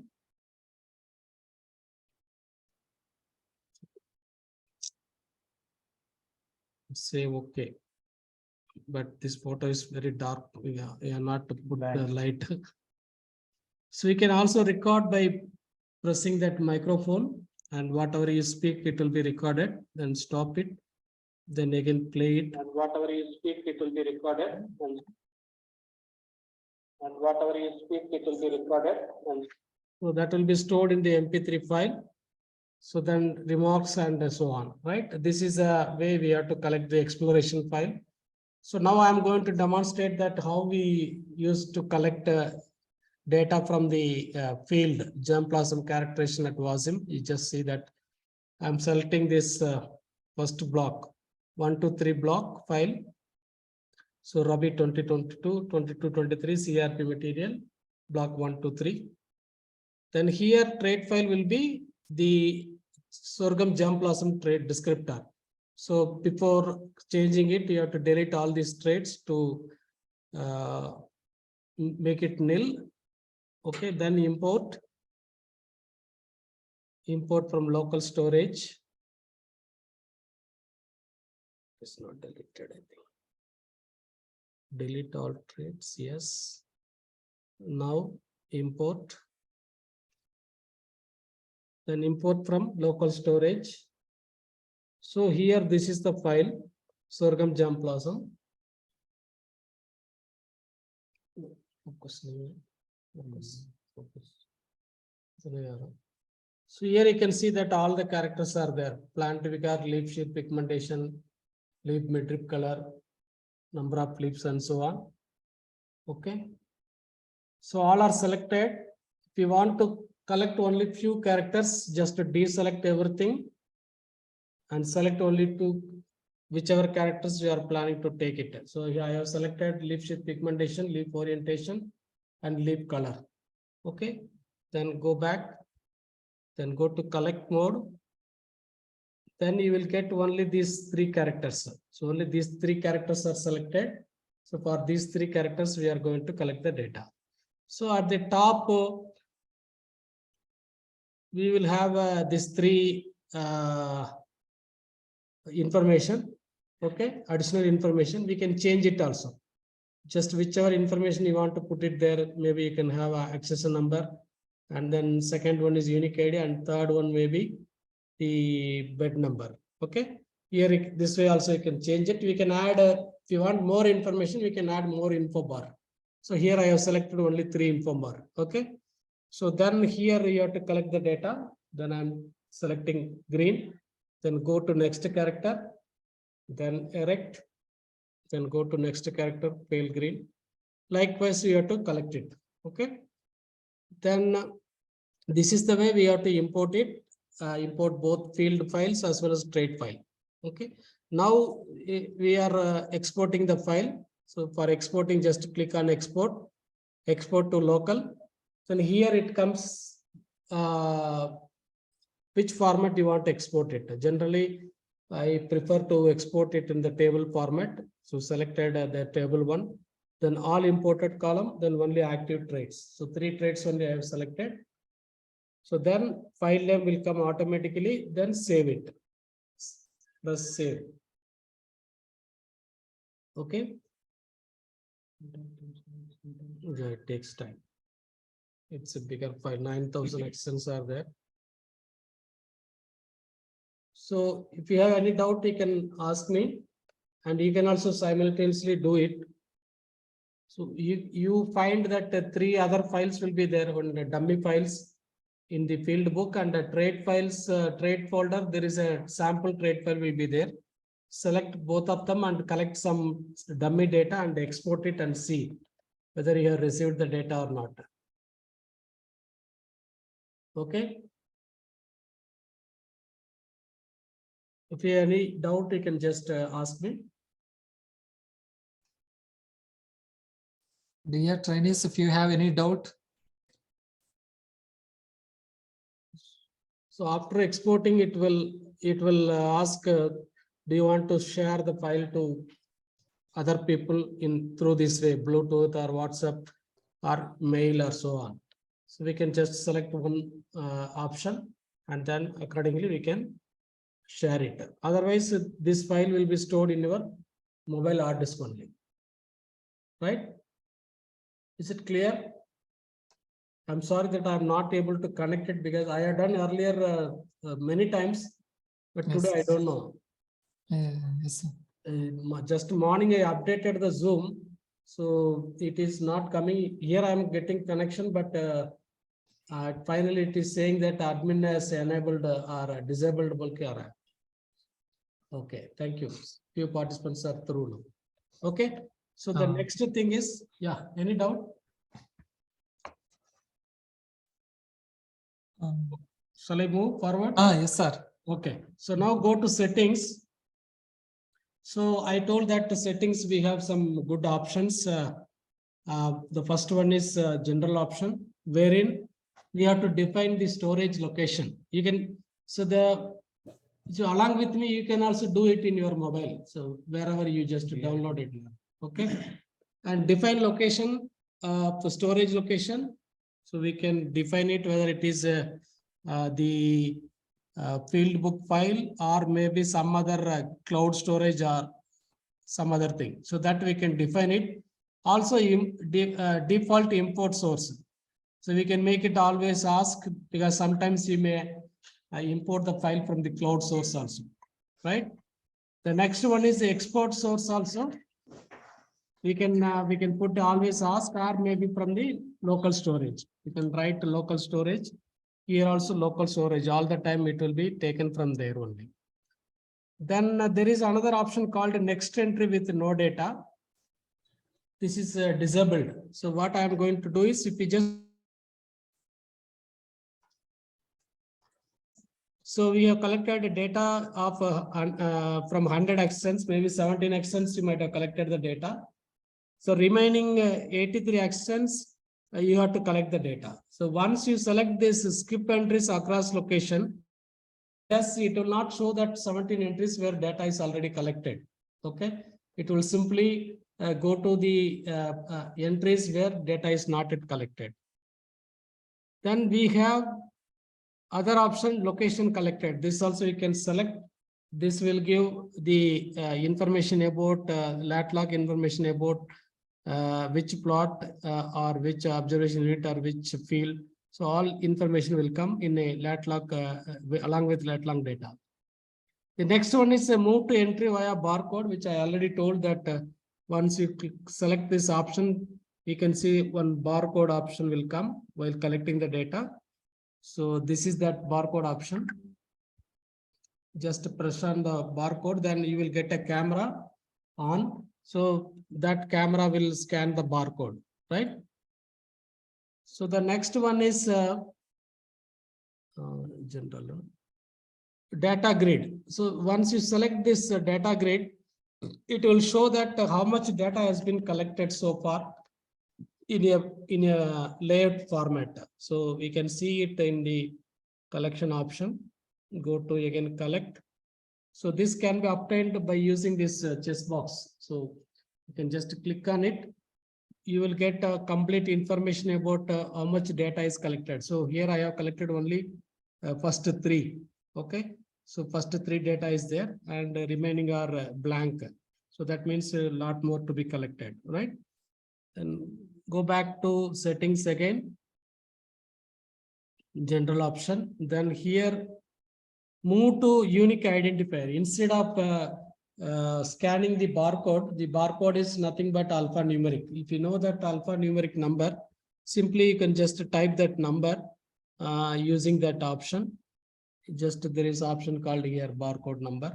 Here you have to type that number, alphanumeric number, so that it will take you to that particular accessions. Okay.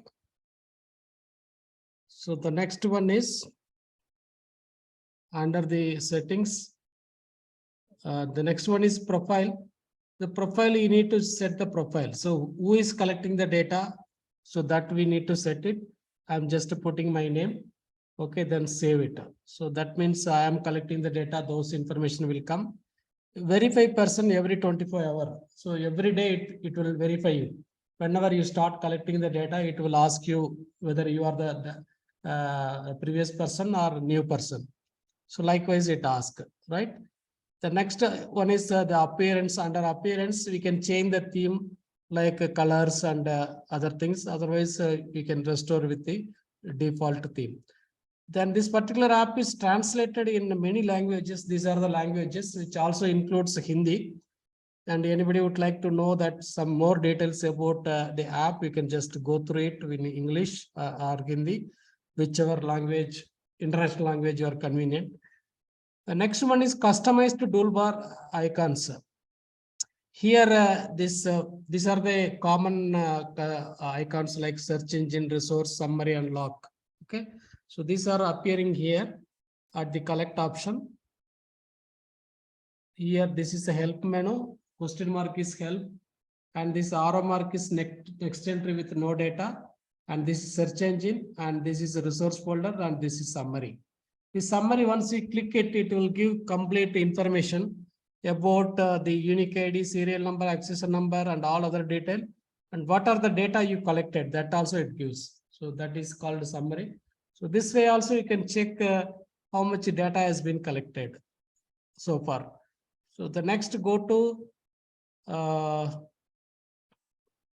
number of info bars. Here I have selected only 3 info bars. I have shown you. If you want to have one more like 4th info bar, just select 4 and then say OK. Go back to main menu, collecting mode. Then here you will have another bar, means info bar. Here also you can just you can change it whatever you want to see, and that you can make it as a block number or so. So this way we have added one more info bar. So likewise, so many info bar you can make it, right? Then go back again, go to settings, and now it is behavior. So behavior, the first option is cycling traits advances entry. So cycling traits advances entry in the sense, so here we are collecting 3 data, okay? Only 3 characters we are collecting. And these 3 characters will come as a cycle. See, first character, second character, third character. When you press for the 4th time, it will go to next entry, first character, just like a cycle, okay? For that, you can see now, see, I am in the next 0 to second genotype. I am collecting first character, second character, third character. When you press for the fourth time, it will go to third entry and first character. Third entry and first character. So that is called recycling, right? You need not press this entry option. Once you press that trait itself, it will take you to the next entry. The next option is the map volume key to entry navigation. So instead of using that other key format, you can also use that volume key at the side of the tablet or mobile. You can use that volume key as navigation. And then third one is a return key signal. This return key signal is used whenever you are using the digital scale. So like many of the international institutes, they use the digital scale to collect that quantitative character, especially the plant height. Just they will move the scale, and then the tab will be linked. So every time they move the entry, they simply press on it, press the return key signal, then it automatically the data will be recorded using that digital scale. So that is the option. Then next one is a disable entry navigation if no data. So this is another option similar to that no entry. So wherein if no data is there, it will not go to that entry. So wherever empty cells are there, it will just move there. Similarly, the next one is disable file sharing. So after collecting the data, if you want to share the file with someone else, it will come automatically. If you don't want to see that message, I would like to save only the exported file in my hard disk, then select this disable file sharing so that it will not ask you again to share the file with someone else. The next one is use day of the year. It comes along with that date format. So in the date format, whichever date you are clicking, after exporting, it will show that the numbered day of the year. Say, for example, 250th day, 150th day, something like that. The next option is skip entries across active trade. Here, it will skip the entries where data is not collected. It will be across the trades. If simultaneously you are taking 3 trades, if you use that skip entries across all trades, then even one trade is not collected, it will skip the entry. In the first option is only in that particular trade, anything is missing, it will skip it. In the second option, among all the 3 trades you selected and collecting, if not even a single is collected, missed it, then it will go to next entry. So that is an option. The next one is flip-flop arrows. So what it does while collecting the information data, so even this trade file can be used as changing the entry number. So you can see that when I'm pressing the green color arrow, the entry number is changing, right? So this entry navigation, it will change the trades. So it is flip-flop. So this also you can use it. So this I'm deselecting it now. Behavior, deselecting flip-flop. Then go to next geo navigation. Here we can have the geo navigation information like whenever the device is connected with satellite or and other cloud storage, then this can be used it. And then next one is the sound option, wherein whenever you collect data, after collecting the data, you are moving forward to next entry. That time we will get a sound. Okay, so this 2 I am selecting. The second one is notification sound when moving between the entries. When you move between the entries, this sound will come. Then first one is when you move, when you change the primary order. Say for example, leaf color and other things we are collecting, our bed number is changing, then that sound will come. Then the next one is cycle trades sound. So when we have 3 characters to be collected today in a recycle format, when you press for the 4th time, when it goes to the next entry and first trade, then also one sound will come. So likewise, 3 sound options are available. You can just go to collect. Now I am just collecting the data. So this sound is not.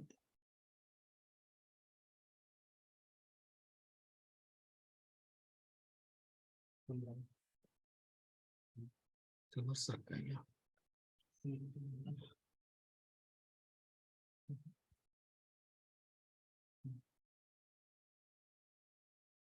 Yeah.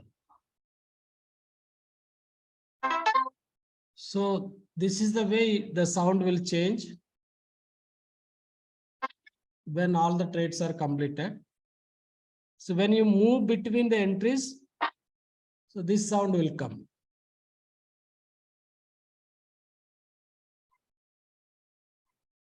Okay. So likewise, all the three sounds will help you psychologically that while collecting the data. Okay, these three options are there. And there is another option called text to speech. So there is another option. We can choose the language, but unfortunately there is no English is there. This also we can use it instead of telling the data. So we can just, we need to practice. So far we also have not used it. So this was the latest update. And the next option is breeding server. So there are about a few servers available globally, especially for cassava and wheat, oat and barley, and they have created a consortium. So if you want to submit this data to those consortium, means those who are there in that particular server, so they can use this app. Through this app, that data can be submitted there. This is called a breeding API. But we are not there in any of this, but maybe in future for multi-location trials it may come. Last option is a database. So I told you that if you are going on leave, if you are planning to give it to somebody else who will collect the data in case of your options. So you can just export the database. So it will not occupy much space. I'm exporting it and it will be saved there. And then after that, the exported database will be available in the folder. Just import that database has to be imported by the next person who will be using your completed database. Okay. So these are all about the app, and there is an option called help menu. You can see at the top of this question mark. So here we just click what is field, allows you to import and manage the field. Then what is the trait? Answer. What is the trait? And then what is collecting data? So all the headings you will get the help menu. So this way we can get some idea what it is, right? Then apart from this, traits, I was telling you that this is a selection of traits. You can just use complete all selection and remove all selection, select only few. And also you can edit the trait. So by pressing this three dot here, so copy, delete and edit. We can just copy and delete and edit. So that option also available. And here, if you want to add a new trait, go to plus mode so that the new window will open. And then here you have to select the format of that particular trait, whether numeric, categorical, date, person, Boolean, and so on. Select this numerical, then what is that trait, we have to mention it, and then details, then save it. So this is the way you have to add a new trait. And to import the trait, and if you want to import new traits to the for data collection, you have to delete the existing traits, then import it. So delete all traits, then after that import the new trait. So that can be imported from the trait folder. Okay. And this all about this app, and the folders are here. It will be there in the my files. Okay. Under the my files, internal storage. So this is my folder, field book folder. See, under the folder, these are the different subfolders like updates, traits, resources, and so on. So updates will be there, new files, and trait file, you can see all the different millets trait files are there, right? Then we have a resource folder wherein each trait file, what are the characters Okay, so if you want to use as the reference, you can just use it mechanical compactness. So this is the way you have to collect the data. After seeing this, we can just collect the data. Similarly for foxtail millet, these are the characters. So inflorescence, length of bristles, how it can be assessed. So these observations, we can just use this resource folder as the library. The next one is plot data, wherein whichever experimental file you are uploading, so that file will create another folder under which there will be two subfolders, photos and audio. Okay, here there is no photo. Okay, likewise, it will be stored. Then next one is the geo navigation. So we are not concerned about it. Field import, all your field experimental file will be here. Here we have this block 1, 2, 3, 4, and 4, 5, and 6. And we have this exploration folder, exploration FP. And also we have millet gene bank database, everything I have put it here. And next one is field export. All the files which are exported after collecting the data, that will be stored here in your hard disk. So you can see that automatically the file name, everything is given by the app. And then next one is a database. Here also, whenever you export the database, that will be stored here, and somebody else it can be given. Archive folder will help you to add the data, whatever is taken in the morning or previous session, that will make a single file. So these are all about the app, and if you have any query, you can just ask me. Still few more slides are there. I will just complete it. Then thank you, Venkatesh.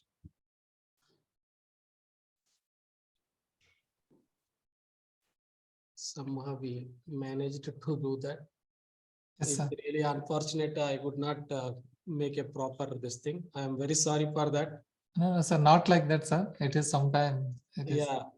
So network issue and other each things. technology has its pros and cons. Yes. Yeah. So I will just continue the presentation. Yes, sir.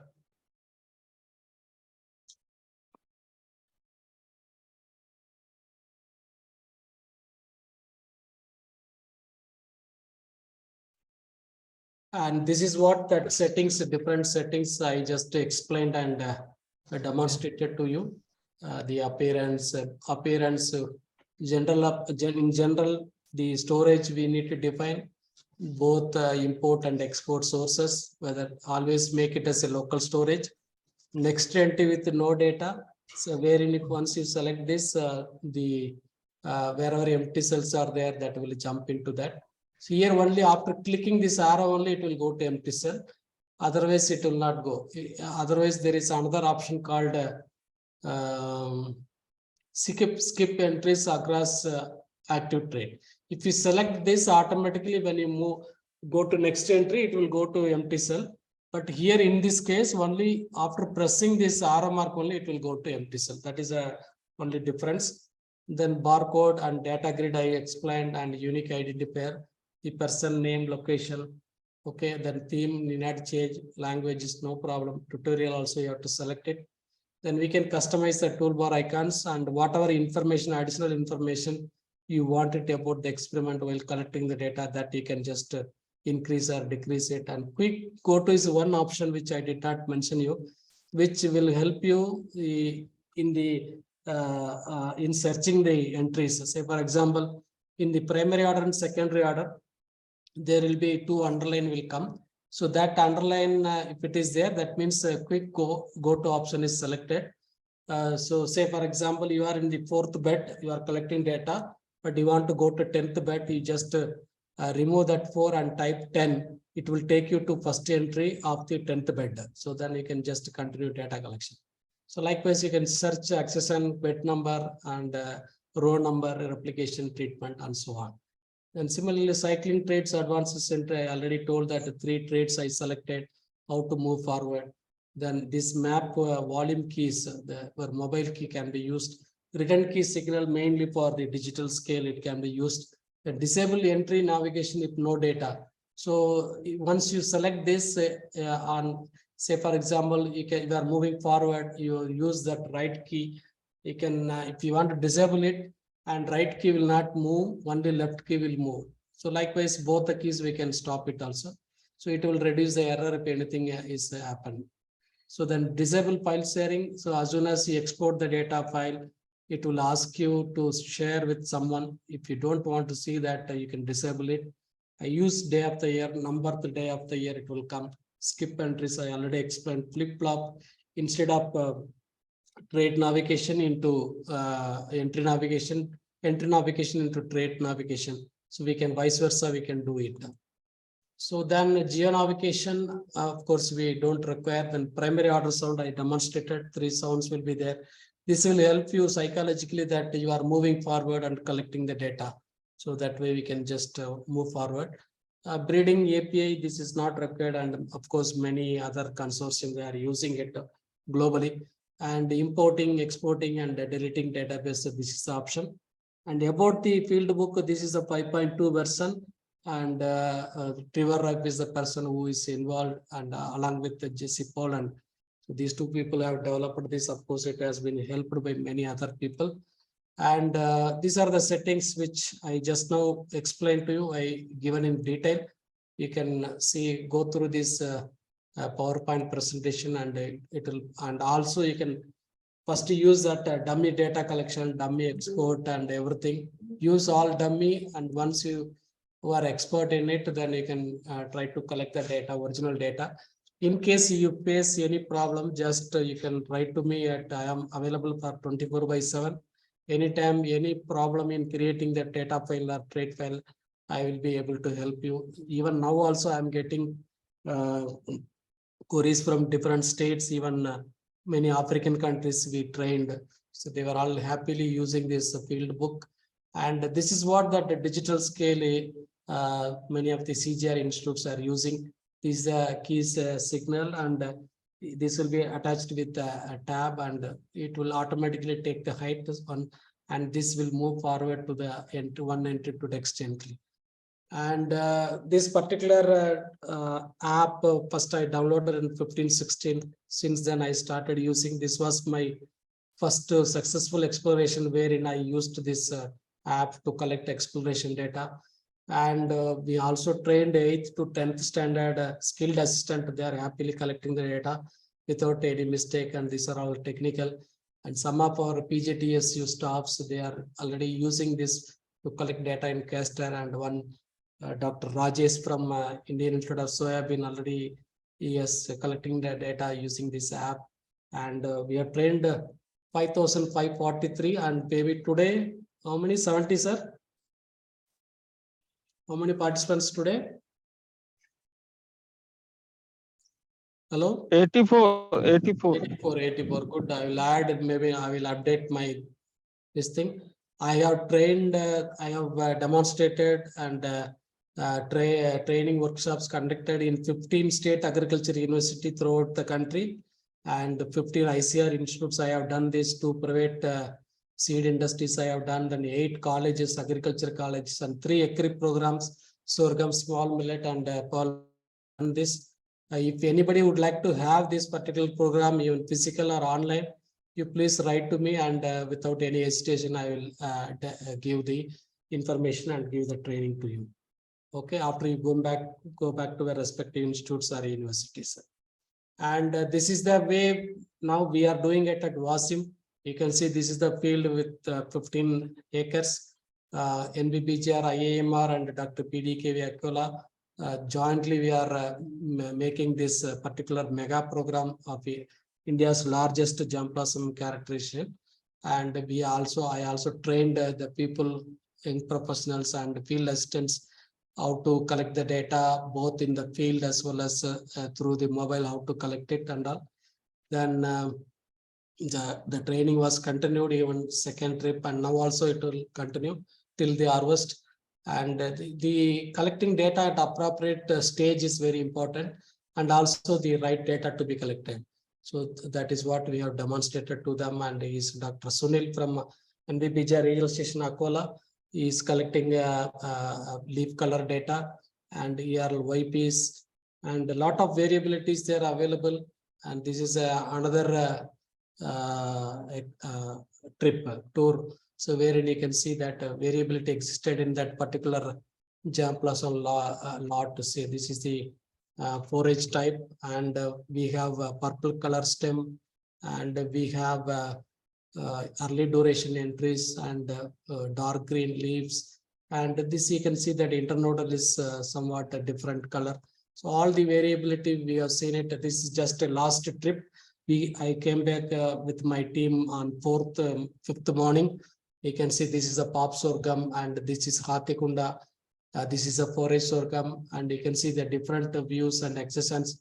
The anther color variability existed in that accessions, and you can see that red in color, white, yellow, and gray, and so on. Also the midrib color, you can see that light green and yellow, white, and colorless, and also the dark green. So there's a lot of variabilities there, and all these people have trained and they are happily collecting the data. So we made the teams, and even after half an hour, I'll be getting the data. So every day 5 o'clock I get the data.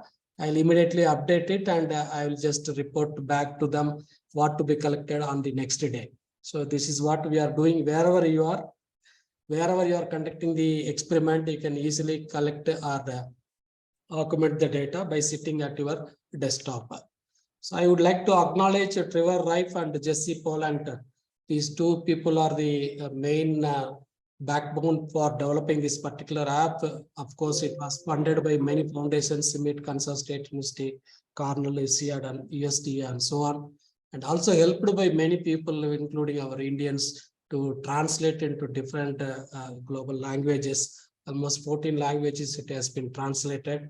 So with this, I would like to conclude it. Thank you so much. If you have any clarification, you please, I am ready to answer. If time is not permitting, you can also write to me, and I am happy to answer and help you to collect the data. Thank you so much. Thank you, the organizer, for having given me this opportunity. Thank the director and other organizers. Thank you so much. Hope all the participants are happy, and they will use this app. I'm believing in it. Okay. Sir, sir, you please, yes, you stay. Yeah. Dear participants, if you have any doubt, please, you can interact with sir.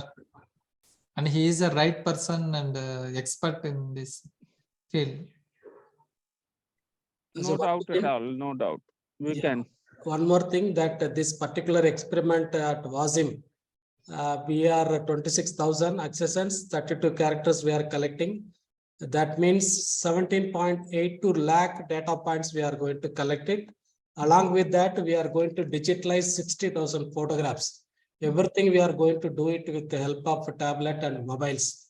Already we have crossed 2 lakh data points, and today we'll exceed another 50,000 data points. And this is the way we are moving forward. And otherwise, if this app is not there, for 26,000 accessions with 32 characters, we need to create 112 data books, with each book constitutes 100 pages. So 112 books, how will you carry to the field, and how will you search even which entry is in which book, right? Yes, sir, it is. So that is the beauty of digital field book. Yes, sir. Yes, sir. No, it is very accurate and will give information, sir, in bulk analysis. And sir, with your permission, actually, our NBPGR also recently developed one mobile application on exploration, sir. Actually, that is designed by Mr. Ankur Tomar from Exploration Division. Okay. Sir, if you give 2 minutes time, I will show just.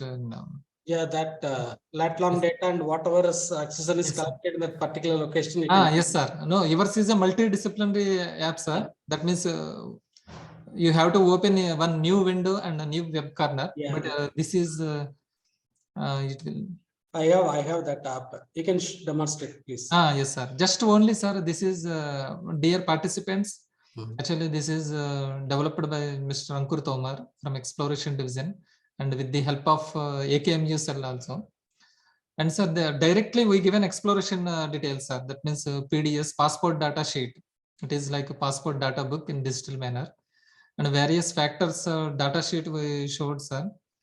and directly you can download, sir, actually.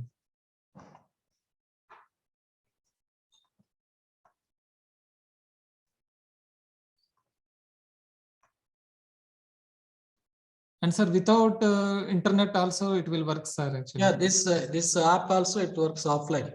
Offline, sir. It is. No internet is required. It works offline beautifully. Yes, sir. It is very easy, sir. Regarding any person can use exploration, but it is only for exploration. Exploration of any collection of germplasm material. What I told is for multi-purpose. So yes, sir. Yours is multi-purpose and field data you can record very easily, sir, for yours. And in this download option also there, sir, very easily we can download and we can send email also. And sir, I need to know that your application, sir. Whom you are asking, sir? Ankur Tomar, sir. Ankur I Tomar. developed He this is a application. developer. Yes, sir. I developed this application, sir. The thing is, your application is quite vast, sir. It's in compared to this one. But sir, I just need to know your application is hybrid mode or it's a native application, sir. I mean, on which platform you developed your application? Whom we are asking again? Ankur Tomar, sir. Okay, Ankur Tomar is not there, but he is currently demonstrating. Yeah, right, sir. Sir, actually, for you, he is asking, sir, actually. No, he is asking Ankur Tomar. Yes. For me, my answer is this app is not developed by me. I'm just a facilitator and I'm just demonstrating app to others so who can use it. Sir, and one another thing is the data will be confidential, sir. We cannot. Yes, unless you share it, it will be in your hard disk only, means mobile device only. If you don't want to share it with other people, it will be stored in your device storage only. Okay, sir. Okay. It is developed by ICRISAT. No, it is not developed. Simit, sir. Yes, sir. Okay. Mexico. Yes. Simit in collaboration with Kansas State University. No, it is a very good application, sir. For It is for field. It is in public domain. Yes, sir. So no need to bother, and many people, many countries, people are using it. Yes, sir. Yes, sir. And now participants, any doubts? I hope, sir. Some questions are there. They say yes. Okay. I want some negative remark also. Everybody says yes, okay, fine. Yes. No, sir. Once if they are using, then only they can express their things. That is the reason I'm telling you, use dummy data collection and then export to your own mail ID or WhatsApp. Then you can see that whether whatever data you collected has come or not. Then while making the field book as well as trade file, maybe when making the field book, you may find some difficulty first time. And if any problem is there, just let me know. So I will solve it and I will inform you. Yes, sir. And sir, I hope everyone is cleared. And sir, now it is a time to express our vote of thanks. You already expressed it. Yes, sir. No, sir. Thank you very much, sir, for sharing your idea and as a facilitator. And you enlighten the participants for knowledge. Even this, sir, I heard personally also I am saying this app, how to use this is as a multi-location trials. We can easily, that means we can add and we can import data. But as a single purpose, it is somewhat tough. But while we are using, you can easily you can access. And sir, thank you very much, sir. Once again, on behalf of organization team, and for delivering a lecture on this PGR management digitalization, for sharing your ideas and easily expertise. Thank you, sir. Thank you very much. And sir, I am requesting, sir, one last photo is there, sir. Dear participants, kindly switch on our videos.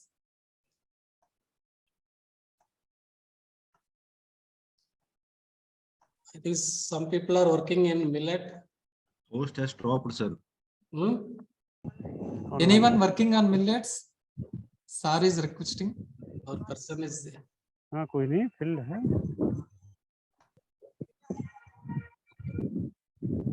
See, I will be sharing with you some files, So that you can get it from the organizer. I would like to share the information. Shall I take 2 more minutes? Yes, sir. पूरे लो sir, field Please. में ही बैठे हैं। आपको तो भी तकलीफ नहीं करना है ना, इसलिए। अरे सर फील्ड में है, we are still in field, so you can carry on, no issue. See, these are the files I'm going to share with you. Okay, these are the resource folders for this many crops I have. I already made it. All I will share it. Okay, almost 29 crops resource folder is there, and we have a crop descriptor for 50. So which includes the passport information file at the here, and also the extension file. So anybody is there, extension scientist, they can use the questionnaire and they can customize it. This is ready to use the trade files. Okay. Then I'm going to give you this presentation and also the paper which is published in Yes, sir. MPPGR. It is really beautiful paper. This. Yeah. So this also you can take it, and this crop science is also one paper is published by the developer in 2014 when they developed it for the first time. That paper also I'm going to give you. And then one more manual how to use it, but this was in the beginning, but after that many versions have happened. So this also I'll be sharing with you. And what else? This is also another manual. So this was in 3rd version, but now it is 5.2. And you can get some tips from this manual also. Then what else? I will give this field book using Excel sheet. Right? Okay. So these are the some dummy files I have given, and how to create unique ID and other things I have given here. So that also I'll give you. Then trade file using the field book. So these are the different trade formats. And how to create the trade file, the standard headings are there. You have to add the trades here, identify the format and add other things, then save it in the CSV format mode. Then you can just make it the procedure which I have given to you. Okay, these are the things I will be giving free of cost to you. Sir, in, user manual is there, na, sir, in this? Yeah, everything is. Okay. That is important, sir, actually. User manual is. So I will make it in a folder and share it to you, Ravi. Yes, sir. Yes. You can just give it to all. Okay. Yes, sir. Even in addition to that, anybody is having working in other crops for which you would like to develop a descriptor, you need to send me only the characters, and each character, any score is there or not. So any score like categorical qualitative score, if anything is there or not, those details you give me, then I will just make it and send to you back. Okay. Yeah. Yes, sir. And Vijay Mandal ji? Yes, sir. ले लिया ना photo? हाँ ले लिया, लेकिन ज्यादातर लोगों ने कैमरा नहीं खोला है। Okay. ले लिया फिर भी। Yes, yes. ठीक है. Host has stopped it. मुझे भी भेजेंगे ना? Video, because the host has stopped it. अच्छा. Okay, sir. रवि मुझे भी भेज देना photos. Yes, sir. Sure, sir. Sure, sure. Yes. Sir, thank you, sir. Thank you very much. Thank you so much. All the best to all. Yes. Thank you, sir. Thank you. Okay. Dear participants, tomorrow we will join at 9:30 a.m. and have a nice day. Thank you. Thank you. Close कर दूं sir? हाँ, close कर दीजिए.